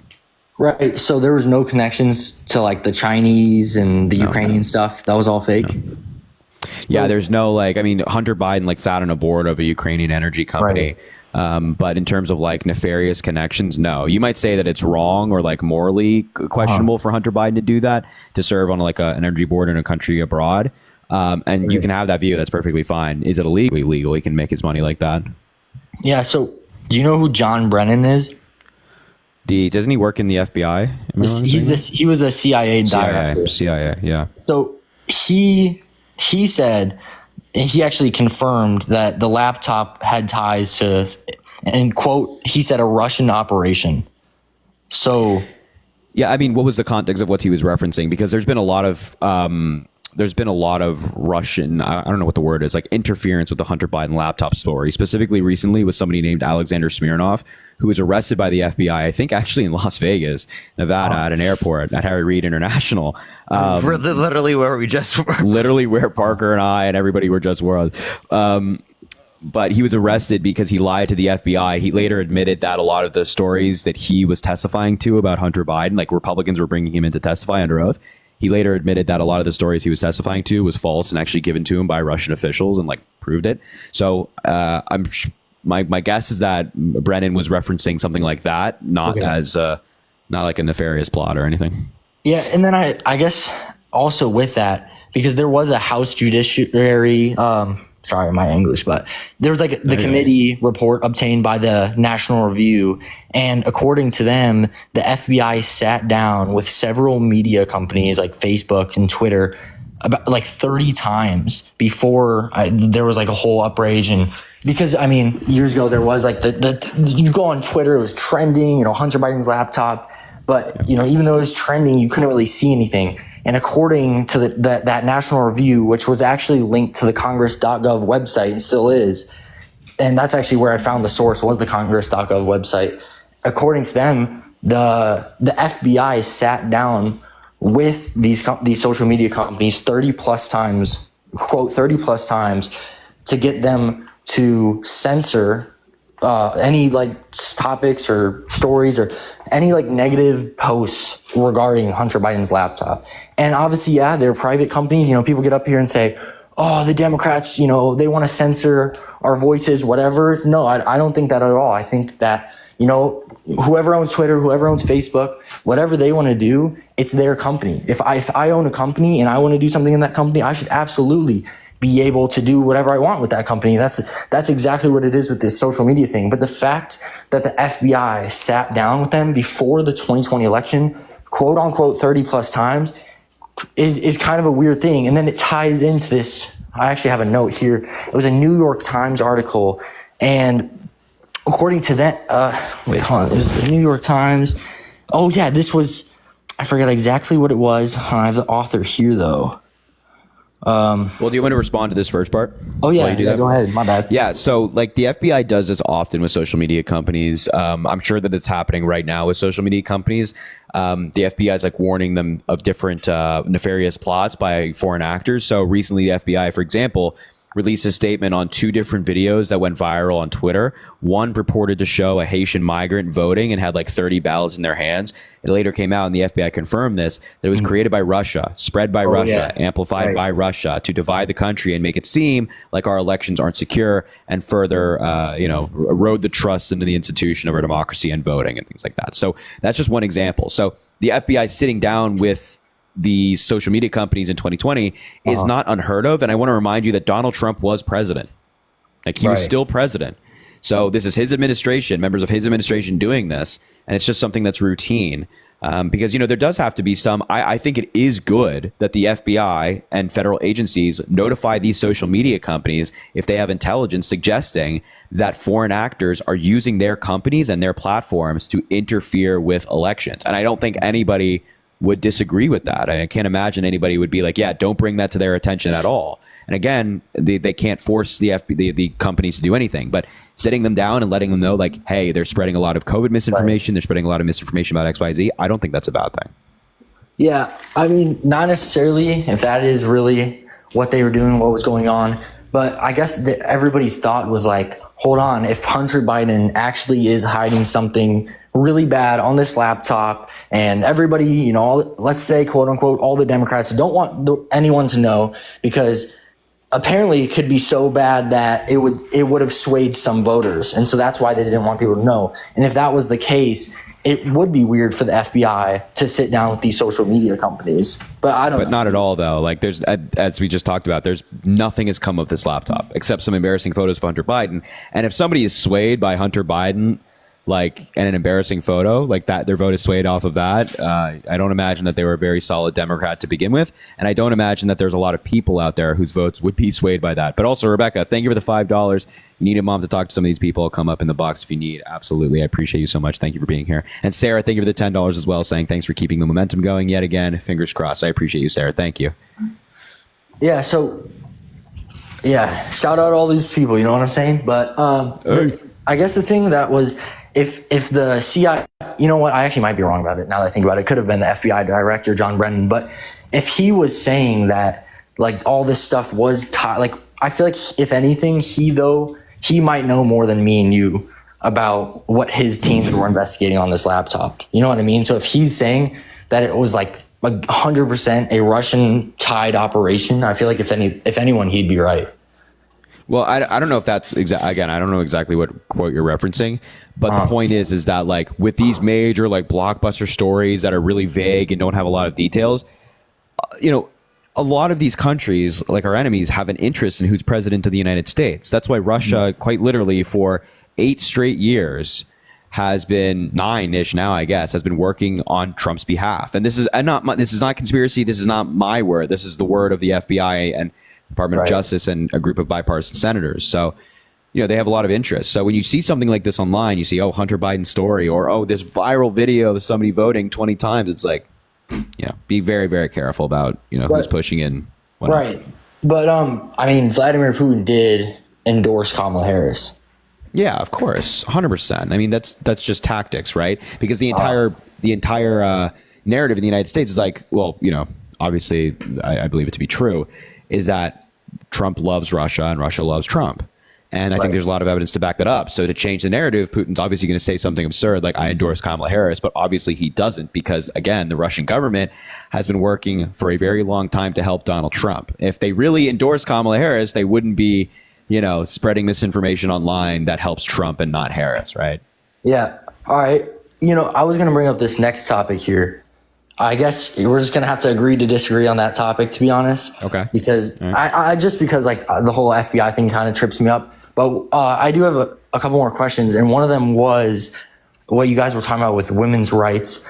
I grew up with a single mom, 2 sisters.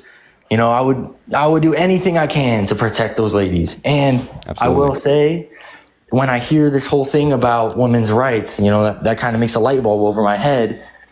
So tell me a little bit about that. What do you think, about how Kamala will protect women's rights, but Donald Trump will kind of mess with their rights in a way? Yeah, so Donald Trump put multiple people in the Supreme Court with the explicit reason of overturning Roe versus Wade, which are federal protections for access to abortion prior to viability. Regardless whether or not Roe versus Wade is in place, after viability, it is left up to the states. But what Roe versus Wade did is it protected access to abortion prior to viability. Right. So, okay. Well, so if let's say there was a make-believe country, and let's say whatever president wins would win by the popular vote. Not even that example. If let's say 99% of America, I don't know what the population is, some in the 100 millions of people.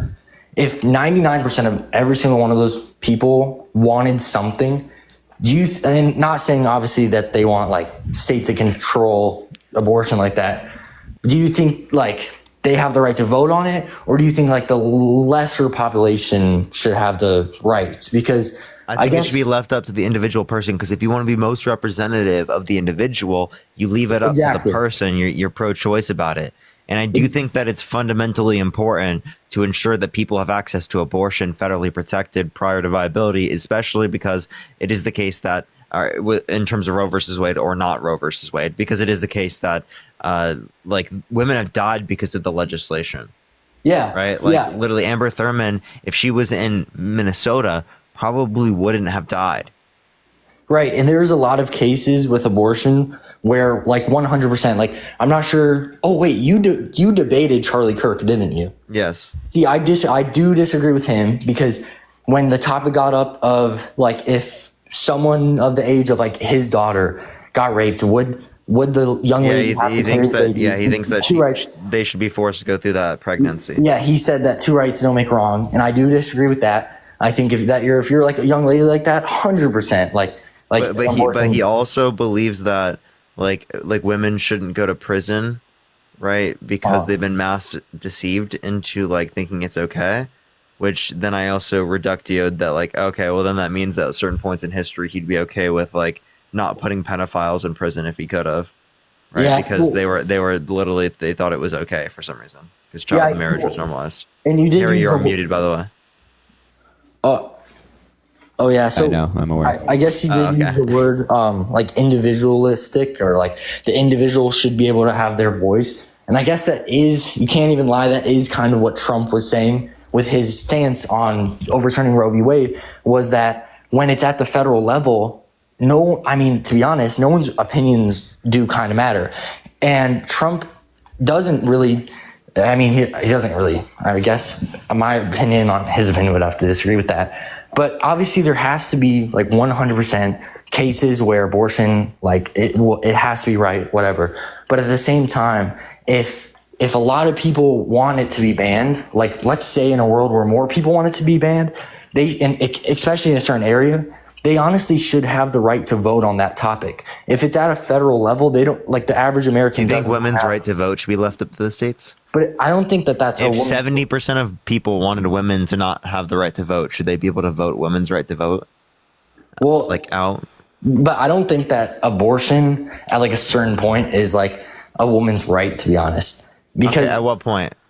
Well, I honestly never really thought like, okay, this exact week is like, you can't do it anymore.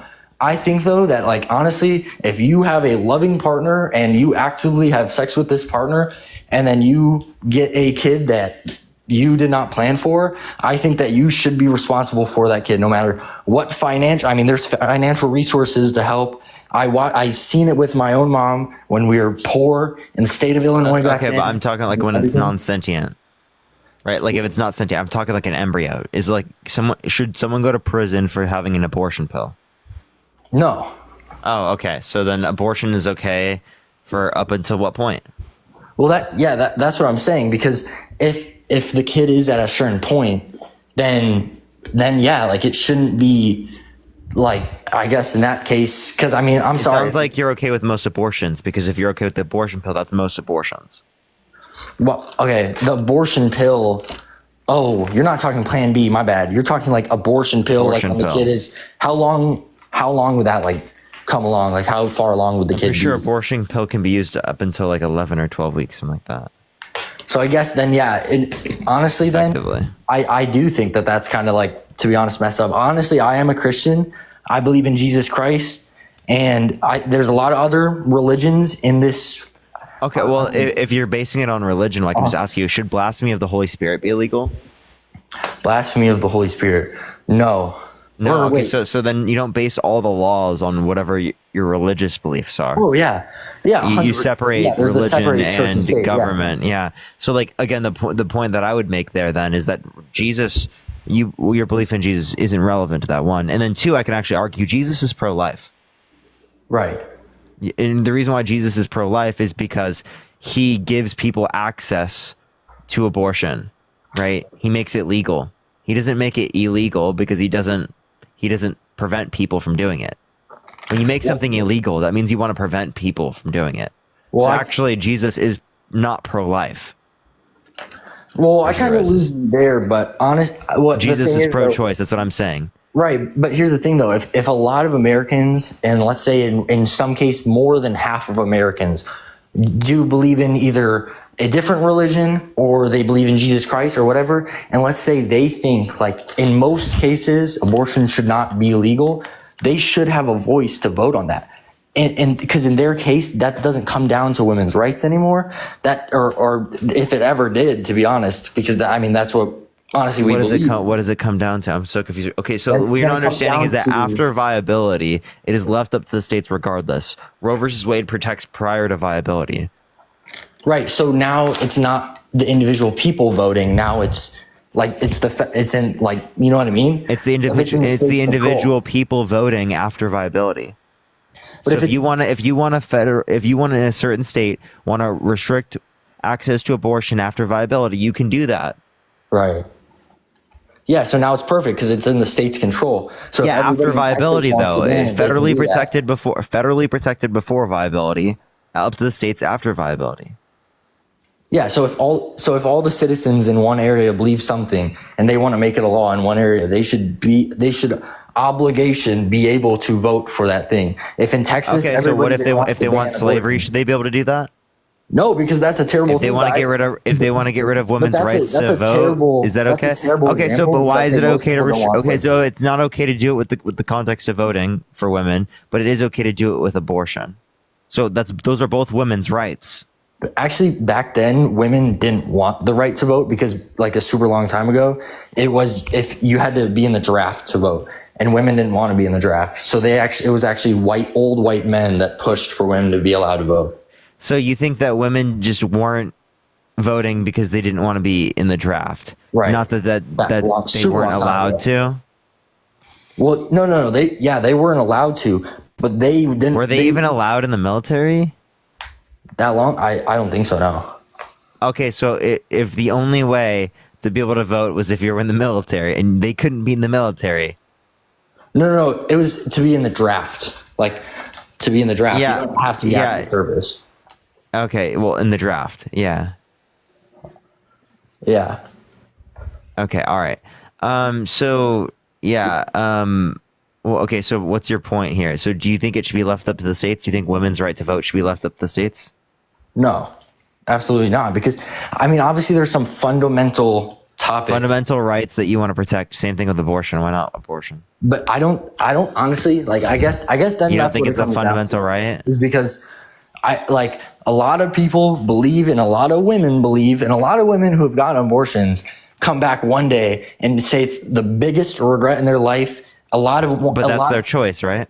Right. That's their choice. And that's why people should be able to vote for it on an individual basis in individual areas and individual states. Yeah, and that's why they should be able to choose individually, right? Why do you think it should be left up to the states? You understand that leads to women dying, right? Who specifically, right? You know, because people, it's not like, for example, I'll ask you this question. Do you think vaccine mandates should be left up to the states?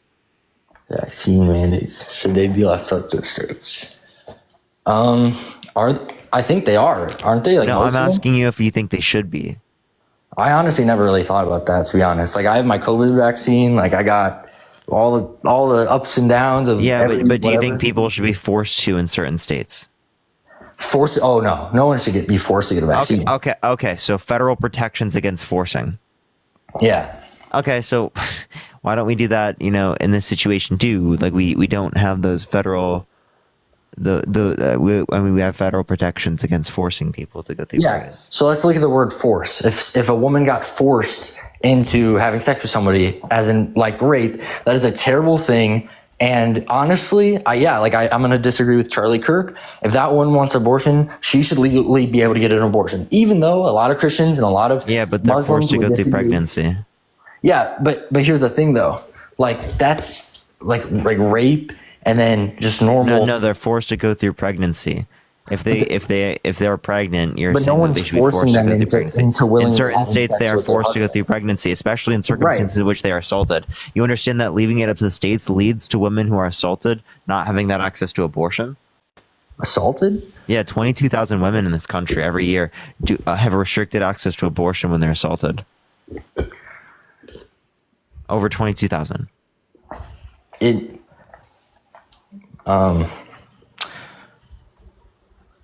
22,000 women get assaulted because in states that it's not legal. Yeah. Literally tens of thousands of women. Isn't that like a reason why you should want to vote for women's rights? So I just lost my train of thought, but I'm back into now. Well, yeah, the point I'm making is that if Donald Trump's policy stays in place, women who have been assaulted are forced to go through pregnancies in certain states.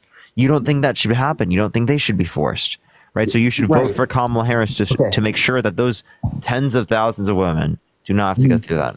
So, but so force, right? Like if a woman was forced into having sex with someone, they were raped. Like they were assaulted, and they're forced to go through that pregnancy because of their state's abortion laws. But if someone has when people talk about limiting abortion access, they usually don't talk about rape. Even Donald Trump says like there has to be. But the inevitable reality of leaving it up to the states is that rape victims are forced to go through pregnancies. That's the inevitable reality of you leaving it up to the states, you not having the federal protections for access to abortion.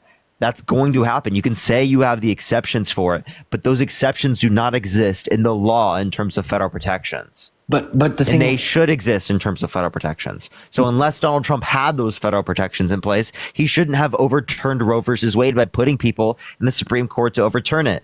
That was terrible and irresponsive policy that disenfranchised women, discriminated against women, and led to women dying in this country and great victims being forced to go through pregnancies. And that's not something I'm willing to accept. And that's why I'm voting for Kamala Harris. And that's why you should too. Well, yeah. Like no one should have to willingly carry like a baby that they got raped, and that's why they're carrying it. But at the same time, it's like when a lot of them talk, and there has to be a way, there has to be exceptions, but when they talk about like limiting abortion, a lot of the time what they mean is people who willingly had sex with someone willingly and then turn around and they just don't want to carry say what you want, but I'm talking about the inevitable reality of your policies. You guys can act like, oh, it's a small percent, right? These are tens of thousands of individual people, right, that have been assaulted, that are forced to go through those pregnancies because of Donald Trump undermining a woman's access to abortion. That's what happened. right? So I think that we should care, right, for women's rights in this scenario, and we should fight for women's rights, and we should protect their access to abortion in these circumstances, right, and ensure that these exceptions exist federally speaking. You can sit there and you can argue against all the other scenarios, and I will fight you tooth and nail on those debates, right? But ensure that those federal protections exist for those exceptions if you actually believe in them. Right? Yeah, and that's not what Donald Trump's advocating for. I'm pretty sure Trump, and I'm not 100% sure. I can never be about really anything, but I'm pretty sure that Trump wants people, if they got raped, to be able to get an abortion. You can say he wants that, but if he actually did, well, then he would have ensured that there were federal protections for access to abortion in those circumstances, right, prior to engaging in putting people in the Supreme Court to overturn Roe versus Wade. He bragged about doing this, and he never talked about putting those federal protections into law. Well, all right. Okay. Well, I guess we're just this is one more thing where it is a agree to disagree, my bad. Because I guess with a lot of Muslims and a lot of Christians, a lot of followers of Jesus Christ, a lot of Catholic people, whatever. We could say before that. Actually, I have one thing to say on you. If you care about it at life at conception, Donald Trump wants to pay for IVF. Right, that would lead to more zygotes, more embryos being killed because they are discarded, right? Because each individual that's a patient, right, is around 5 to 6 embryos or zygotes that are created. So it'll lead to more people being killed, right, than the overturning of Roe versus Wade. Okay, I'm not gonna lie. Listen, I don't know a lot about every topic, but isn't IVF in vitro fertilization? So if you think zygotes are people, if you think embryos are people, you would kill and discard more people under your own worldview if you vote for Donald Trump, because he wants to pay for IVF. And there will be an increase in the amount of patients that will cause more zygotes and embryos to be discarded. Isn't IVF I don't think they're people. I don't have an issue with that. And I think it's actually But good, isn't IVF helpful and good and stuff? Wait. Not for you. Right. You think it should be banned because those are people, right? Well, yeah, the seeds of life. But that's the thing, though. Not just the seeds of life. We're talking about fertilized eggs. We're talking about human lives. Okay, but if you in ejaculation, right? There's millions of millions and millions of sperm, right? Sorry, I'm not going to say anything bad. Wait, are you arguing sperm should have rights? No. I'm saying. So then why should zygotes have rights? I'm saying sperm is the seed of life. But for all those millions of sperm, what is only one sperm actually is what gets the woman pregnant? I'm talking about the zygote. The zygote is a fertilized egg. You're right. Yeah, and it's discarded because not all of the zygotes and embryos created in the context of IVF are used. Yeah, but I'm saying it's the same thing with pregnancy. Not all sperm's used. Listen, I don't know as much about this topic. Where does conception occur in the human body? Yeah, honestly, I don't know as much about this topic and honestly all these big words. But what I do know is give me a guess. Where does conception occur in the human body?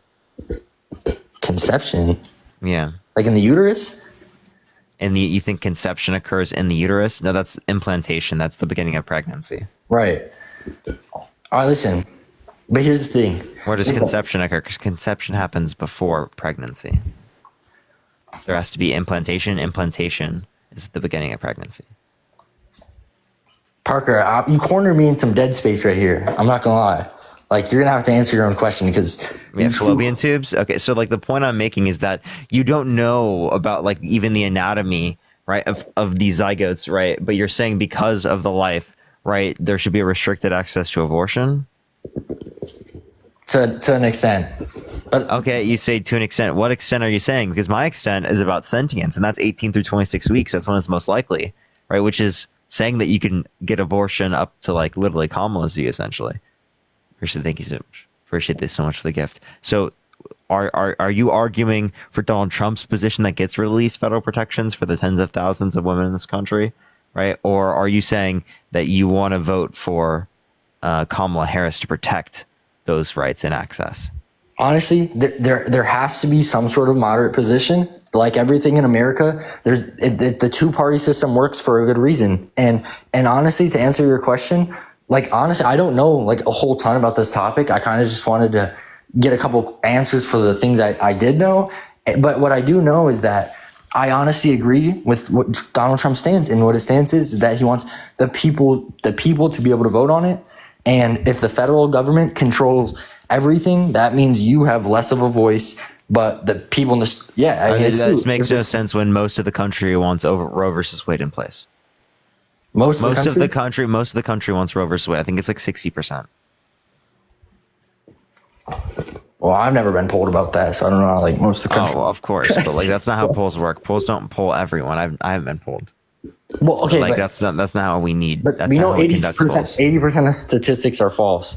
And the thing about that was a ridiculous statement to make, because then your statement was most likely false. What? Yeah, if 80% of statistics are false, and you're using a statistic, that means you have an 80% chance that the statistic that you gave me is false. No, that means if I get, I mean. Do you realize how dumb of a statement that is? But it's true though. You're giving me most reason to believe that your own statistic that is wrong. Yeah, 80% of statistics are wrong. That's is that true. Statistic that you're giving me wrong? I'm sorry, we learned that in is like that statistic? No, we didn't. Is that statistic wrong? What high school class are you fucking referencing? Harry, did you take that high school class where you learned 80% of statistics are wrong? AP seminar. I don't even think I ever took that class, man. I don't know about that one.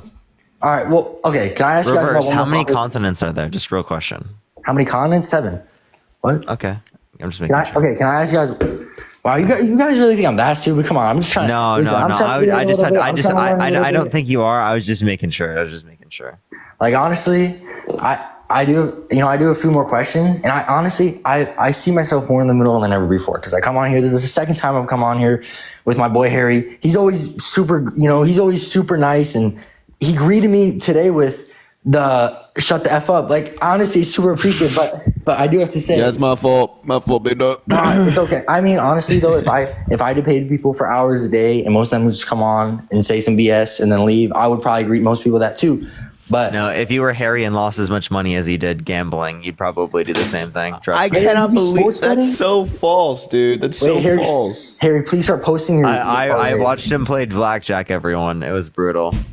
Yeah, I'm no good at blackjack. It's safe to say that I will not be returning to a blackjack table or Vegas at all. I don't need to go back. Honestly, I don't need to go back. Yeah, I'm trying to like educate myself more on like all this stuff. And I like debating people. Like, I want to get good at it. I'm very spoken. I just need to like learn more about what I'm trying to say, basically, I guess. Because honestly, at the end of the day, that's the thing. Like we're talking Harry, Parker, what's Dean, all super smart people, and you guys are very good at doing your homework, very good at studying. So reverse. You were asking like, what is the middle ground on abortion? The middle ground on abortion is the sentience worldview, and I hope that you look into it.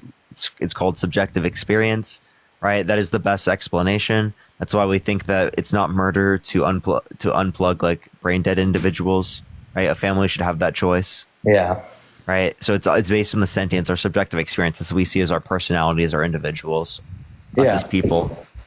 That's why identical twins aren't the same person if they have the same DNA. Right? Can I actually just point out the fact that Parker lost more money at blackjack than I did? Did you? Oh, what wait, casino? Shit. Oh shit! Actually, yeah, I did. You guys, I just want to point that. I just want to point that out. By the way, $40, chat. I lost $45. He lost more money on blackjack than I did. I just want to point that out. You know, what casino did you guys play at? Or did you play online? Hopefully not online. No, it was in person. Okay, thank God. Well, yeah, I do have a couple more questions, but yeah, I was just saying that like I actually want to learn like more about this stuff. And Harry won his money back. That's what it is. Actually, Chris has not paid back Harry, so he has lost more money than me. Okay. Okay. Wait, you know what? I got him back, everyone. Don't worry. One day I'm gonna be in a Googling video and I'm gonna debate you guys, and I'm actually gonna like. Oh man, 20 guys. Oh, but mistakes were made, bro. Mistakes were made. I have one more question, and it has to be the economy, and it kind of ties into the border. All right, talk to us. So we see all this uproar. You know, you can't open any social media, or you can't open. I mean, all you see everywhere is people talking about the border and what's going on, and you know all this stuff. These people coming in. All you see is this stuff. One, what's the truth behind it, and two, why is it not Kamala Harris's fault if some bad stuff has happened? Why is it not partly her fault? Yeah, so of course, certain things could be if she did something that would have provoked these things to have occurred. Just because something happens under administration does not mean it's the fault of the presidency. Right, but I guess you're right about that with Kamala Harris. But isn't it true though that in like I don't know if it's the first 20? No, it definitely wasn't 24 hours. Like 48 or 72 hours that Biden like undid all these executive orders of like border protection stuff, and then. Yeah, you're thinking things like the Remain in Mexico. These are things that Trump didn't implement until 2019, and they didn't cause the numbers to go up. One, Mexico wouldn't agree to this. Two, it is the case that he didn't implement it till 2019. If it was such an effective executive order and he ran on the border being an issue, he would have done it day one. It's an executive order. He can literally sign that day one. Right. So do you guys think that the border like should be closed and like obviously people should be able to seek asylum and stuff, but like really people who need like what is the answer here? Because you I mean people deny it all the time. I'm not gonna lie, Harry, you have denied it. You little gambler, you have denied it. I've seen you on here, but here's the thing. What the hell? What, hold on. Why am I catching strays? Well, why am I catching strays? But Harry, what I'm saying is that people have came across the border, very questionable people. There's actually videos. It was an independent journalist. Would you say you would question someone coming to the country if they were a violent sexual abuser? I know where you're going with this, but Parker, doesn't it suck when somebody watches you, like a Republican watches you, and they know what you're doing? You know what I mean? Like they know the traps I know exactly you set. where you guys are going with this. But here's the thing. That's the thing with every single like every NHL player has like 30 women that claim that they were sexually abused by that person. That's not good. That's probably a bad culture. What? If that actually is true. I'm just saying, I feel like look into this. A lot of NHL players, like growing up, I used to always see, oh, this Blackhawks player, is now going to court for this and that. I'm just saying it happens quite a bit. So one, that's not true. And two, if that is true, I would think that's actually probably pretty good reason to believe that happened. If you have 30 women coming out, that's probably pretty good fucking reason to believe something happened. Yeah, but even if you did something, you wouldn't do it to 30 people or even close to 30 people. Yeah. There's been, for Donald Trump, I think is it over 26 women? Yeah, I think you're right. For sexual misconduct. Okay, it might be like 27 now. Yeah, 27, I think. So we're talking about dozens. Yeah, but there's no solid proof that he did that stuff, right? It's just like people. He was held civilly liable unanimously by a jury of 9 people for forcibly penetrating E. Jean Carroll's vagina against her will. That's civil court, a jury of 9 people. A good proportion of them were conservative and independent. Trump's lawyers helped pick the jury. Trump okayed it. Those independent, those unbiased people, the people that were there just like you, the literally typical people, they unanimously decided Trump did this when the decision was not like provoked to be unanimous. I was talking to someone earlier. They brought up 12 angry men, if you've seen that. Right? In that scenario, right, they were forced, right? They were pressured, right, to come up with that type of jury verdict. In this scenario, there was no pressure, right? It could have been a split verdict, but yet it was still unanimous. Now that's a really good piece of evidence. I mean, I'm not gonna have to research that. I've never even heard of that before, which is actually surprising because you would think like the media, I'm not gonna lie, you can't lie. The media is after Trump. If anyone, they're after him. No, that's Donald Trump constructing that narrative. He thinks the media is the enemy of the people.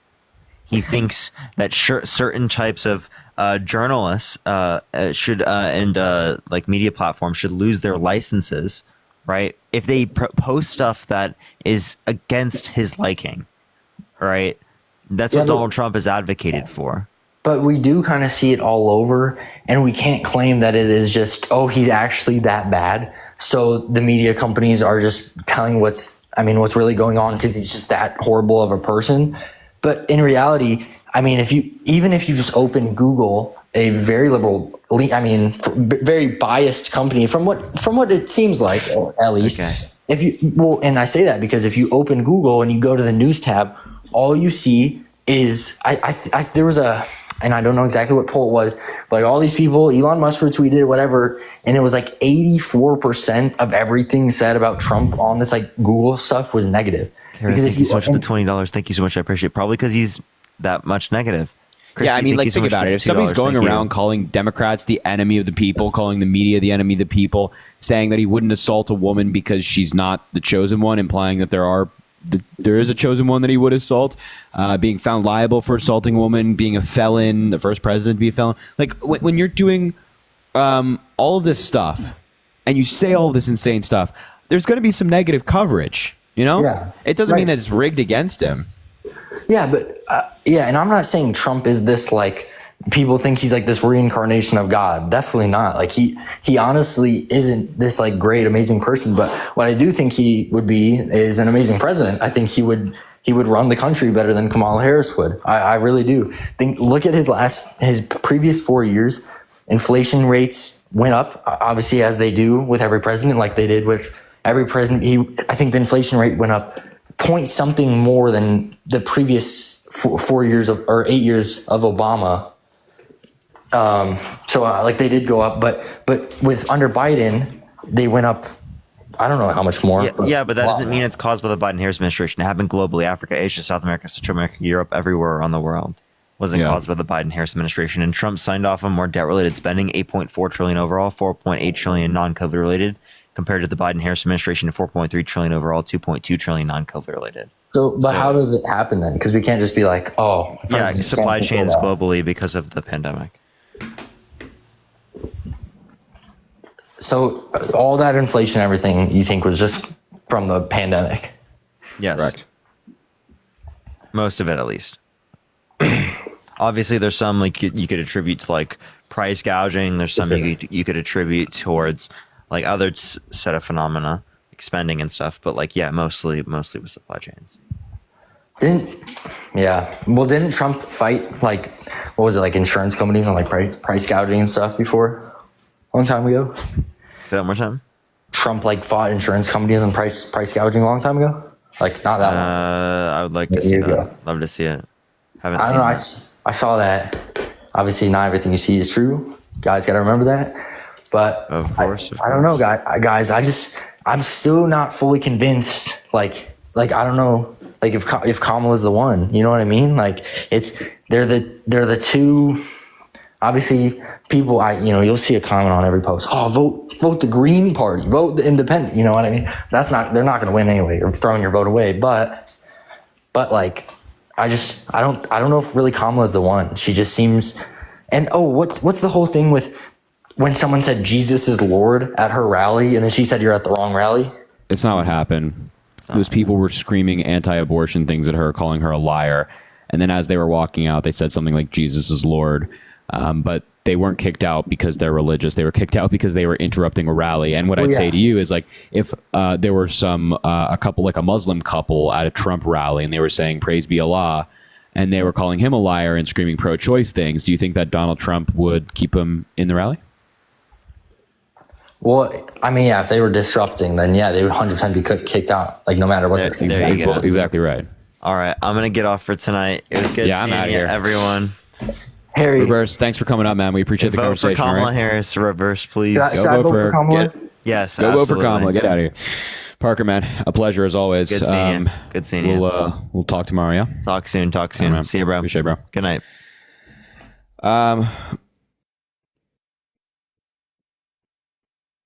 Guys, I have some people to read out, and then I want to talk to you briefly before we leave because of the election and stuff like that.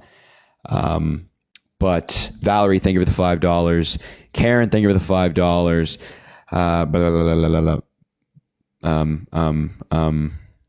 Crystal, thank you for the $2. Wish I could send more, but I can't afford to go negative. Thank you for standing up for important matters. I strive to raise my son to be a well-rounded, educated man, just as you are. Oh, Crystal, that's incredibly kind. I appreciate that. Thank you. That's very nice.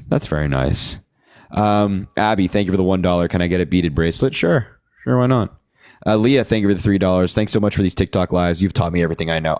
God, I appreciate you so much. Reagan, thank you for the $5. I cannot read that on live. I cannot read that on live. Victoria, thank you for the $1. Thank you for letting me witness change and growth right in front of my eyes. Makes me emotional to see growth and people coming to the good side. I know. Isn't that like when you talk, look at Reverse sending roses now. What a good guy. When you know, talk to people, I genuinely believe in like talking to people. You know what I mean? Kira, thank you for the $1. I wish I could donate more, but I just had a baby. I'm not working at the moment. I just had to let y'all know I appreciate the hard work you put in. I'm so grateful for what you're doing for women's rights. Thank y'all so much. Well, you know what that means, folks. You know what that means, folks. She just had a baby. She wishes she could send more, but she's not working. So you know what that means. We send her some money back. She just had a baby. I mean, the least we could do is help out, right? We're going to send a love heart. We're going to pay her some cash. It's all about giving back. It's all about giving back. So Kira, please tell me you got that. I hope you did. Let me know in the chat or something like that. But, you know, give back. Casey, thank you for the $5. Thank you for what you do. I'm turning 40 on the 19th. I want to call you little brother, but I could be your mom. Just wanted to say I'm so incredibly proud and grateful for you. Keep educating. Casey, happy early birthday. I hope it's a good one and enjoy your birthday. And you're amazing. I hope you know that. Melissa, thank you for the $25. I appreciate that. Saying voting blue in Idaho tomorrow. That's amazing. Melissa, every vote counts, no matter what state you're in, whether you're in a Democrat, Republican, or swing state, whatever it is, get out there and vote. Make your voice heard, and especially go, vote the entire way. Seriously. Jaden, thank you for the $2. Thanks so much for Harry for standing beside women and also women of color. It means the world. Love you always. Love watching you, Jaden. The love is mutual. I appreciate you being here. Thank you. And thank you for fighting for the people you care about as well. It's going to take all of us. Seriously. Shannon, thank you for the $1. Just got back from the Harris rally. First time voter in PA. Everybody give it up for Shannon. Excuse me. Everybody give it up for Shannon. First time voter in Pennsylvania. Was at the Kamala Harris rally tonight. We love first time voters, and we love first time voters in swing states. Doesn't get much better than that. Sierra, thank you for the $5, saying, how exciting is it that I exist in the same timeline as Harry J. Sisson? Thank you for helping rewrite history and giving so many of us hope. I hope your pillow is cold every night. Everybody loves a good pillow. Sierra, how lucky am I to live in the same timeline as you? I think it's not a me thing. It's a you thing. How exciting is that? How exciting is it that I live in the same timeline as all of you, man? Come on now. This ain't a me thing. This ain't a me thing. Sydney, thank you for the $1, saying, let me come up and talk to this man about abortion. And I missed it again. I apologize. Genevieve, what a really nice name, actually. Can you clarify on live if Kamala Harris actually kicked out Christians from her rally, or was that fake? I want to vote for her, but I'm a Christian. So as I just talked about, no, she didn't kick out Christians because they're Christians. They were saying like anti-abortion things at her. They were calling her a liar, and they were interrupting the rally. And then on the way out, they said something religious, a religious statement, and but that was on the way out. That was not, she wasn't basically kicking people out because they're religious. They were being kicked out because they were interrupting a rally, and interrupting everybody else's time had nothing to do with their religion. Again, Kamala Harris herself is religious. So, Deidre, thank you for the $5. Argument from I'm too tired to read that word. I'm too tired to read the word. I got to be honest. I'm too tired to read the word. But I appreciate the $5. Thank you. Someone should tell this guy. I agree. And Rachel, thank you for the $5. Thank you for your lives. Rachel, thank you for being here. And Jillian. Thank you for the $1. Jillian is, we love Jillian, quite frankly. She's fantastic. A wonderful person. And then on Cash App, Jolly, thank you for the $1. Will you still talk politics after the election? Of course. It doesn't end after the election. Retired RN, thank you so much for the $20.24. Thanks so much for everything. It's such a success. I appreciate you so much. Thank you.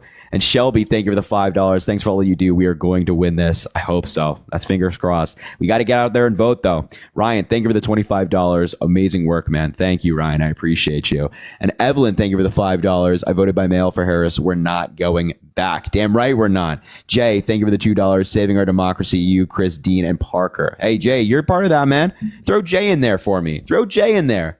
Where's Jay? Show Jay some love for fighting for our democracy. Are you kidding me, man? Lizada, thank you for the $3 as well. I appreciate you. Kara, thank you for the $20. Thank you for standing for women and with women. You're amazing. I appreciate you. Thank you for being here. Thank you for watching. Thank you for supporting. Colson, thank you for the $4. King, go to sleep. You're exhausted. I am exhausted. I'm pretty tired. Can't lie. Rashawn, thank you for the $1. I appreciate that. And Diana, thank you for the $100. That's it's crazy. I appreciate that. Sorry, Diana, I'm so goddamn out of it right now. I can't even lie. I'm so out of it right now. Diana, thank you for the $100. Please fill the chat with W's for Diana right now. I mean, that is so incredibly kind. Diana, please fill the chat with W's for her. $100 at the end of the live, like legit. That just came in a minute ago. 1 minute ago, Diana sent $100 at the end of the live. What an amazing way to wrap things up. On Cash App. I appreciate you so much, Diana. Thank you a million times over. That's incredibly kind. And people on Venmo. We're going to get through it, I promise. I have a message I want to give you guys at the end of this. Aubrey, thank you for the $20. Tomorrow's my birthday, and my wish is for the first female president of the United States. Thank you for all of your love and your kindness you show to people around you. Aubrey, thank you for all the love and kindness you show to people. Thank you for fighting. Thank you for being involved, and happy birthday. I mean, maybe you're West Coast, so it's not your birthday yet, but whatever it is, happy early birthday. Happy birthday if it is your birthday today. I hope you have an amazing day. I hope you get your birthday wish. We're all thinking about you on this day. Thank you for being here, and thank you for the very kind. Laura, thank you for the $20 as well. Thank you, Harry, for your lives. I voted for Kamala. Laura, you're amazing. We don't got to worry about Laura going to the polls. Laura's going to be at the polls. She's already voted, guys. We don't have to worry about Laura. She's there. She's doing her thing. She's making it happen. She's part of the change. We love Laura. Thank you, Laura. Thank you for voting. And finally, Jeff, thank you for the $5. My family disowned me today because I voted for Kamala Harris. What can you say to people like me? Jeff, first of all, I'm sorry. That's first and foremost. That's terrible. And I'm really, really sorry to hear that. And you deserve better. I hope you know that. I hope you know that you deserve better. You deserve to be loved. You deserve to be cared for. But your family disowning you because you voted for, somebody who's qualified to be president of the United States, somebody who's not a felon, somebody who doesn't assault women. I think you're going to be on the right side of history, Jeff. So take comfort in that fact alone. But you're doing the right thing. You know what I mean? You're doing the right thing. And even in the face of adversity, even in the face of family members who would do such a thing, you still said, you know what? I will not compromise my morals. I won't compromise my values. And that's impressive. So fill the chat with some W's for Jeff, a very courageous individual who we appreciate a lot. And Corey, finally, thank you for the $1. Can I have a bracelet too? But seriously, thanks for everything you do and for all the information. You know what, Corey, we can get you a bracelet. Well, maybe I'll make some. I don't know. These were made for me by friends at the DNC. So I didn't make these. But anyway, listen. I think that's everybody on Cash App and Venmo. I really hope I didn't miss anybody because that is hold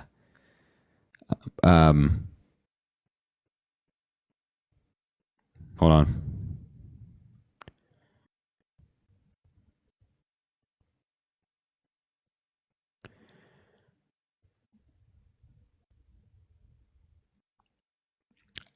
Sorry, I'm like hold on. Let me stabilize here. Because I'm like genuinely past like 2 days, I've probably gotten a collective 9 hours of sleep. So, and I have to wake up like 9:30 tomorrow because I'm doing an interview, and then I have an interview at 10 a.m. and then I have an interview at 1:15, I think. So, and then I'm covering the election. I'm going to be posting all the videos. Listen, the goal is to cover every major election result tomorrow night. So basically every state. I'm going to try to cover every single state that gets called, hopefully. And I'm going to be covering all the major things, the major data that comes out. So make sure to drop a follow if you haven't already. But listen, what I wanted to say to you guys is, the lives are obviously going to look different going forward with the election being over and all that good stuff.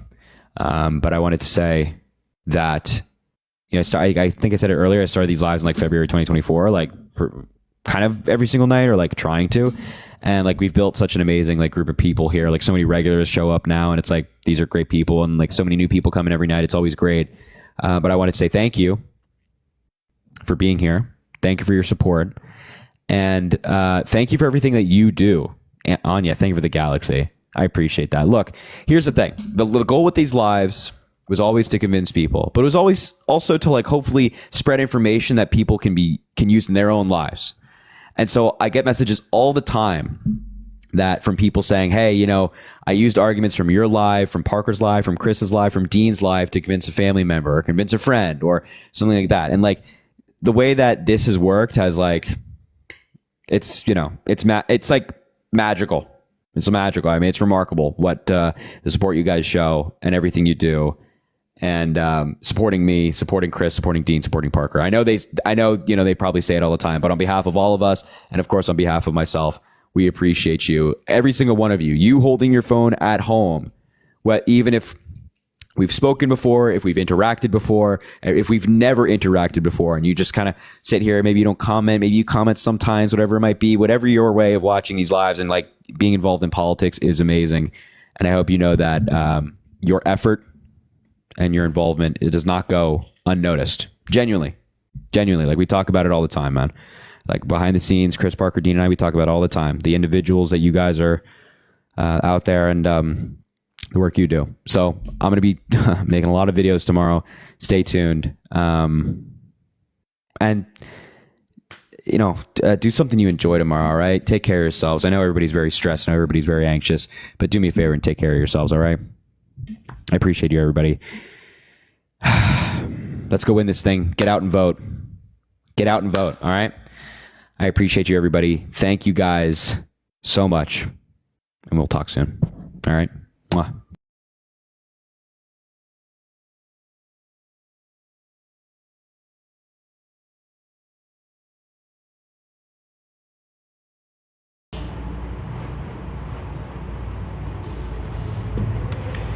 Buru-buru aja jika dari sekarang juga belum pada cekan guys. Ntar kalau dia siap bilang gabung guys, ntar kalau dia siap bilang gabung guys, ini yang kakak ya.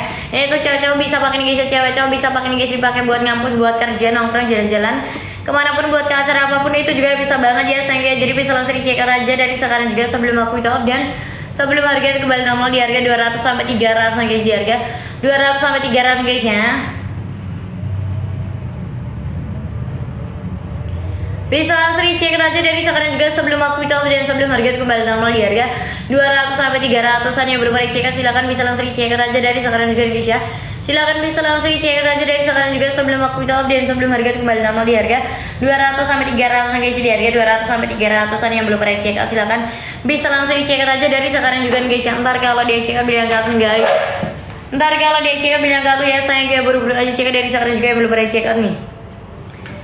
Yang belum pada check out silahkan bisa langsung cek aja dari sekarang. Dia cek bilang gak guys, ntar kalau dia check out, ntar kalau dia check out bilang gak aku sayangku ya buru-buru aja dicek dari sekarang juga yang belum pada check out.